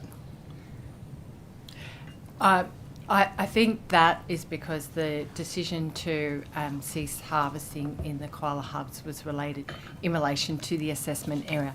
But the Great Koala National Park assessment area is, a copy of this map was provided to the steering committee, Yes. who are overseeing the process to develop the Great Koala National Park. The commitment from the government is that a total area of 176,000 hectares of state forest will be assessed for potential inclusion in a Great Koala National Park. Yes. This map has been prepared for the steering committee to understand the area which will be assessed. Okay. On this map, how much area is identified? It includes a larger area than 176,000 hectares. However, you can see that it hatches, there's a hatching. Yes. That shows the forest management zones of 5 and 6, which are plantations. And the commitment from Minister Sharpe has been that plantations will be excluded from the assessment area. Okay. So although they're indicated on the map, Yes. they won't be included in the assessment. So how did they end up? How did they end up being published on the map that says Great Koala National Park assessment area? Oh, because I think it's quite difficult to publish the map without showing those plantations, because they're actually within the overall footprint. Right. I think the thing I would say is the commitment is that plantations are excluded. That's documented externally as well. So even though they appear, they happen to be within the assessment area, but they will not be assessed. Right. Now, when the Labor Party went to the election, they obviously had a commitment around this. Do you know what the commitment was that they provided to the Parliamentary Budget Office for costing? I believe it was to assess 176,000 hectares for the Great Koala National Park. Okay. And we've obviously indicated now that the area that's on this map is somewhat larger than that to be assessed. Is that correct? Can I just clarify? Excluding plantations, that's always been made clear. That, as I understand, was part of their election commitment. I can't comment on what they gave to the budget. So with this area that's being published, there's actually an EPA map that's now badged with New South Wales Government and the National Parks and Wildlife Service. The area that is shown on the map, is it the commitment from the Labor government plus the plantation area only, or is it an area that is much wider than the 170,000 odd hectares that was committed to? A process to refine the map to identify only 176,000 hectares is underway and hasn't been finalised. This map was produced right at the beginning of the process, and so it reflects all of the state forests that are being regulated by the EPA as part of the government's commitments around regulation of koala hubs as part of the Great Koala national park assessment process, but it doesn't indicate the final assessment area of 176,000 hectares. Right, and that when process is underway. Is underway, and when do you expect that will be completed? I would expect it to be completed very soon. Right, I'll pass over to my colleague now. Thank you. Mr. Chappell, I wanted to ask some questions about legacy contaminant sites. I'm wondering how many unfunded legacy contaminant sites are there in New South Wales? Quite a number. I think I might just ask my colleague Mr. Beeman, who leads our technical area, to come and give some detail. Thank you. Have you got anything specific? Because the contamination space is actually quite a wide space. Okay, I mean, do you have a map or a list of sites that are considered contaminated, that need to be fixed, that are outstanding in terms of their remediation works? Yeah, so we have a public register that has a list of sites that we have assessed and or declared. Mm-hmm. So that public register's up on our website. Yeah. We actually run our own proactive programs looking at various types of contamination. So, for example, we're running a program at the moment looking at UPSS, potential contamination from underground petroleum storage tank systems on groundwater dependent communities. That's a mouthful. And so we're going around the state looking for these sites proactively. So, okay. So it's sort of the questions I get half understand in it's advance. like a moving feast. I guess it's about the gap between the assessed sites and ones that haven't been dealt with. Or does that happen at the same time? So like they're assessed and they're... often the sites come in. So there's a positive obligation under Section 60 of the legislation. So if you're the polluter or the occupier of the site and you become aware the site's contaminated, you're supposed to tell the EPA, and then we do the assessment of those sites that way. So we assess the sites that are known to us. But there's also sites that we proactively on our own initiative go out and look for. Mm-hmm. So are they... how are those sites dealt with? After they're assessed and they're determined to be contaminated or with certain contamination, how are they then actually remediated? So there's a two-step process around the contaminated land management regime. So we'll often declare the site first. So that goes on to it really sets a record of contamination on that actual real property information. Yep. So any future purchasers or occupiers of the site can look up and see whether the site's actually been registered by the EPA or declared by the EPA as being contaminated. Yep. And then we will move to, and there's two approaches to this.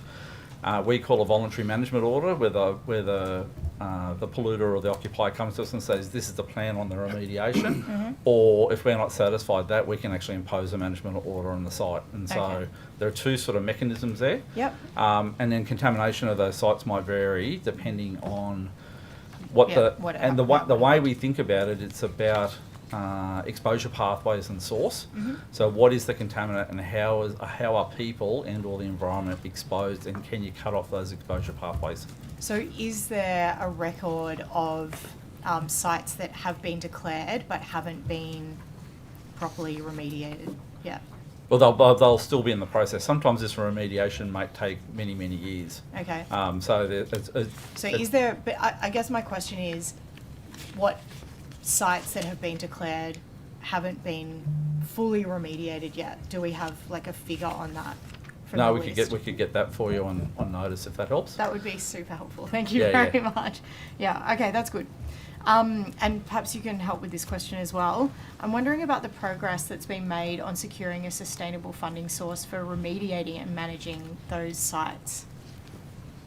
So typically we operate under the polluter pays principle. So so for people that have actually caused the pollution, for example, it might be a former gasworks. Yeah. We'll often then chase the polluter or the polluter who becomes the operator. Then it might be one of the major gas companies. So we tend to chase those as as the polluter under the polluter pays. Yeah. And where that isn't available to us, we often then look to the occupier or the owner of the land, so who's got management of land, if there's a hierarchy in the legislation. And then there are unfortunately some sites where there's almost an innocent owner type arrangement where people weren't the polluter and they were unaware that the land was contaminated. So do we know which ones require funding at the moment? Are there particular sites that are essentially unfunded under that polluter pays mechanism? Good question. There is, yes. Whereabouts are those? I'd have to take that on notice, only because there's probably a range of them across the state where that arrangement is in place. Okay, that would be helpful. And I guess the obvious question is, how will they be paid for? Yeah, so in essence, the real driver of this, and the reason I'm sort of saying it's across the state, the real driver for site remediation typically tends to be property values. Yeah. So if you have a site in the greater metro area, it tends to have a higher property value and people are willing to do the remediation to get the uplift. We often find it can be often in the regional areas or the rural areas where there isn't that sort of financial incentive. So that's the dynamic that plays out in that contaminated land space. So how do you seek funding for those perhaps more regional areas that don't have the same kind of benefit or incentive in terms of land values?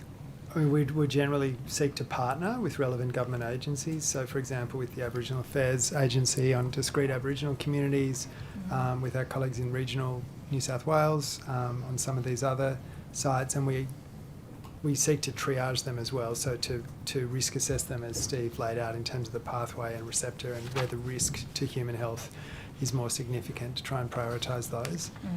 Does that take a lot of time, that process? It can. They come in very large, thick technical reports, and we have our experts inside the EPA review those reports, and so there's often a lot of technical to and fro. We're dealing with legacy, really historical contamination. Yeah. Often too, it's a bit of a detective exercise to work out who did it, where did it happen, what happened next to us, the property owners, because often some of these companies have disappeared. Yeah. And like the more bigger example of this is, say, Homebush Bay in Sydney Harbour as an example. Those companies have long gone. Yeah. And remediation can often be, because this is about, I was careful with the words because it's technically the way we do it, it's about reducing exposure pathway. Yep. So sometimes it is a leave alone. There isn't a remediation that you're actually chemically changing or altering. Sometimes it is a case of making sure that there's the site's left undisturbed and there's the appropriate precautions put around it. Okay. And do you have a record of how long some of those are taking? In terms of? In terms of trying to source funding arrangements and try to find out either who's responsible or where there is sort of no information found about pinpointing somebody responsible, then dealing with those different agencies to actually find funding. Yep. Are you able to take on notice that time period for different projects? Yep. Thank you very much.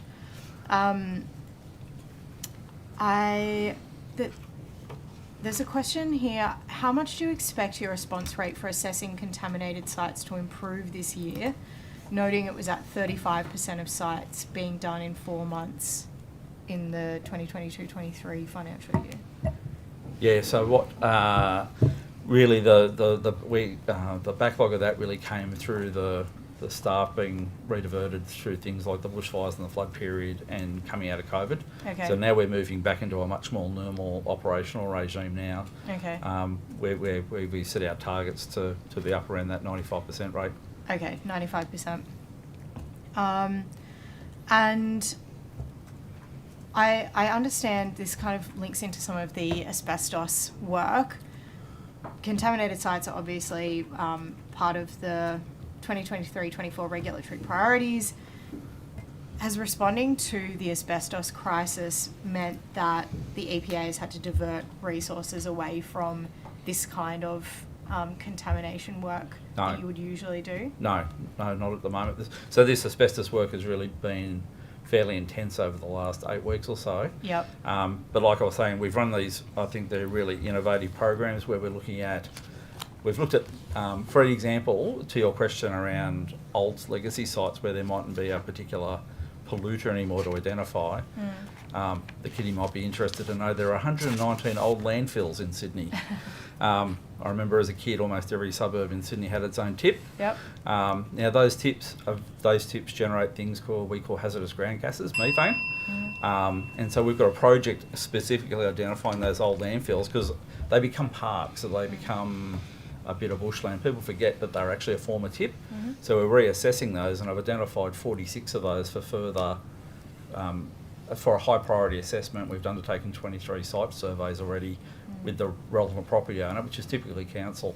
So we're still running these sort of quite proactive, quite innovative projects to look at land contamination proactively, so they don't, we can protect the community and the environment. Are those 46 sites mapped out publicly? I don't think so, but we can give you a list of those sites. Thank you very much. Thank you. Can I just go back to something we discussed earlier this morning and see whether you have any more information around the Narromine project and the EPA's position on that? Certainly. And our understanding is all based on early engagement with the proponent, none of which is definitive. But I think what was most likely referenced in the Minister's correspondence to you, Chair, would be our understanding that this is an anaerobic digestion proposal. And perhaps my colleague Ms Chang can add a bit more detail.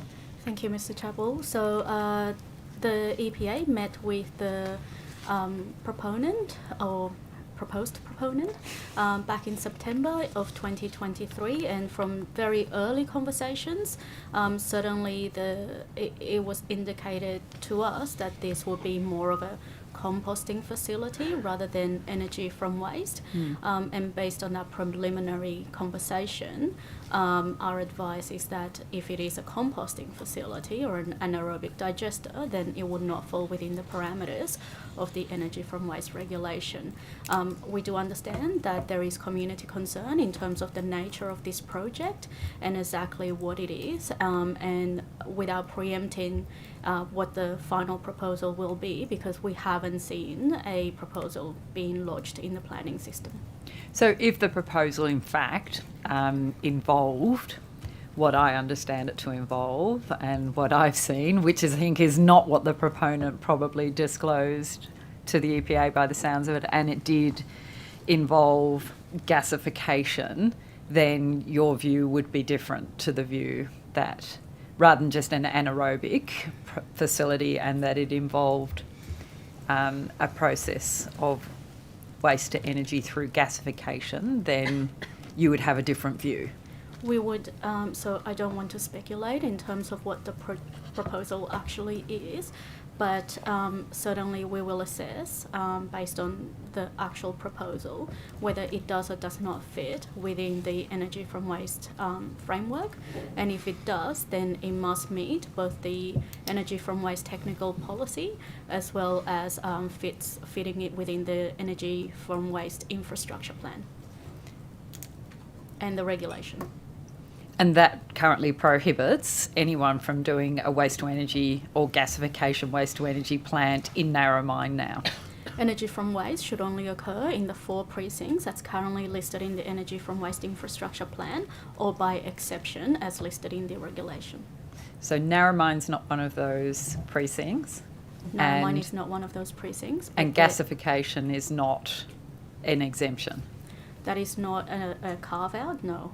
The exceptional pathway is that it must basically be replacing a dirtier fuel and not be fitting into the grid, and be fueling its own basically operations, and that can be considered an exception. And last time I checked, that wasn't happening on this site in Narromine. Thank you very much, Ms Chang. That's very helpful. Somebody has asked me to ask about Yanga National Park, and there is concern that there are areas within the national park that are in desperate need of upkeep. Is that something that you've been made aware of or you're familiar with? Rob Smith is probably best placed. Yeah, I can. Hopefully, you can hear me this time. I can hear you perfectly well, Mr. Excellent, Smith. thank you. Thank you, Chair. Do you have any specifics particularly? I'm not aware of anything specifically. I was just asked to inquire about the condition of the facilities there and that the park was not being managed in a way that might be expected that it should be managed. So it's not something I have first-hand knowledge of. It's something that I've been asked to ask about. Happy to take it on notice and I'll go and check. Thank you very much. Thank you. Can I ask how the platypus program in the Royal National Park is going? By all accounts, it's going well. You're probably aware that it's a partnership with the University of New South Wales. I have had some material come through my office just recently, and the account in that material, which was on its way elsewhere, was that things are going particularly well, and we're very happy with the results. So we're exceeding the results we were hoping to achieve. That's very positive. There was the rogue platypus, I think, that disappeared off the tracking mechanism. Did that one return? Do we have a lens on that one? I can certainly get advice for you on that. What I am aware of is that this does happen. They do come and go. Right, thank you. And one of the inquiries around that was, and this may have come up previously, but was around the ethics involved in that project, and whether or not, in terms of the what is the process that the government assures in relation to releasing in these trial programs about the animal ethics on... That's something I can't comment on, but we can certainly get you that information and provide it on notice. Thank you, that would be great.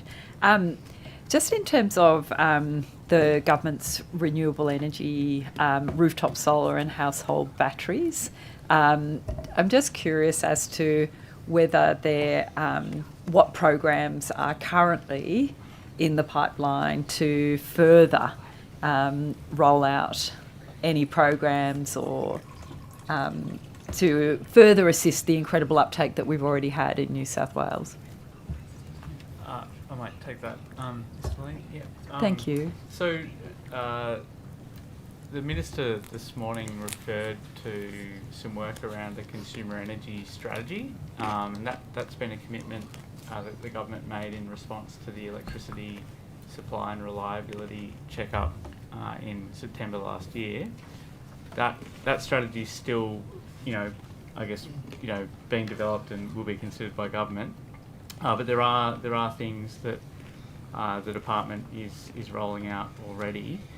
So another commitment in the checkup was to reform an existing program called the Peak Demand Reduction Scheme, which is a kind of white certificate scheme, like the kind of program that supports rooftop solar, that's been in place since 2022 in New South Wales, and the commitment there is to reform the rules for that scheme so that home batteries can participate in it. And so there was some consultation the department put out at the end of last year around those rule changes, and we're working through those changes now. That's probably going to be the most significant program to support batteries. There's also a number of other programs though that have either been announced or are already underway to support residential solar, and so that includes things like the rebate swap for solar program that supports those households that are currently eligible for a energy rebate, for the low income household rebate, to opt in to have a free solar system on their home.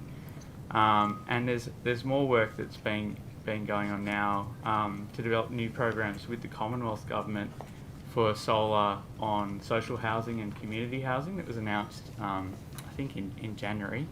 I could be wrong there. So there's quite a lot happening.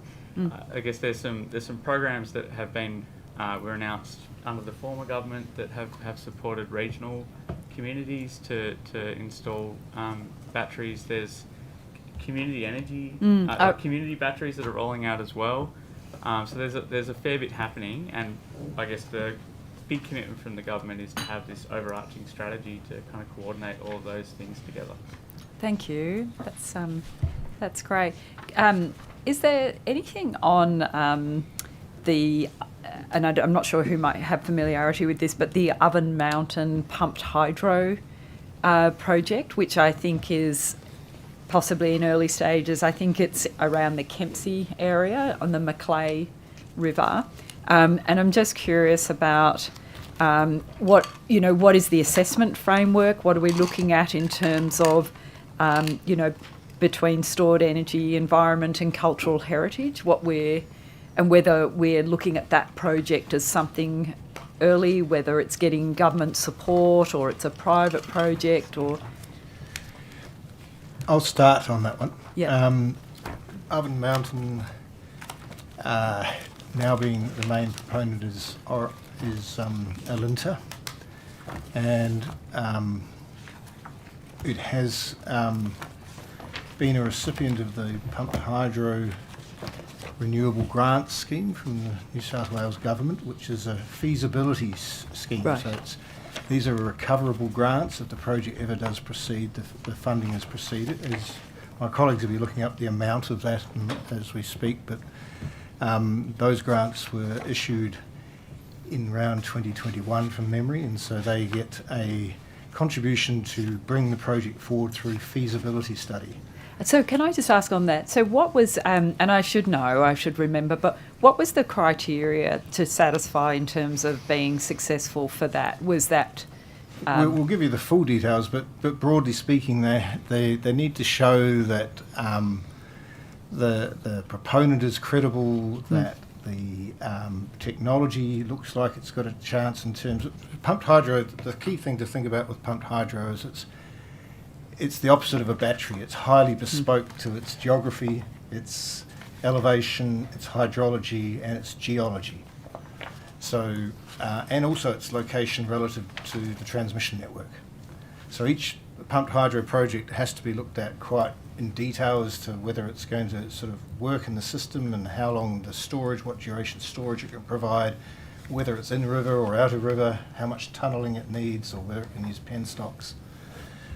And so we ran an open process for parties who are proponents of pumped hydro to seek the feasibility funding, and the criteria really was, were they of a certain size and would they have a prospect of being ready for production or construction and production by 2030, because this was in relation to the targets under the Electricity Infrastructure Investment Act, which has a target of 2 gigawatts of long duration storage, so that's over 8 hours or more of storage. And they needed to show that they had a potential to be ready for constructed by 2030. So that was one of the main criteria for that. That grant, I think from memory, there were 6 projects that qualified around the state, and my colleagues will pick up with the detail of that in a moment. I administered those grant schemes at that stage, but it's now run. So was there any, I think the answer to this is no, but was there any sort of that environmentally constrained area is too high for this project to be considered? Was there any of that kind of criteria at the time? One of the criteria was, does it have a pathway to planning approval, which of course factors in, is it likely to get a planning approval? So that does look at the nature of where it's being developed, and if it was...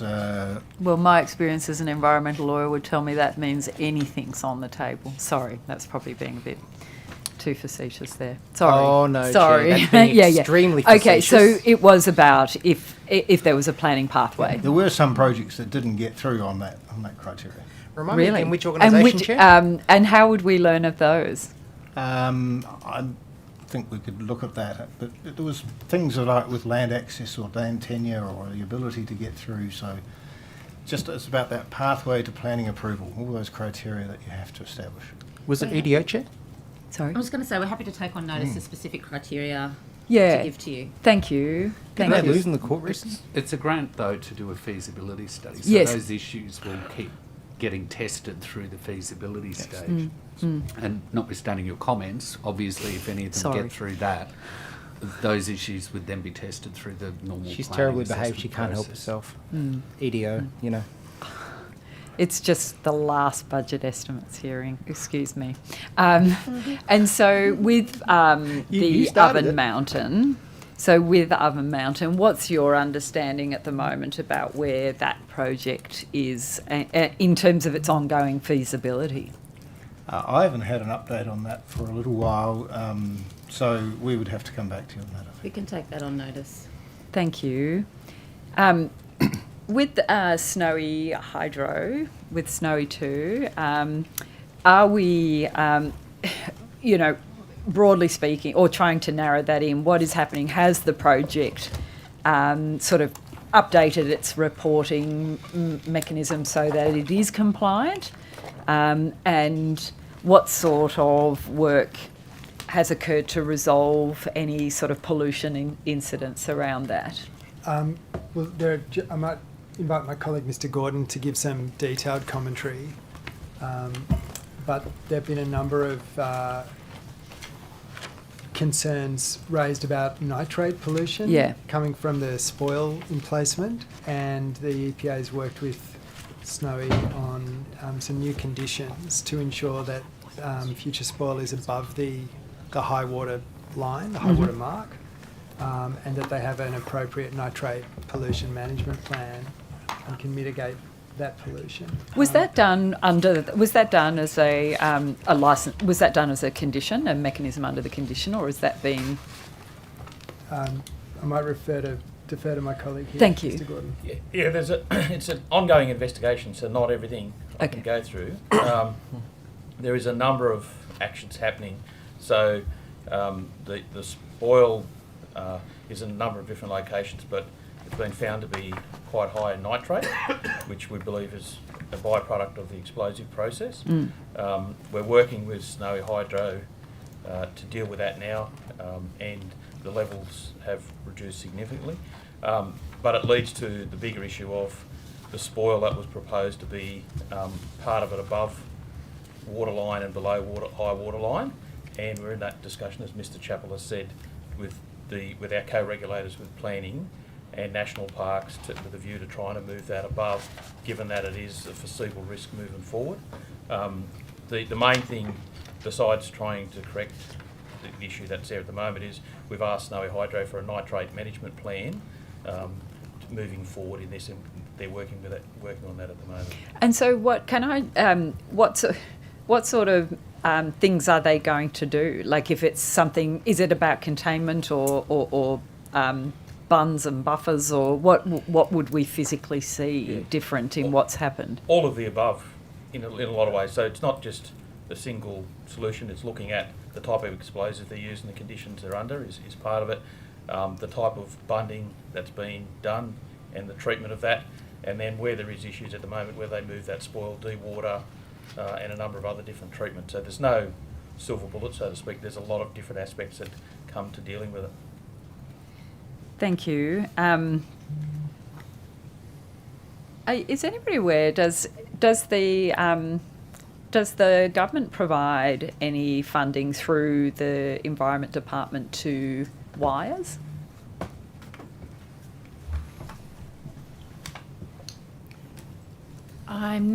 We have provided funding through specific grant programs. So, for example, at the moment there is a program for treatment of wombat mange. Oh, yeah. And wires are one of the funding recipients through that program. and that's to reimburse for the costs of applying that treatment and the equipment required to apply that treatment.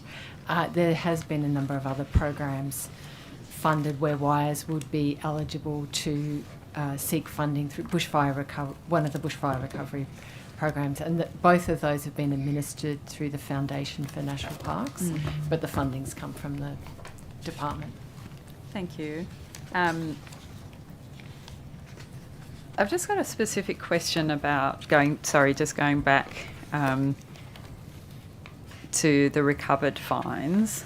Would EPA records regarding procedures of recovered fines and testing labs, is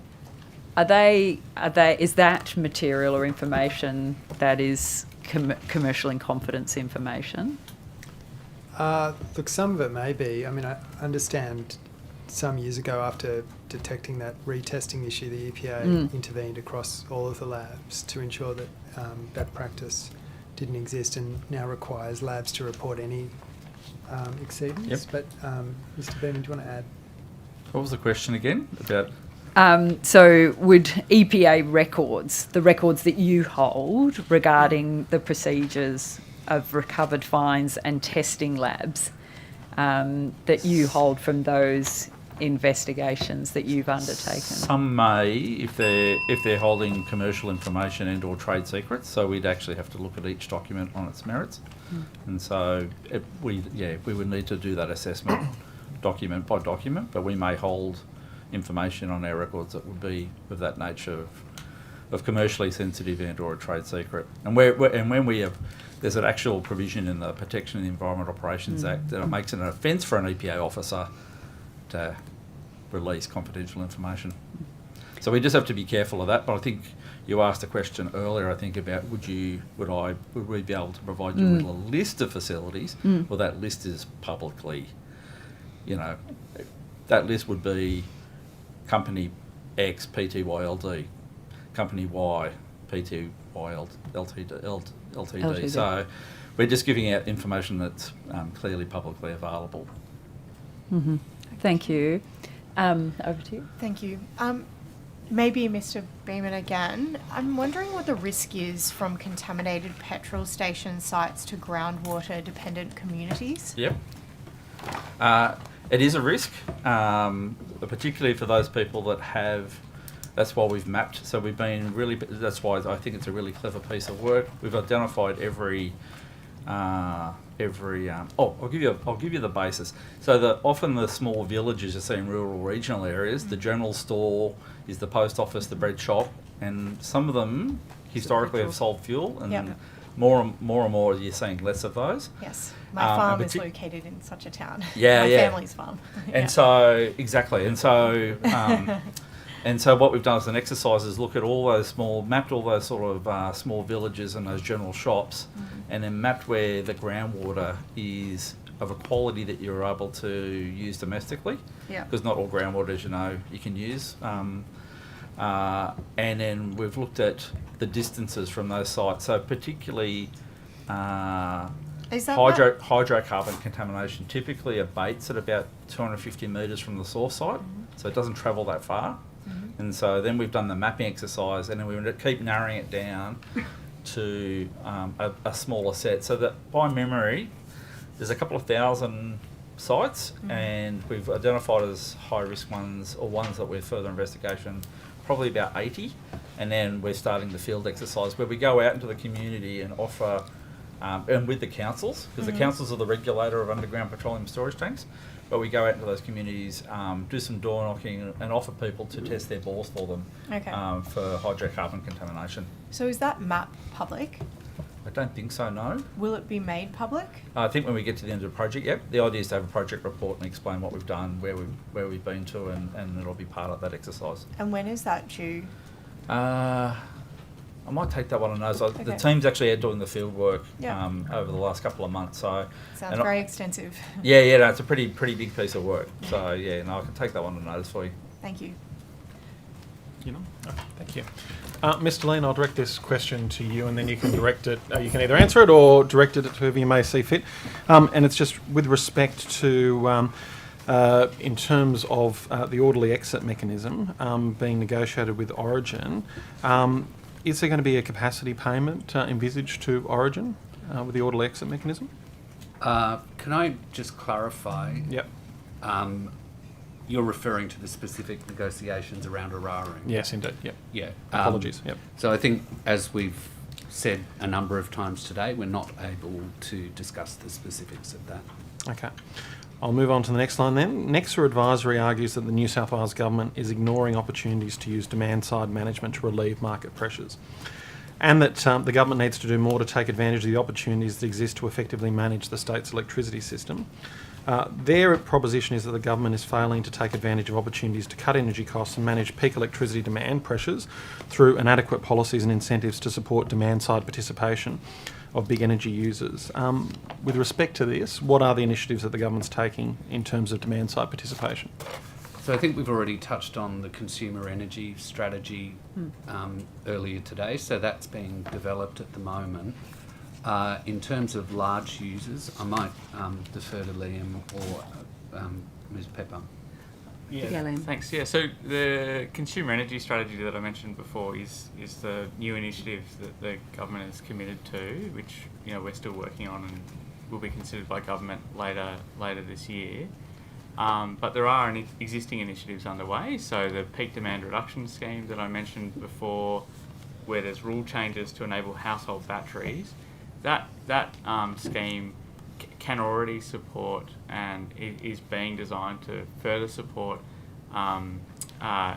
commercial and industrial customers to implement activities that can lead to demand savings during peak time. So that's another mechanism that's in place.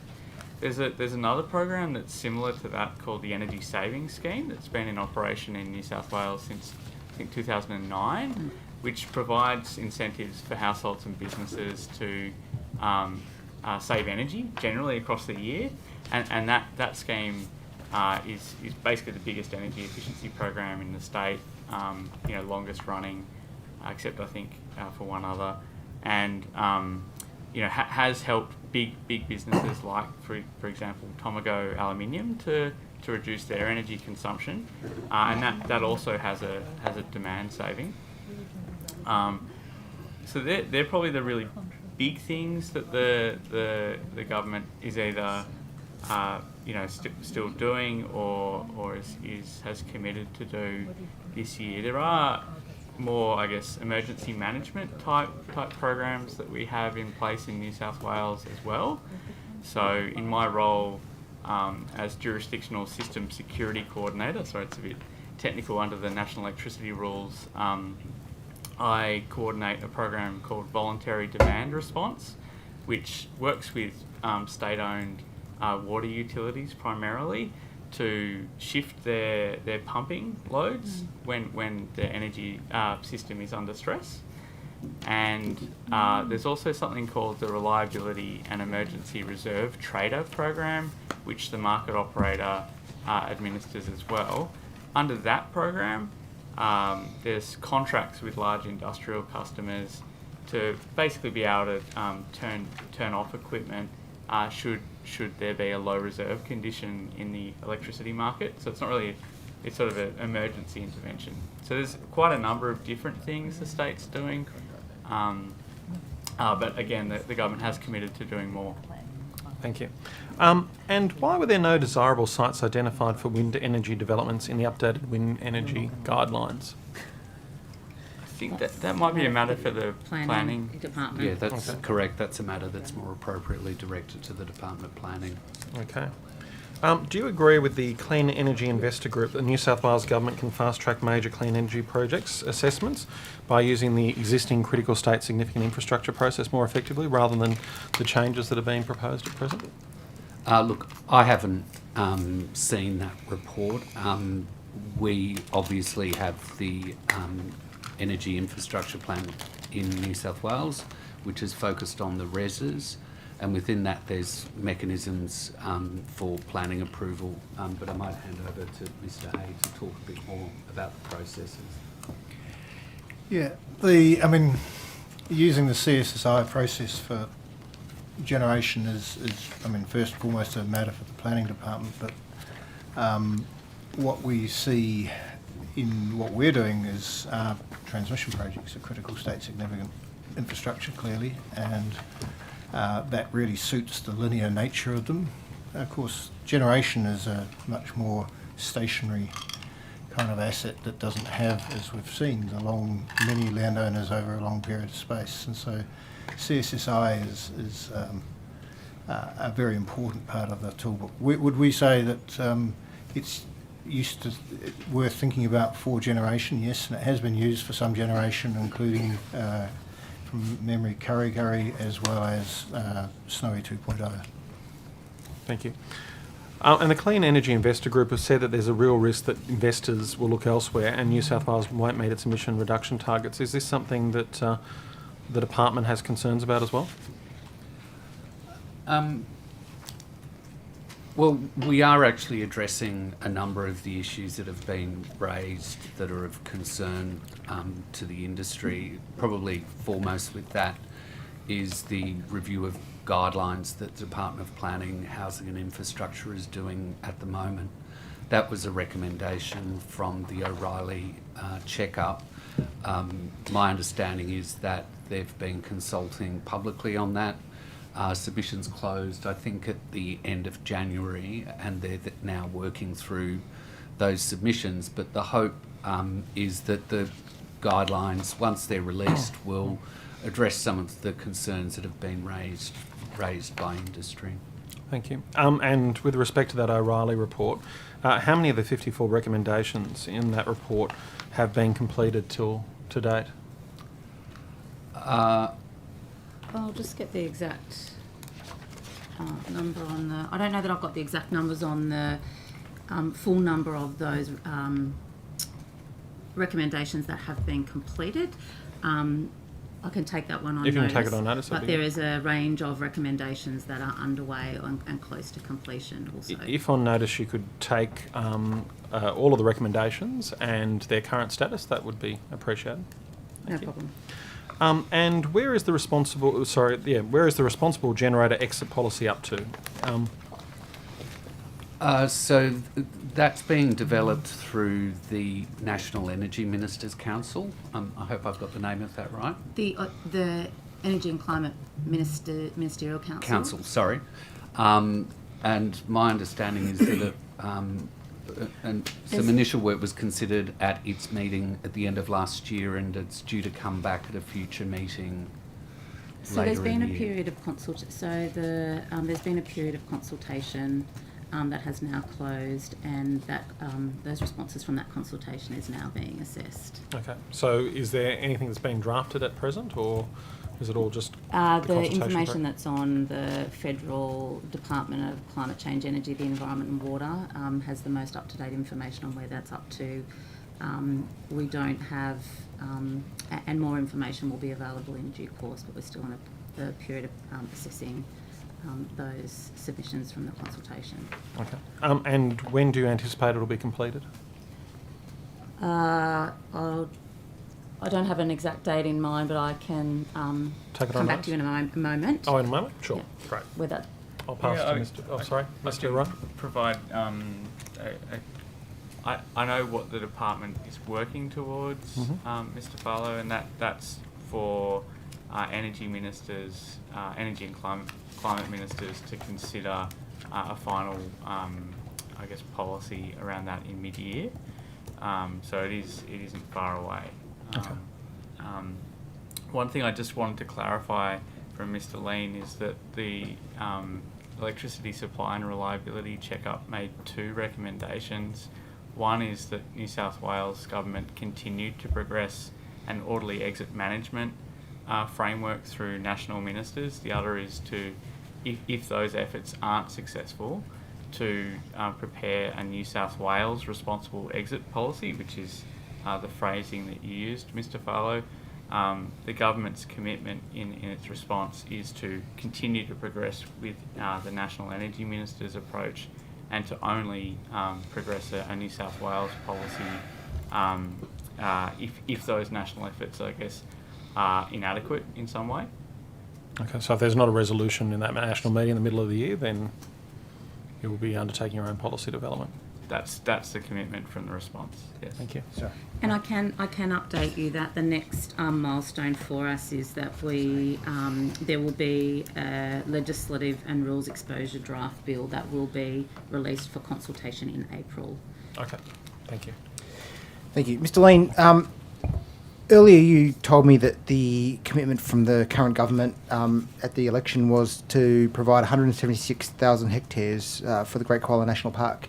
Are you sure that was the commitment that the now government made?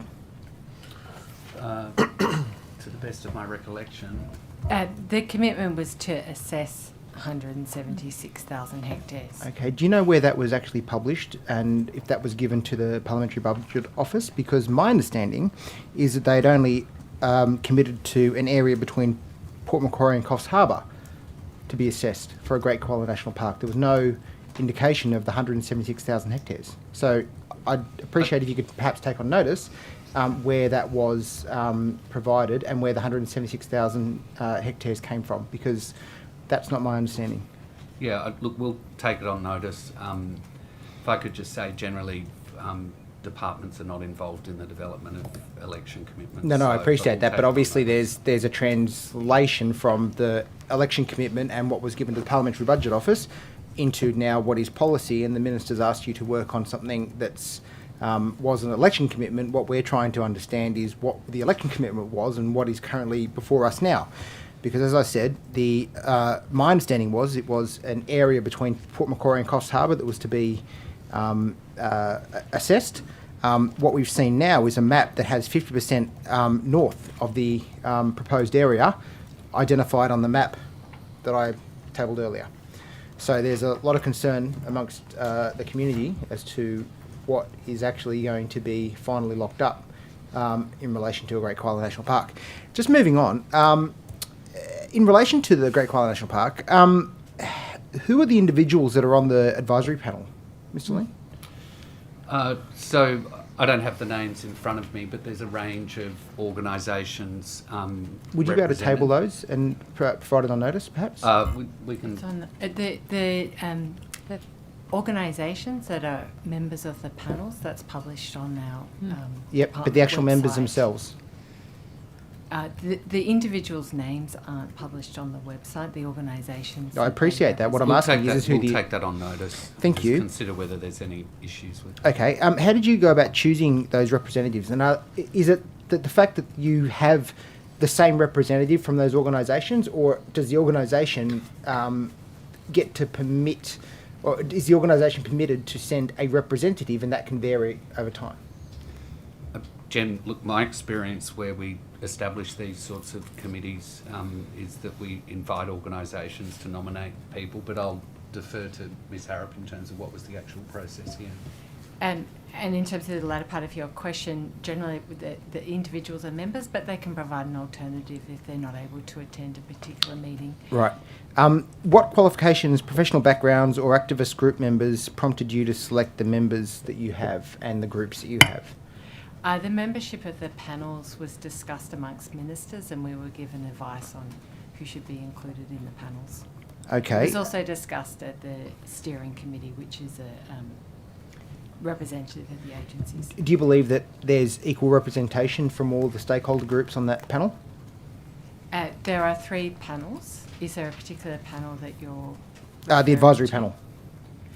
So there are 3 advisory panels. There's a community advisory panel, an industry advisory panel, and an Aboriginal advisory panel. Well, on the industry advisory panel, do you believe that there's proportionate representation of all the stakeholders? Yes, that is. So I guess I could answer the question that the representation includes unions, it includes industry stakeholder or peak groups, and it includes a number of companies involved in. Okay, so you obviously included New South Wales Forest Corp, right? No, the state-owned No? corporation Oh. is not included on the industry panel. Okay, so I New South would- Wales Forest Corp doesn't have a voice. Well, no, I disagree with that. So on the Gee whiz. steering committee, the area of government that looks after forestry policy is represented there, and whenever advice is required from Forestry Corporation, we would seek that advice either directly or through Regional New South Wales, which provides forestry policy Did Forest advice. Corp express an opinion about their inclusion? I've only been here for 6 weeks, so I don't know, but... I'm not aware that they've expressed an opinion about their inclusion. If they did, would they be included? I'll just add that also the part of Treasury that looks after the, as the shareholder minister's interest in the state-owned corporation is also part of the steering committee. Okay. Mr. Lean, were you asked by the Minister or Premier to provide options for a transition out of the native forestry ahead of the federal court decision on the Northeast Regional Forestry Agreement? Pretty confident I wasn't, because I didn't start with the department until the 22nd of January. Okay, well, let me rephrase. Was the department in either guise, obviously the one that it is in now or in a previous iteration, asked by the Minister or the Premier to work on that policy? I think we'll take that one on notice. Thank you. So we can get you an answer. Okay, which stakeholders did the EPA consult before it backflipped on a decision made on February 2 this year on changes to the coastal IFOA regarding habitat protection for gliders? I take it that one's for me. I was about to say, Mr. Chappell, I think that's you, yeah. I think the categorisation is not one I could agree with. That what the EPA did was, having noted the glider was listed, uplisted as a critically endangered species, and the New South Wales Threatened Species Committee made that determination in 2022 under the IFOA. We can review the settings and their adequacy and determine that they weren't adequate to protect the glider, consulting a range of experts across government and externally, and then working with Forestry Corp to understand any potential impacts on them. We came to a landing that the protocol should be replaced with a site-specific biodiversity condition that required additional hollow-bearing trees to be retained. We published that, and ahead of its implementation, we published it and then received a number of submissions from quite eminent glider experts with decades of expertise on the additional value of so just on that, retaining Mr. surveys. Chappell, is it the fact, or is it the case that the EPA, under overwhelming pressure from activists, and you say glider experts, but activist stakeholders, you actually made those changes to the CIFOA? No, that's not correct. The EPA made an independent decision, and its decision, which has all been public, you can see that the only refinement to that decision was to codify the nocturnal surveys, which had previously been required under the Threatened Species Licence that operated up until 2018, because a number of glider experts came forward and said, whilst they're not determinative, they're only a point in time, they do have additional value. So they were codified in the condition, but the protection of the additional trees and those other arrangements did not change. But we did that additional consultation over one additional week, following a number of experts coming forward to raise concerns that that nocturnal survey had additional value. Experts, thank you. Thank you. Could I just yes. clarify or provide further information for the committee that was asked earlier? Question from Mr. Fang was around whether there's been any warfare issues from the aerial shooting activities that have been undertaken this week. There's been no issues. Okay, and perhaps if I could just add to my last answer, given Mr. Fang's last comment, there are a number of published academic experts that came forward with unpublished work and additional field work. So that was the basis of the adjustment. Thank you. I can also provide an update on the platypus. Oh, lovely. Just to let you know that the animal ethics approval was through the University of New South Wales Committee because they're the lead. And in terms of our missing female, she hasn't been recorded moving back from Engadine Creek in the sensor array. She was out of observation for several months at this location previously, so she's coming and going, and time-lapse cameras have been deployed by Friends of Royal at likely spots along the creek to catch view, and this is currently underway. So we're keeping an eye out for her. She sounds like a wild thing, doesn't she? What's the plural of platypus? Platypi. Platypi. Yeah, I was about to say, can we say platypi instead of platypus? Because it makes it sound like there's only one, and I hope there's so many more than that. No, this was about a I know that wild one, rogue female. Okay, well, yeah. Yes, okay, singular then. Singular's appropriate. Thank you. F5 apparently. Yeah. Yeah. The glider. Thank you. How are we? I think somebody said that the dashboard, the emissions dashboard, will be updated. Is that correct? And that will happen soon, or it has? No, it will be updated shortly. This is the emissions trajectory. Yes. Yeah. So that's the work that's being peer reviewed at the moment, and once that's complete, the decision will be taken to release that. That's correct, isn't it, Mr. Bruce? That's right, yes. Sorry, so that's the work that's being peer reviewed by ARUP. Is that right? Okay, I misunderstood you earlier. Yes. Okay. Sorry, so the work that is being undertaken around the carbon in forests methodology, that's not being peer reviewed by ARUP.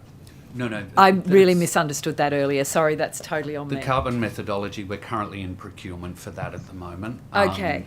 And as far as I'm aware, we haven't yet selected a firm to do that work. Okay. ARUP is doing the admissions. The emissions. Yeah. Thank you.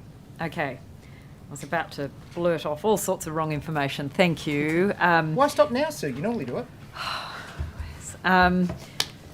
So with the... can I get, if you're in a position where obviously we've got the state legal binding target now to reduce emissions by 50% by 2030, what are we looking like? What is that looking like in terms of what is available to you in terms of putting that into the system?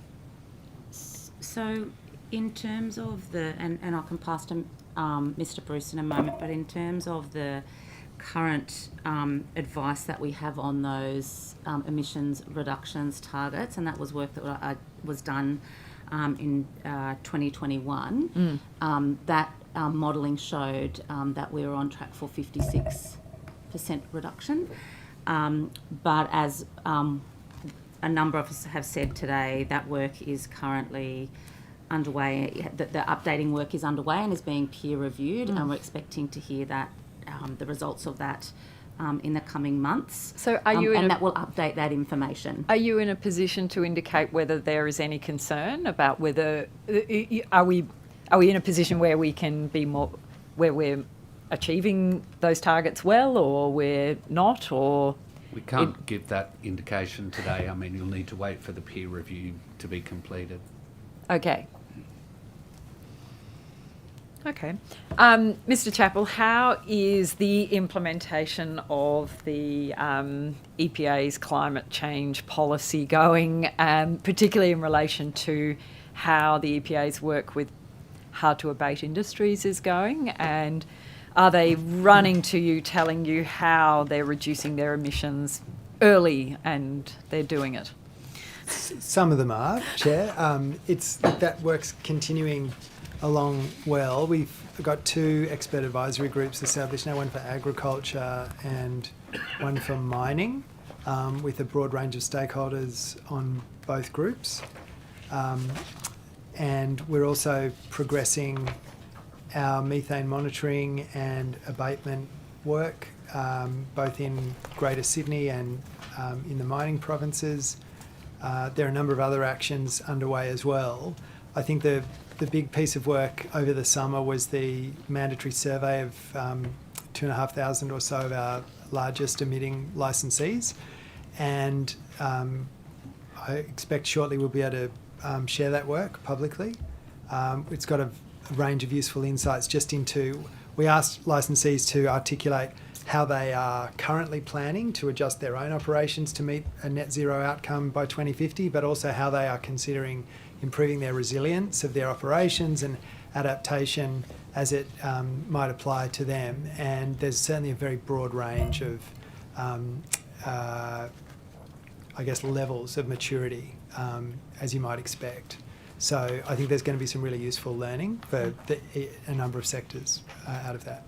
And so from that, what, are you in a position to say, well, where is the, other than what we can kind of already establish, were there any clear identified areas where we are really going to struggle in terms of that emissions reduction? Look, and I mean, a number of sectors I think are globally acknowledged as being harder to abate, and I think one of the important issues there is how we work with those sectors to work through that hierarchy of avoidance and then mitigation and then ultimately offsets and the quality of the offsets that they might require.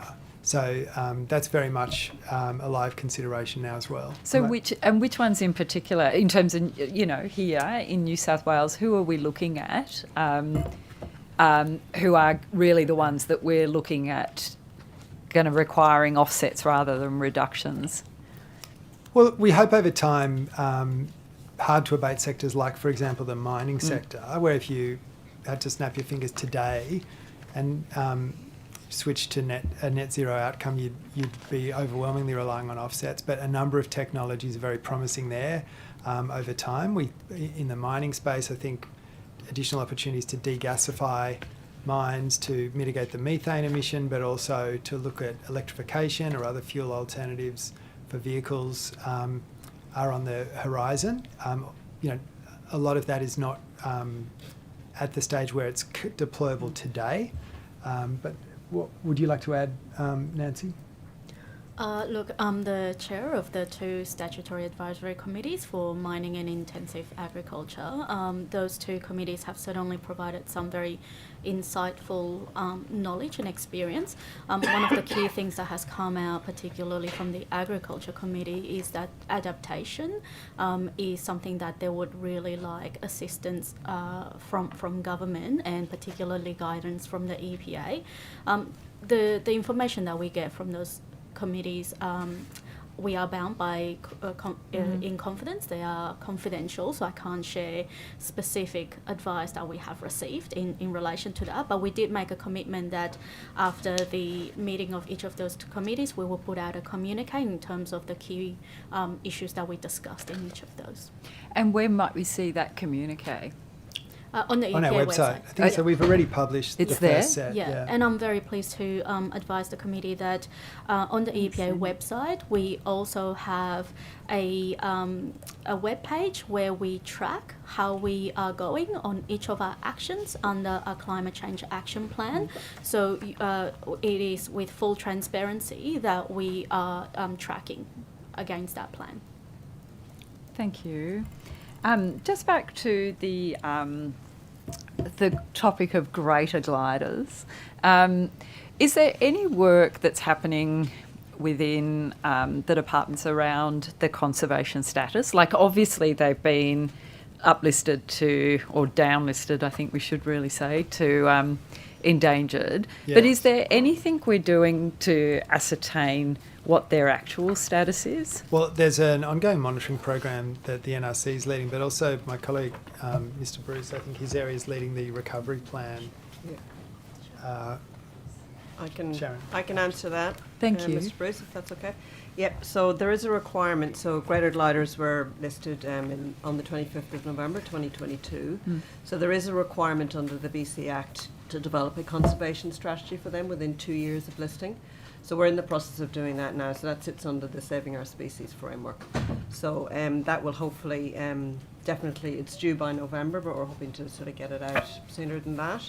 And that's, we're doing that through sort of expert consultation, both internally and also with our colleagues in the EPA and local government universities, where we have expertise. So that will be a conservation strategy. Okay. Yep. And is it of the, just going back to the the koala strategy, of the, I think it was the 181 million allocated by the previous government, how much of that has been actually spent, and then how much is contractually committed? I think I might have to take some of that on Okay. notice because there's quite quite a bit specific. of moving parts in that. Yeah. So, yeah, I can... It's hard to know where the money's gone. Not entirely, like there's some tracking, but I think what we're interested in is how much has been spent, what's been contractually committed, how much has been spent within the assessment boundary of the Great Koala National Park, and then are there any unallocated funds? I know we're moving into the new consultation around the new strategy, but looking at what any unallocated funds might be. Yeah. Could I just clarify on that? There was separate funding made available for the Great Koala National Park. I just, million. and that the question quite is separate from what the former government committed. Yeah, but the question is quite specific. It's what Want was- to know, yeah. in addition to the state, what proportion of that money has been allocated within the assessment boundary of the Great Koala National Park. And then, of course, there is the new commitment and the new money that goes into the assessment. Thank you. Just jumping onto the Aboriginal heritage, cultural heritage impact permits, are the assessments for those permits continuing like they always have been, or has there been a change in the approach to the assessment of the permits under the new government? New government, it's old now, it's a year old. Has there been any kind of internal change around the way we're assessing those permits? I know the law hasn't changed yet, but... The law hasn't changed, and the permits are assessed in the department on the merits of the applications. And has the number of... I know the Minister didn't have those numbers in front of her, but have the numbers of permits in this year to date since March increased or decreased since the same period over the last year? The Minister took it on notice, and I'll have to take it on notice as well. All right. So just roughly in terms of that, does it look like it's ordinary, or does it? Is there any kind of notable increase, decrease, or it just looks like it's a normal year of granting permits? I don't know. Sorry, I just can't answer. Yeah. Okay. All right. Thank you. Just in relation to the agricultural chemical program and the EPA looking at that at the moment, is that something? Is the program that the EPA is undertaking, is that kind of going to escalate in terms of the rollout of that program, and what can we expect? Yes, so we're working on a multi-year project plan for this as a priority area. I might ask my colleague Jason to give some more comments as well, but essentially we're looking to ramp up our monitoring and surveillance and our engagement with the community. We've got a series of actions underway now, but this is, I think, a particular focus for us given some of the weaknesses that have been exposed in the federal regulator, and we're very keen to get to a more granular set of data that the community can then have confidence in about any public health risk that is of concern today. I think Mr. Chappell's almost answered it. So I mean, generally, as you said, it's a multi-year project. It's not just a one-year project. For it, there's a number of different regulatory actions that we've got, which everything from going out engaging with the community, which is a big part at the moment, to voluntary inspections and follow up to that, and then from that, where we issue PINs or other actions in that space. There's two quite significant pieces of work that have happened recently, which has been out around the Narromine area and then up around the Coffs Harbour area. They've been the main, I'd say, field type actions, engagement with the community, and then we're using that to come back and refine the strategy as we develop it. But that's pretty much where it is at the moment. There's any number of different types of actions that we've taken, and a lot of that's been from cautionary letters to actually fines, and then gone back and checked the corrective actions have been taken as well. Is there any contemplation around developing, some kind of centralised record-keeping system around chemical application and use? I know that I recently became aware that records in the northern rivers, for example, through the floods, had been lost. Farmers keeping data, etc., and also how unreliable that system really is in terms of actually trying to. Is that something that the agency is contemplating? In short, the answer is yes. We're looking at different ways in line with that too to make it easier for people. So apps and all that different stuff is part of the strategy that we're working through at the moment. But in short, the answer is yes. When that might be on the horizon, I don't know, but we are working through the ability to be able to do that and have a much easier but centralised record as well. Thank you. And just earlier with the Minister, there was I was asking about the protected area network and the the strategy around understanding the impacts of the fires from 2019-2020, and obviously there was the NRC had done some work in relation to the forest estate and made recommendations that the Forestry Corporation didn't actually implement. But more broadly, what is the state doing to really understand the needs of the protected area network as we are going to face more extreme and more significant weather events, particularly fire, floods, landslips, etc.? Yeah, so probably the most significant thing that I think has come out of that is the work that's been done around assets of intergenerational significance. Essentially, they've been mapped, and they're now starting to inform sort of fire management plans and things like that. But I might hand over to Ms. Harrop to provide some more information more generally about the assessment work that's been done. Mm-hmm. Thank you. And you're probably aware that the department published a number of 2 response plans around recovery following the bushfires, a short term and then an immediate term and then a medium term plan, and then amended the National Parks and Wildlife Act to create the assets of intergenerational significance. There's also been work undertaken, this is Mr. Bruce's area, to do fire refuge mapping, which is also informing our approach to fire management. And is that happening now, the mapping? I might just add, no, that mapping has been done previously, but now it's been used as data to inform national parks in its hazard reduction program planning to ensure that those areas that are critical, providing refugia for species post 2019-20, aren't being impacted by our hazard reduction program. And also we're using that data in terms of our bushfire response planning, along with obviously the AIS material. And is there any work that's been done in terms of the analysis of what did burn, how it burned, and whether it was necessary that it burnt, or that fire should have been avoided particularly in relation to the protected area network?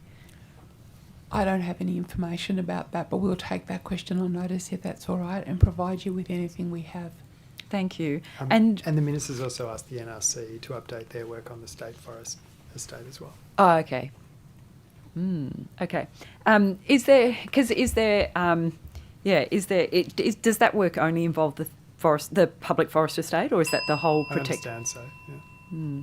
Okay. Well, I might take that on notice to make sure I'm It would be so good if we could just do the bigger work rather than keep compartmentalising it. We've got 3 minutes. Yes. Okay, you've got 3 minutes. Oh, thank you. Over to you. Mr. Chappell, what can you do to allay the fears of industry that activists aren't driving the change in forestry laws in the New South Wales government? Well, Mr. Fang, I can only speak for the EPA, not the New South Wales government. But I can assure industry and the community that the EPA takes its independent role extremely seriously. Okay. I mentioned before the uplisting of the glider. There are a number of other species, squirrel glider, yellow-bellied glider, koalas, glossy black cockatoos and swift parrots that have all faced an escalating threat from fires and climate impacts and have had their status decline and in terms of being uplisted in recent years. So the EPA will be working on potential protocol adjustments for all of those species, and we'll be consulting publicly on those and including industry in that? Obviously engaging with Forestry Corporation. So I think there's an important thing to clear up here, that the EPA regulates one entity. There's one entity that is authorised to conduct forestry operations on Crown Estate, and that is Forestry Corporation. Forestry Corp engages subcontractors and obviously has other contractual arrangements with mills and so on. We're not going to duplicate the engagement they do with those parties. But essentially, it's up to Forestry Corp to sort of manage any of those relationships and give us that feedback. Yep. This might be a question for Ms. Elaine. The Minister said a new carbon methodology is being developed for the Great Koala National Park, presumably to account for the conservation of areas from state forest to national parks. Given the government has already committed to the Great Koala National Park, which precludes any additionality in the process, isn't the method set up to fail? No. I think the idea behind the methodology is to understand whether that would generate carbon credits, essentially, for the purposes of as a result of the change in management of the forest. So I don't necessarily. But the federal accept government the said that premise you of can't your actually repurpose it. Is that not right? Sorry, could you repeat the question? I said the federal. Well, I was more of a, I guess, a clarifying part. The federal government has said that you can't repurpose the area once it's, I guess, reserved. The commitment in relation to the Great Koala National Park is to create a park, but the final boundaries of that park have not been determined. The government has said that the potential for generation of carbon credits will be part of the consideration in determining the final boundary. I would also add that whatever method is proposed, it needs to go through an assessment process. There's an independent body established under the Commonwealth Act who would assess and determine whether or not the method could be adopted. Ms. Harrop, can I just, I can't table it, but I'm just going to refer, because I've just written all over it. But are you aware of a study from last May that actually showed that carbon offset projects the study that found that the industry's top registries consistently allowed developers to claim far more carbon-saving benefits than were justified, and it was looking literally at it. The report is the Comprehensive Review of Carbon Quantification by Improved Forest Management Offsets project. It was I think Berkeley University, and it was published last May, and it was really a bit of a groundbreaking piece, and it analysed the existing projects that do look at carbon in forest, and it found the creation of serious bogus credits and all sorts of areas for corruption. I'm just wondering if the department is cognisant of that work, and if not, whether it would take it on board in this project that is looking at the Great Koala National Park carbon forest. Yeah. Yes, we would definitely take it into account. Whether or not the department has a copy of the report, I can confirm. I think the important thing there, though, is with this methodology, we would need to submit it to the entity under the Commonwealth legislation, and that entity, as I understand it, is designed to bring certainty and credibility to the market. So we would need to get through their process, essentially, which hopefully would address the risks that are identified in that study. Thank you. And just on a final note, is the National Parks or the Environment Department looking or interested in or have any role in the land audit results that are happening across government now for potential conservation opportunities? Do you mean the land audit that's being undertaken to identify housing? Yeah, it seems like it's the first time a government has ever done such a large audit of lands, and it's going through a lens that identifies government lands that have might be of high conservation or conservation value, and it's doing that process. Just wondering whether you're looking at the opportunities there. Look, I think given the focus of that particular audit, which is to identify opportunities for housing, I think it's inevitably narrowed to particular types of property. I don't think it has a broader focus that's looking for land that, for example, might be better off managed within the protected area network. Sorry, Mr. Lean, I think my understanding of the audit is that's precisely what it does. It says all of this government land, Crown land, is not appropriate for housing, but because of these constraints, and it's already identifying all of those other constraints, as we call them, let's call them assets, such as they have good environmental values or they're undevelopable lands. I'm just curious as to whether you would see that as an opportunity to identify biodiversity improvements in urban, metropolitan, regional areas for your agency.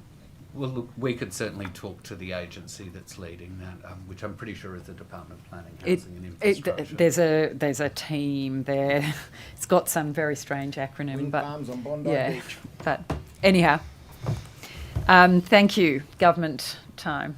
Questions from government? Nothing. No Look questions. Come on, Peter, you got to have something. This is the final. Peter, come on. This you is got to mop up the mess. It's been a marathon. I always clean up your messes, but not today.